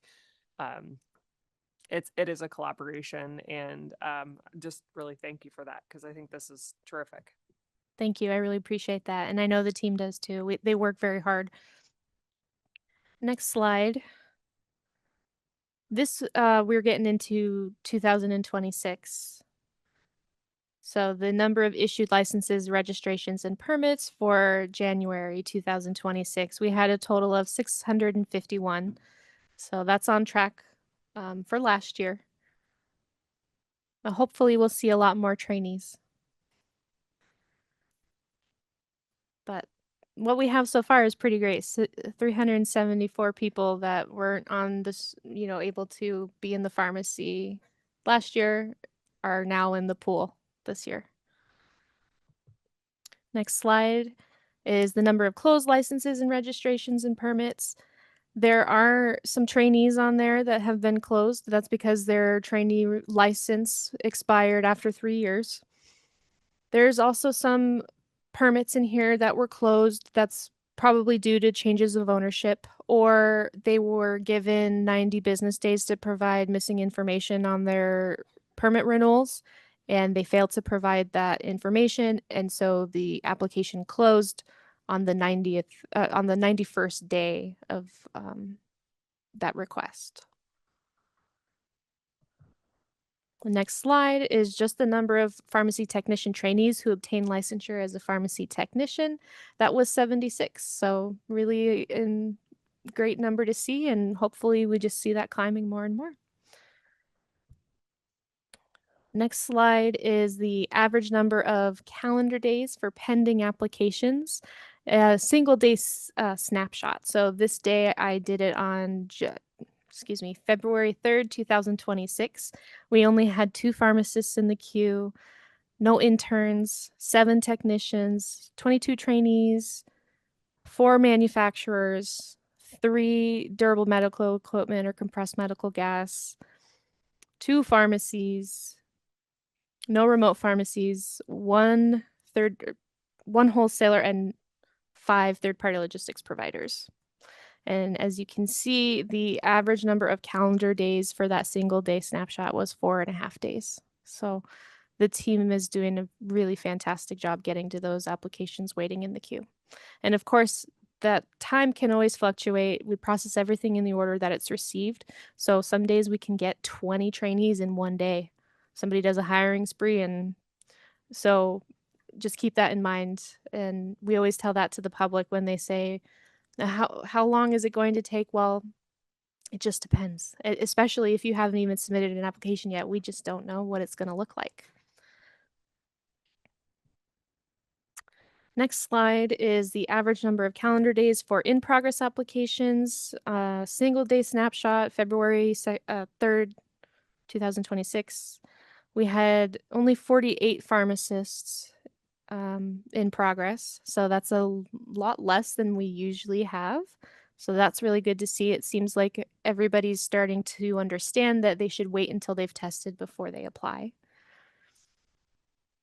We had a small amount of interns. This may be some people that returned to school after being on a leave of absence. And we just needed extra information from them. You can see technicians, trainees, very similar numbers, and manufacturers are pretty high up there, but for the most part, pharmacies taking about 29 days. So again, overall, really great numbers. Next slide. This is the number of inbound and answered phone calls by month. So just in the month of January, we had a total number of 512 calls hit the queue. Of those 512, 499 were answered. So only missed 13 calls. And again, there could be any number of reasons why we missed that call. And that will conclude my report. I appreciate you all listening to that. Thank you, Hannah, and thank you for the work of your team. Really great job. Okay, that takes us to tab 27, discussion of items to be placed on future meeting agendas. Anyone have anything? I just mentioned the one for the new law exam, just for people who already hit the maximum. What? The new law exam, on June or July, the unified versus the old one. I don't think we need to talk about that. Like, doesn't it just default, Jen? So we're just going to change MPJE to. But like, if somebody already had the 5 trial, did not pass, will not give them a chance to take the new. It's totally different test. I thought we made a decision yesterday with Cam that we were going to all do the universal test. And Right, get on correct. the But we early adoption. But I don't think that like there's the ability. I think it's just going to convert, right? Do we need to talk about it, Jane? it's totally a new exam, right? Like a new title, new exam. Right, and we had discussed that a rule change would not be necessary because your rules just reference a jurisprudence exam. Okay, just to And make so clarification. Yeah. the whatever it's called, universal, whatever, can sub in for what was previously known as an MPG. But just because the name of the test changes, I don't. Not just the name, the whole I mean, like there is like more focus on federal than state, correct? Federal's the same. More state. I mean, at least we are all in agreement. It's not But going to instead of asking to put it on a future agenda, could we direct Dr. Gandhi to look to see if we need to talk about that? If that is. You may. Because I don't know that we need to have a discussion. I think we just need to clarify if it is going to be something that is. Okay, if that's possible, yeah, because we're gonna have those questions from pharmacists. Because I don't think NABP is going to allow it anyway. Like I think that they'll block it. Is it the 5-time like NABP rules? So Is it state? the rule as it is now, it says an applicant who fails the jurisprudence exam may register with the NABP to retake the exam within the 12-month period. An applicant who fails the NAPLEX or jurisprudence exam 3 times shall petition the executive director as specified in R 423-401 for approval before retaking the exam If the applicant fails the NAPLEX or jurisprudence exam 4 times, the applicant shall petition the board as specified for board consideration before taking the exam for the last time. Yeah, that's for state, but NAB has no issue. They can, if they go to different state, they can take it. Cam and I What kind of have discuss? discussed this previously, and it's our conclusion, my advice, that it is limited to 5 times. Yes, for the state. Okay. Not to shut it down. I just don't know that, like, I think we might be bringing something up that doesn't. Yeah, I believe students deserve clarification. If because somebody will contact our board staff to say, hey, I did not pass the old test for 4 times or 5 times. This is totally new title, new test. They don't know if this is exactly the same. I believe we need to be clear with them to say, okay, no, this is, you're done. Or yeah, this is a new exam, so we allow you to do it. So do we another need to have FAQs then? Yeah, I mean, we need to clarify that. It's clear for us because we're reading the rules, not clear for public. Perhaps FAQs or substantive policy statement. That's something that, we could discuss with Cam in between the meeting and. A clarification from Cam. So we don't need to add to the agenda, but we need the clarification. Madam Chair, I do have one. The DEA has now finalized rule establishing guidance for EMS DEA regulations, and Arizona currently lacks statutory authority for EMS agencies to receive authorization necessary to obtain a DEA registration. I do know that stakeholders, EMS agencies in particular, the Department of Health and the DEA are seeking clarity. So I asked Dr. Gandhi about this briefly yesterday. I don't know if it needs to be agendized for us, but I would like this board to be able to support that work. It's very important work that DEA registration is enabled for EMS agencies. And if we need to get it on the agenda so that we can help facilitate that, I would be an advocate for that.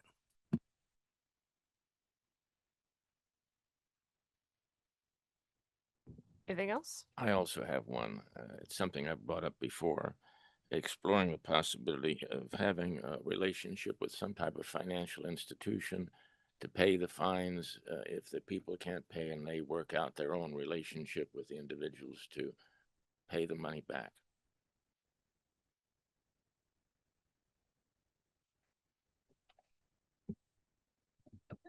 We can explore that. My first impression is that would be beyond the board's scope of authority. I'm asking is to explore. To look at it, yeah. Yes. Okay. Anything else? Okay. Let's move on to item 28, election of officers. I would like to make a comment here. This is my 5th year now, and I have been very impressed with the leadership this commission has had. I've been very impressed with Lori and Joe Lieberman before Lori, and I'm also been impressed with Mr. Anderson, and I would like to make a nomination that we have Jeff Anderson as our next president and Tariq as our vice president. Thank you, Mr. Thorwald. Do we have any other nominations? I would also echo Mr. Thorwald's comments. I also have a nomination for Tennille Davis for president, and I would respectfully like to be considered for vice president. All right. Let's take, do you have a suggestion, Jean? I think we could do the vice chair first. Okay. First of all, Tariq, Stephanie, obviously you would accept the nomination since you nominated yourself. Tariq, would you accept the nomination to be vice chair? use your mic, please. I will accept the nomination. Okay. Would either of you like to say anything?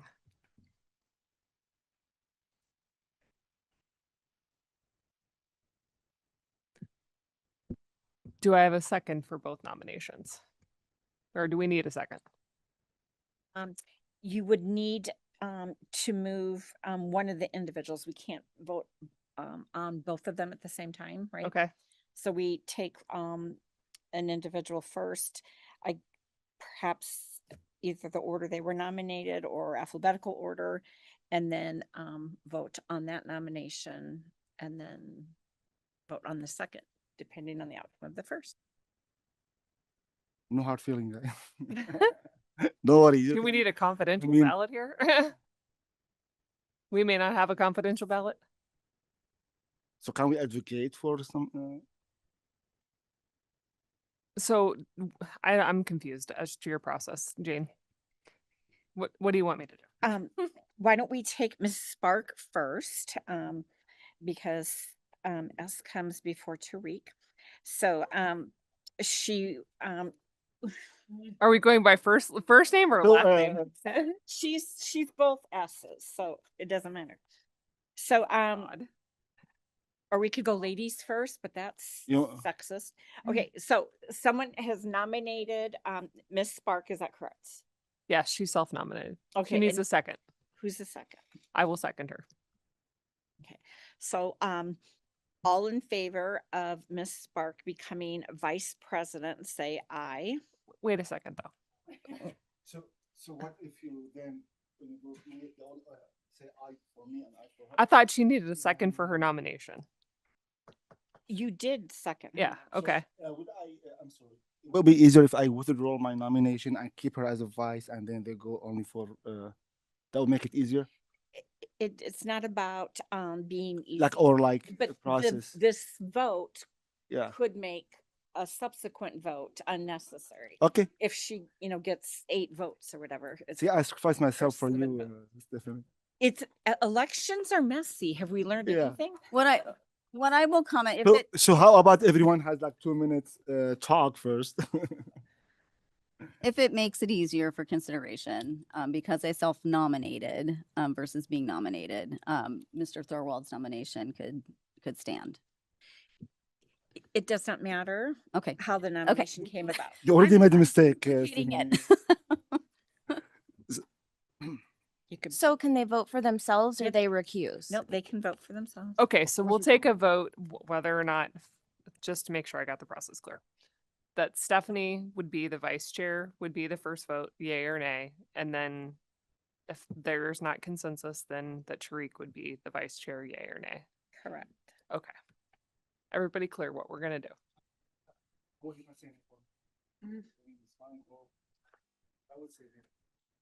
Well, I have a question on that process. So is it majority of the first nominee and then they're automatically in that position? Or do you take 2 votes and the person with the most votes? Or could we just say who we want personally, and then that's the vote? Maybe that's the. If Yeah, we just- the first, whoever gets the majority of board member votes.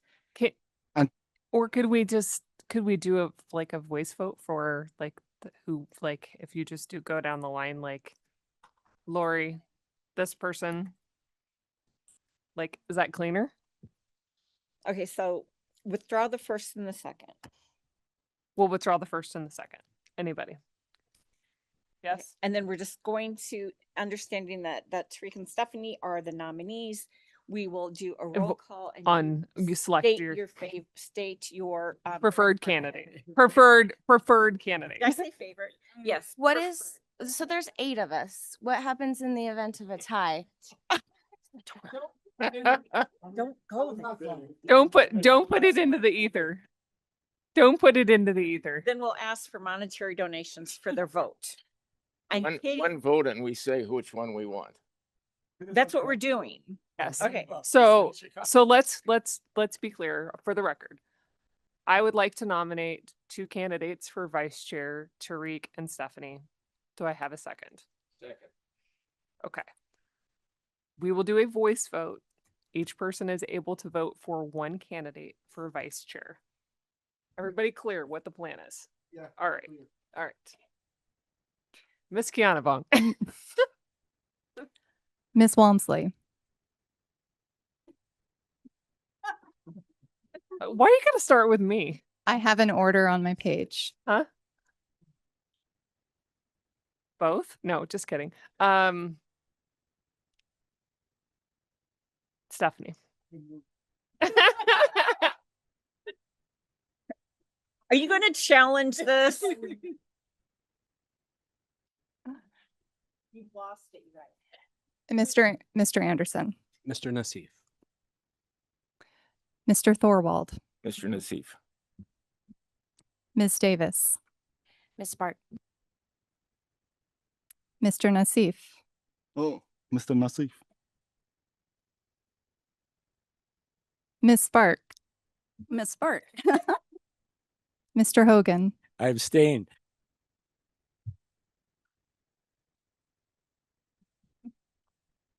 We're going to have a seat on. Apparently, we should have done the CE on abstention first. You have to vote. I did vote. It's an abstention.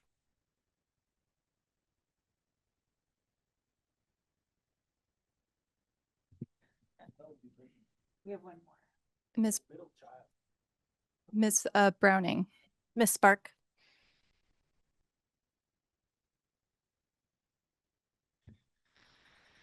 Okay, we have for Ms. Spark 4 votes, and for Mr. Nassif 3 votes, and we have 1 abstention. So Ms. Okay. Spark has the majority votes. Congratulations, Miss Spark. So I move to nominate Mr. Anderson and for president.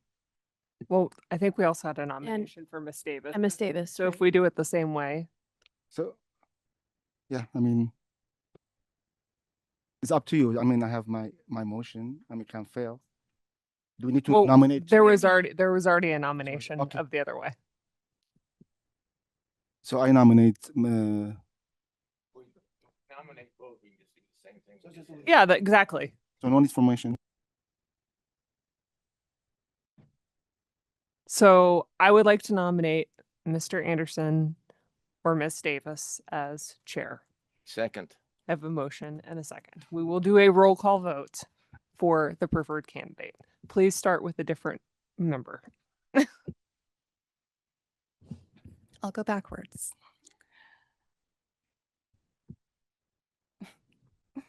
Ms. Browning, Miss Davis. Mr. Hogan, Dr. Anderson. Ms. Spark, Ms. Davis. Mr. Nassif, Mr. Anderson. Ms. Davis, Myself. Mr. Thorwald, Mr. Anderson. Mr. Anderson, Mr. Anderson. Mr. Anderson, and Ms. Walmsley. It will be a tie vote if I cast a vote. So shall I abstain? Or will the motion just fail? If you vote for Miss Davis, is what I'm hearing, there'll be 4-4, so we have a tie. Next, do that. Sorry. And then we can talk, and then We we have to submit another nomination and vote again. And maybe we should make the candidates. Say something. Stop chocolate. Do something to it. I think we should make them dance or sing. Would be my preference at this point.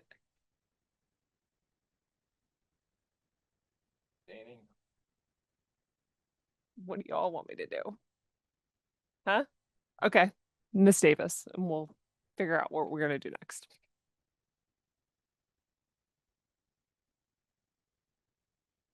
So we're gonna give each one 2 minutes to talk. I would prefer singing or dancing, but Singing and dancing. No, but I'm just kidding. I would. I'm but just- I just like to say one comment on this. I mean, everyone in this board like really capable to do the job. They all do a good job, a great job. And for me, like I really voted for Dr. Anderson. I mean, he's been a vice chair. He knows the job. He can continue the great job. It's not like somebody's better than others, right? Plus, he has the knowledge about like hospitals, community, as not as much hospital, just to be honest. So he has this like wealth of knowledge. It doesn't mean like Mrs. Davis doesn't have the knowledge, which is very unique knowledge in the area. It can be a dark area for a lot of like pharmacists compounding. So they both value, but I would like to see my perspective. The vice president is, to me, like continue the good job, rather than having like two different. I mean, it's not easy job, right? Like two new brand leadership, like just it could be like delay something. This is my perspective, and that's what I mean, like why I voted for Dr. Anderson. And I concur with you, Mr. Nassif. My reasoning for wanting to see Dr. Anderson is because he has a very broad knowledge, and I like the banter back and forth of people disagreeing here. I find it very beneficial to me being able to think about things in different ways than I haven't thought before, and it helps me to make better decisions. And I like the things that he's brought to the table and the research he's done. He's always been exceptionally prepared, and it's made an impression on me. And the number one has always disagreed with Mr. Anderson. That me always I disagree with him, right? But and so it will be like but this is really I have to admit that the wealth of knowledge he has and the points he brings to the table. I mean, it's has to be recognized. I mean, like and the effort he put. I mean, Mrs. Davis, or of course, I mean, I cannot. Whatever I say, I cannot really like show like my appreciation to her and her like wealth also of a certain narrow area, but just I need to justify like my vote and like advocate for Dr. Anderson. And if that's happened, Dr. Anderson and Mrs. Park, that will be my first this will be what I was looking for. Like Stephanie is the vice and Dr. Anderson is the president.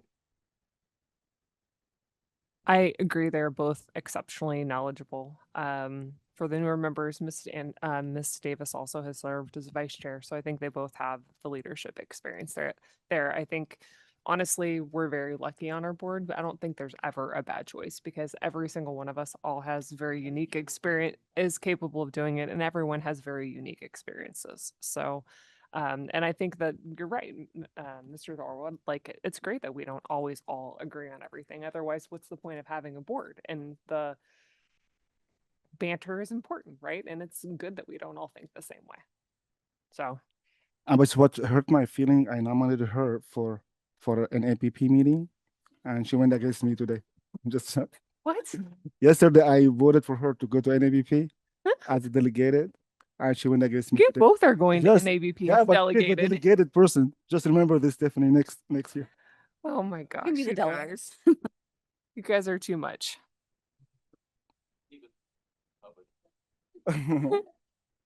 So you wanna like revote? I don't know what you're gonna do. Let's maybe let them Let's both do it. say a little something and then we can continue. Thank you, Ms. Walmsley. So as Mr. Nassif had mentioned, I have served vice president for 2 years, and I've worked consistently to come to this table prepared, thoughtful, and grounded in our mission of patient safety. I hope you've seen that. I take this role responsibly, and I take it seriously, and the responsibility of weighing each issue carefully, and I work to ask meaningful questions and strive for balanced and principled decisions. Patient safety does remain my my North Star, if you will, and I believe our role is not only to respond to individual complaints, but to understand the systems and practice environments that influence outcomes.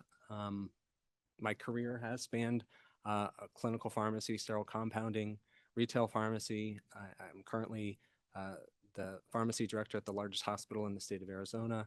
And I think that breadth does allow me to see our decisions and how we affect our profession and the public. And I've also, over the last year, been very supportive of using the NABP decision tree. I know I bring that up. I like to bring greater structure and consistency and fairness to our complaint review process. I ground my decision-making in just culture. And when needed, I've stepped in to chair the complaint review committee whenever Ms. Walmsley was not available. And I do try to approach each case with the belief that accountability and learning must coexist. So my appointment does run through 2029, and I would be delighted to serve as president this next year. And it's an honor to serve alongside of you. Thank you. I'm sure I'm going to probably be more brief. Dr. Anderson's done a great job, and he would be an excellent president as well. I think that diversity in opinions and diversity in how we approach these decisions to protect the public are important. And I really have admired the way Ms. Walmsley has led this board, and I would like the chance to try to walk in her footsteps. I have been vice chair. I've ran meetings. I know how to get them done on time and to hopefully adjudicate everything fairly. So that's, I'd be delighted to serve, but I think Dr. Anderson would also be an excellent choice.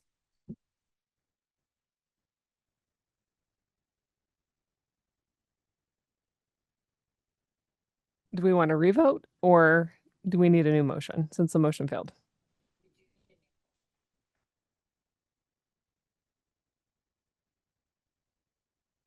To revote or just to nominate? We need, I move we revote. so we need a new motion. So I move we vote again, revote.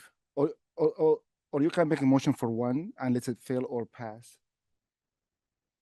Right? So we can nominate one person. I move we do the exact same thing we just did. It's Just very put us in a simple, bad position very again. easy, Okay. And it worked well. Okay. Second. I have a motion and a second. Do I have discussion? Nope. Let's do it. Ms. Kianavong. Ms. Browning, Dr. Davis. Mr. Hogan, Dr. Anderson. Ms. Spark, Ms. Davis. Mr. Nassif, Ms. Davis, Ms. Davis, Mr. Thorwald, Dr. Anderson,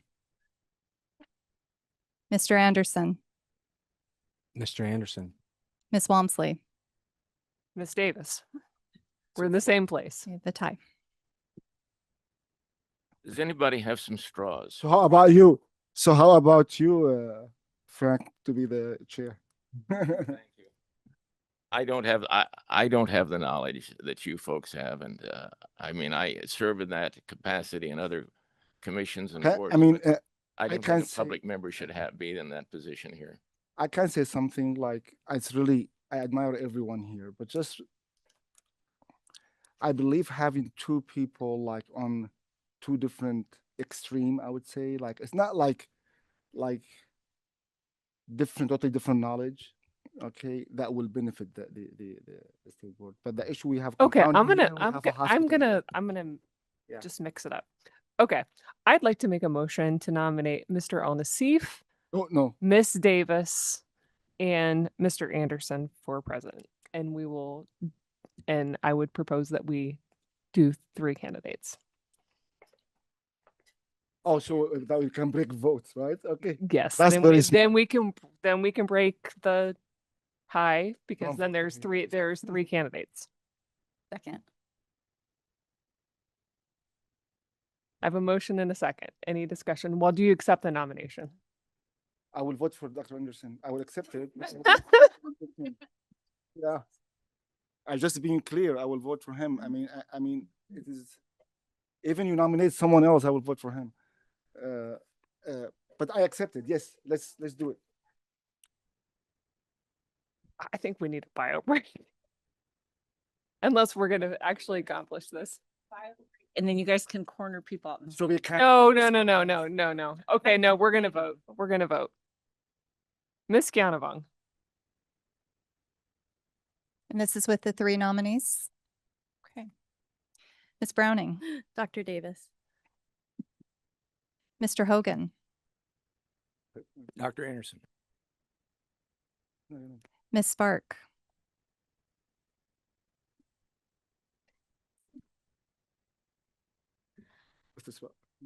Mr. Nassif. Oh my God, no, it's Mr. Nassif, Dr. Anderson. Ms. Davis, Ms. Davis. Mr. Thorwald, Dr. Anderson.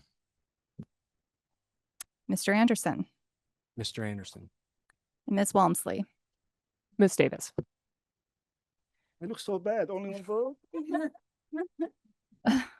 All right, that leaves us with 4 votes for Mr. Anderson, 3 votes for Ms. Davis, and 1 vote for Mr. Nassif. So Mr. Anderson takes the votes. This is where we needed a 9th board member today. So that's I congrats. still say this is better than a Republican and Democratic convention. You know what? You've been to I've been to- actually the national convention. So now you only know the game. The national convention. Just like throw my names, that will break the tie. You know what I mean? All right, Congrats, Paul. congratulations. Thank you everyone for the hard work for us to get here. So congratulations to Mr. Anderson and Ms. Spark. Thank you. That's great. Yes. Ms. Galvin, you are. We actually have the election of complaint review. Oh, Committee yes. members? Complaint review. I forgot about complaint review. We like you there. I would as well. Well, technically, so if you're vice chair, technically you are, no, you're sub for the chair. Okay, If the chair can't participate. got it. Right. That's how we've typically done it in the past. So that way there's a backup. We don't usually do the chair and the vice chair. I believe that you have not in the past, doesn't mean that you Couldn't. can't.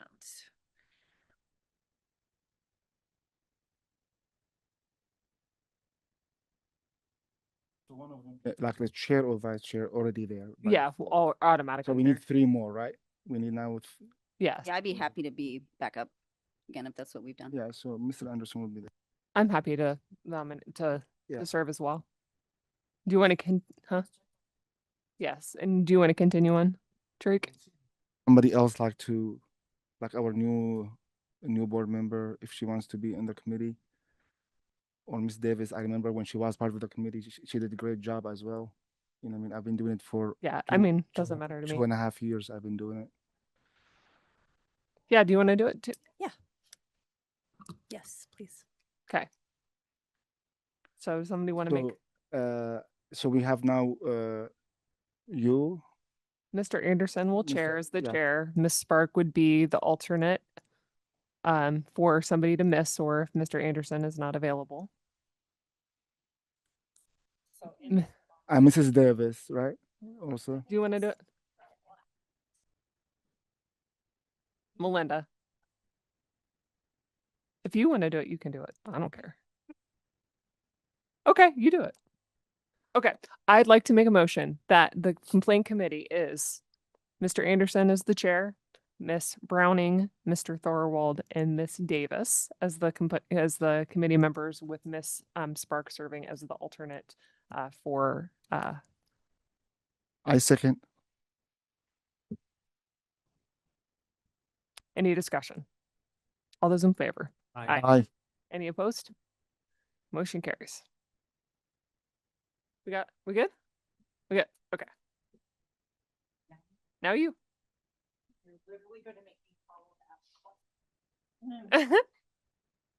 I seriously think we probably should have done the training before this, but Good afternoon, everyone. Jean Galvin with the Attorney General's Office. I was asked to provide a brief training on the conflicts of interest law that govern you all as state officers. A Bef- refresher course is always good, and we have some new board members, and so an introduction to the topic. Could I ask for a small bio break before we go here? yeah, if we need to, yeah, go ahead. Okay. All right. Do we want to do 5 minutes? Sure. 5 minute break?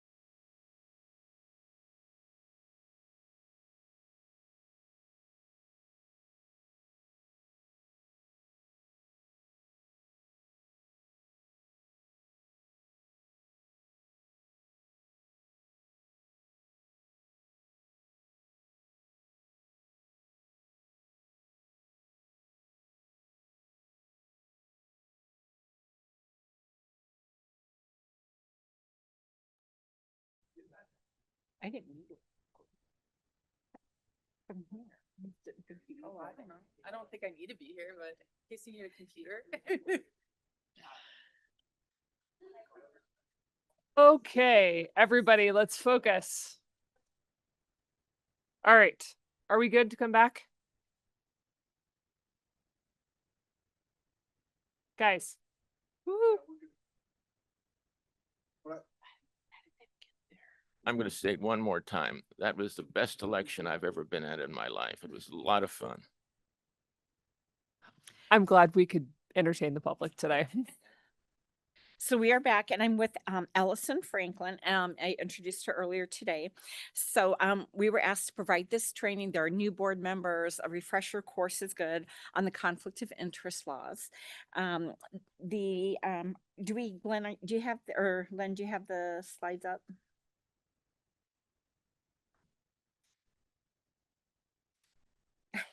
I corrected myself. Len, are you there? There we go. Okay, so next slide, please. In general, the Arizona Conflict of Interest laws requires a public officer or employee who has a conflict of interest to disclose that interest and to refrain from participating in the matter.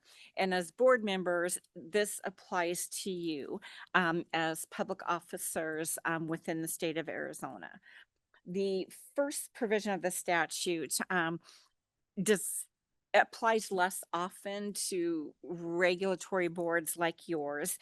B is the one that may be more applicable, and that provides that any public officer or employee who has or whose relative has a substantial interest in any decision of a public agency shall make that interest known and shall refrain from participating in that decision.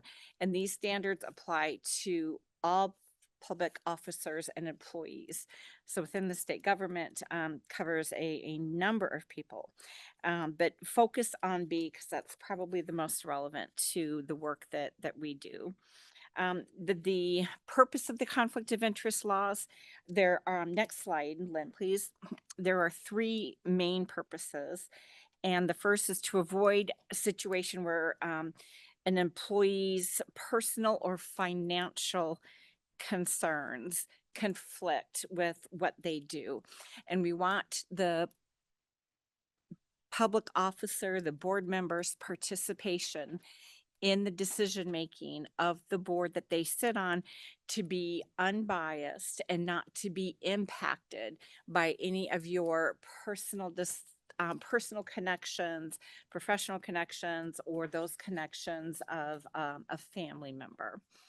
We want to ensure that the public resources are used for public purposes.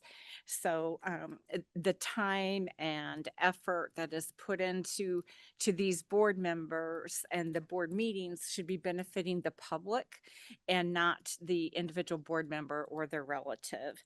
And of course, tied into that is we want to prevent self-dealing.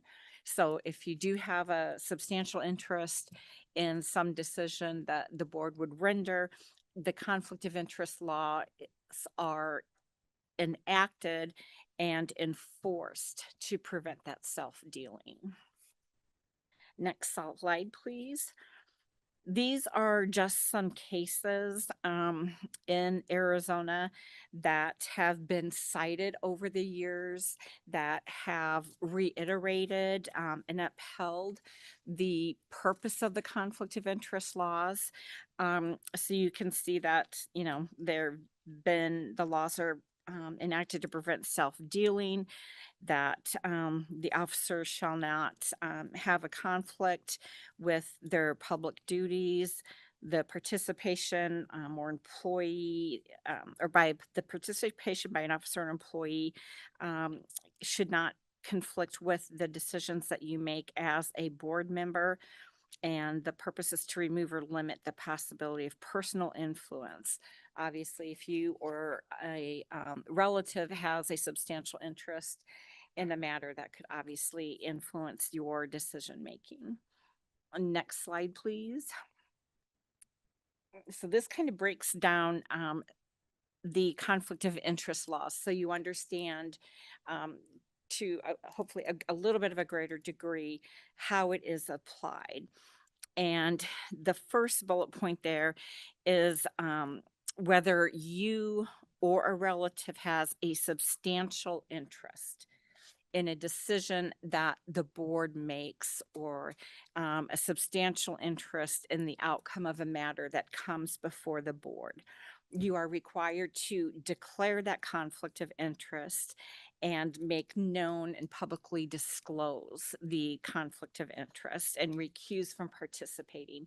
And we see that several times every meeting by, a number of boards, which is done properly. A substantial interest, this is probably the least helpful definition in the Arizona Revised Statutes, but it generally means a non-speculative pecuniary or proprietary interest, either direct or indirect, other than a remote interest. So basically, you would look at a substantial interest as not as a remote interest, and the remote interest is defined there as, a non-salaried officer, insignificant stock holdings, publicly traded, professionally managed investments held in funds. So that's a remote interest. So anything that does not fall as a remote interest is a substantial interest. And it's, very, very fact specific. And then you're required to make known on the record, disclose in writing, which you all do to the agency, disclose that in writing on a form, and it's maintained by the agency pursuant to the statutory requirements. The next slide, please, Lynn. If you have a statutory conflict of interest, so you or a relative has a substantial interest in something, recusal is mandated. It is required. It's not optional when you have a statutory conflict of interest.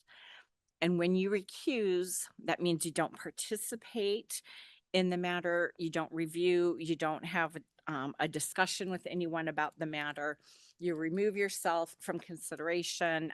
You can sit on the side, you can leave the room, you can turn off your camera, but it's an all or nothing. It's not a partial recusal.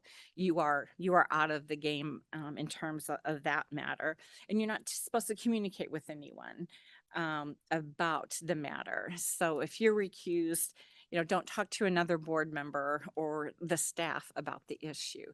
You have to totally remove yourself. It is also, recusal is required for the statutory conflict of interest and also for bias, prejudice, or prejudgment.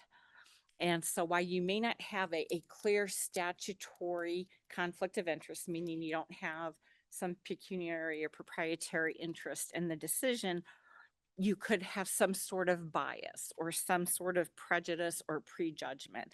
And that can arise from, a number of sources, maybe personal knowledge of the individual or professional relationship that, goes back a period of time or maybe is current.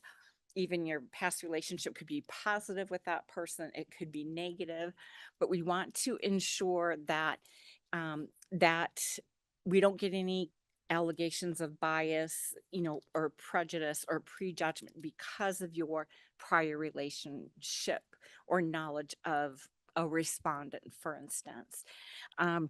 Any type of question about whether you have some sort of bias or prejudice or prejudgment can raise questions about the appearance of impropriety. And that's not a true conflict of interest. It's not a statutory conflict of interest, but think of it as what would a member of the general public sitting in this audience think, knowing about your relationship, your previous or professional relationship with someone. It may not be a true conflict, but like, how does it look? So You can certainly use me as an example for that one. Use you as an example? Yes, because of the boards I sit on, like GERC. Yeah. you do sit on the governor's regulatory review. My understanding is, you recuse yourself when the pharmacy board rules come before GERC. You have expertise in that area. So that doesn't, that to me doesn't rise to a level of an appearance appearance of impropriety. It's not a statutory conflict. You have experience. You sit on other boards and commissions. That's, part of the reason that you may have been appointed is because of your experience. So that in and of itself, to me, does not rise to the level of the appearance of impropriety. It's just a notch in an area where you have some specific experience. And besides rulemaking, your position on GERC, I can't think of any way that would, rise to a conflict, a true statutory conflict with you and your circle. Sometimes it's a perception of conflict, though. It is, the perception of a conflict of interest is the appearance of impropriety, but, and if, you can recuse yourself, but I know you recuse yourself on GERC when it comes to the pharmacy board rules. So you've addressed that, from the GERC perspective. And just because you have experience with the, rulemaking process as a member of GERC, I don't believe it would impair your judgment on the board's rulemaking when the rulemaking deals with policy issues and enforcement of our statutes. But you can always raise that issue if you're concerned. I take calls all the time from board members who want to talk about whether they have a conflict of interest, and I'm happy to take that call. It is a personal decision, but talking it through with a board member and discussing the pros and cons of continuing, participation, I have been told it's just always very helpful for the board members, to put it in perspective.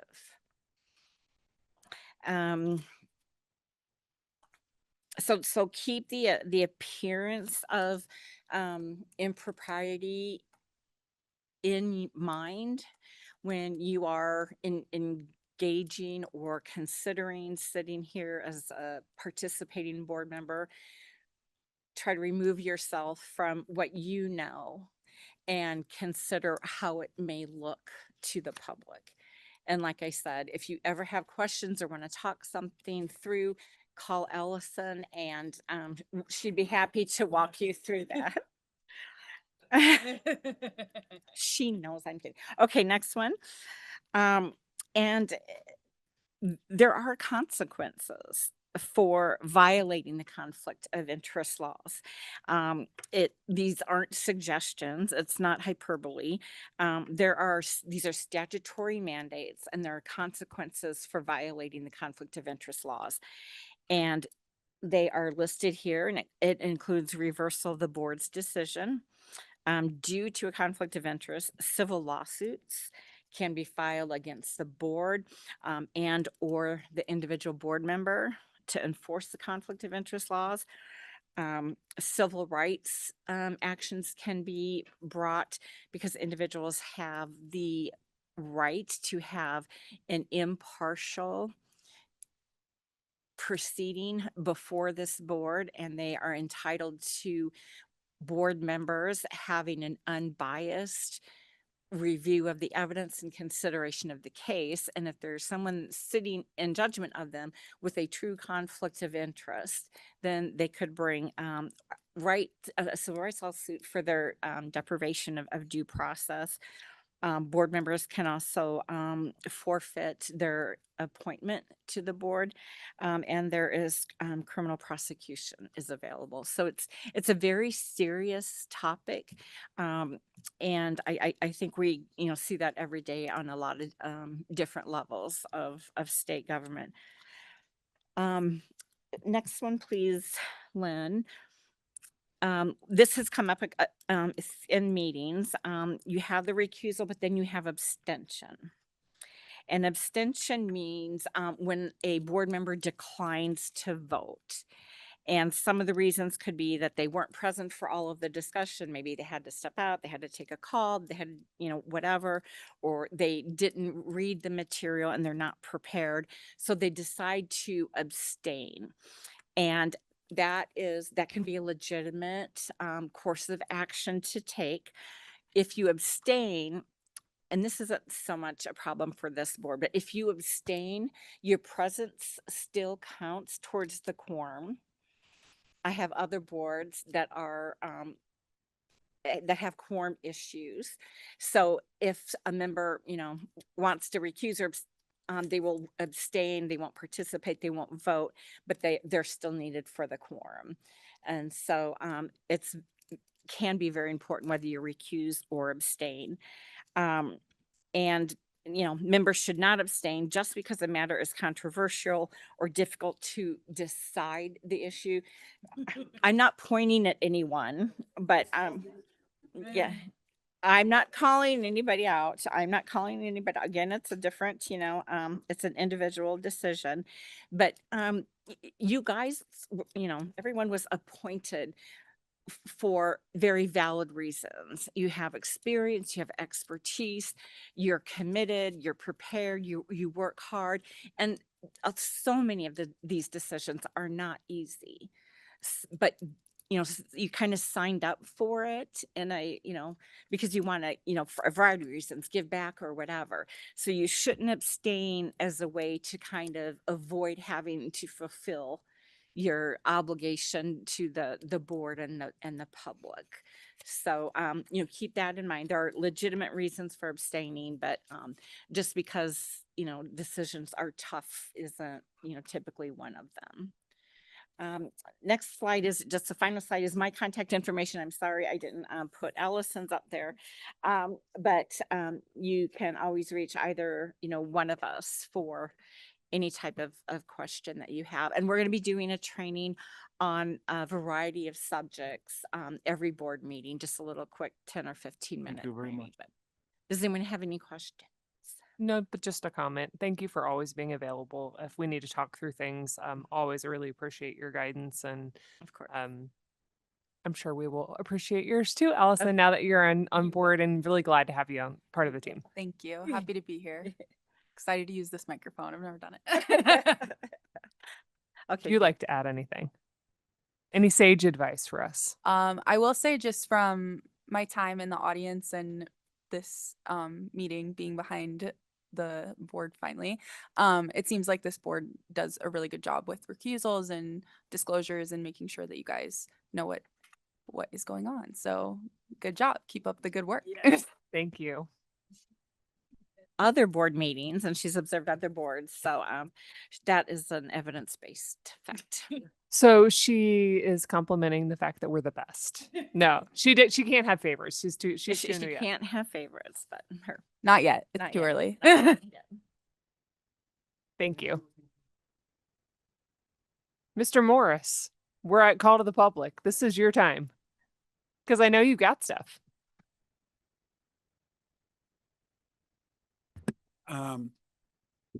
I had a list of like 9 issues, but it's late, so I'll cut it to one issue.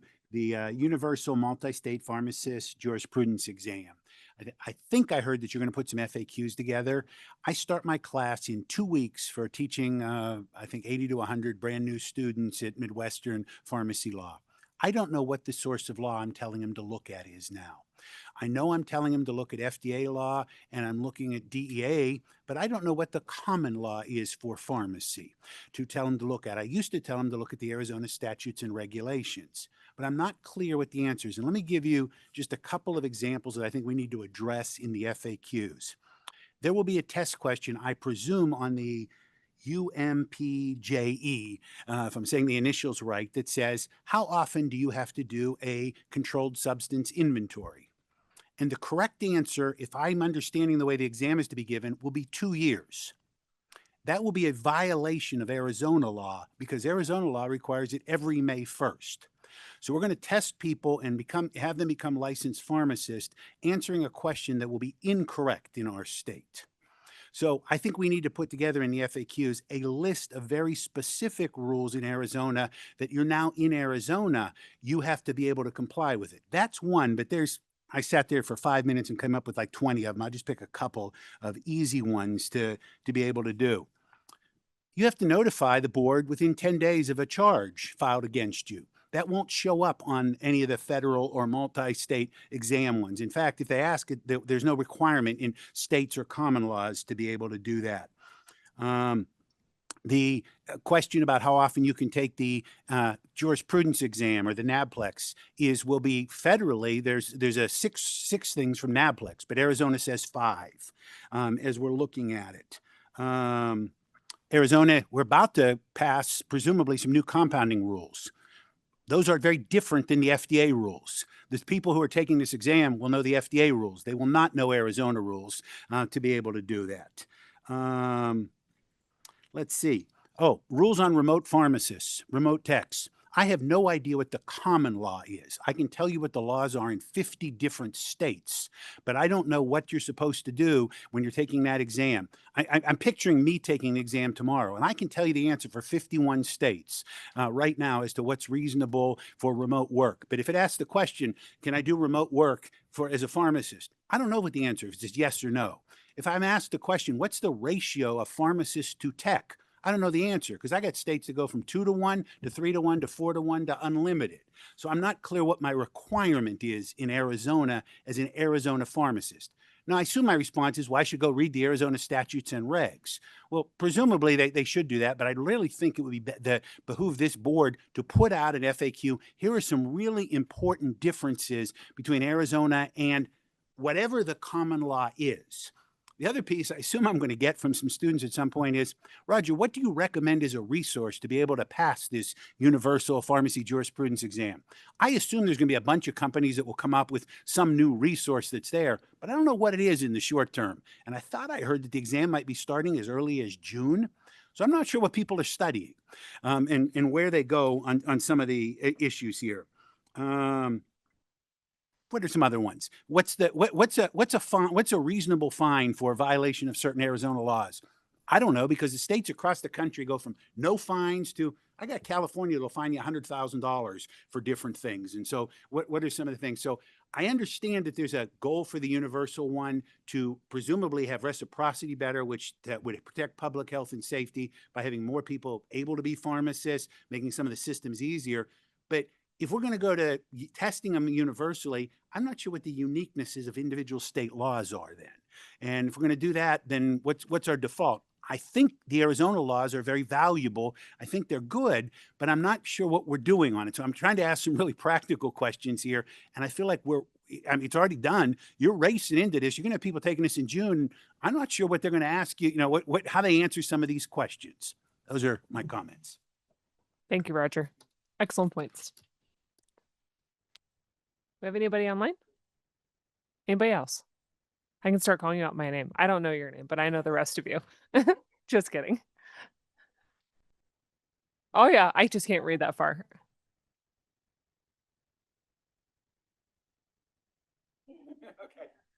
All right. I think that brings us to the end of our agenda.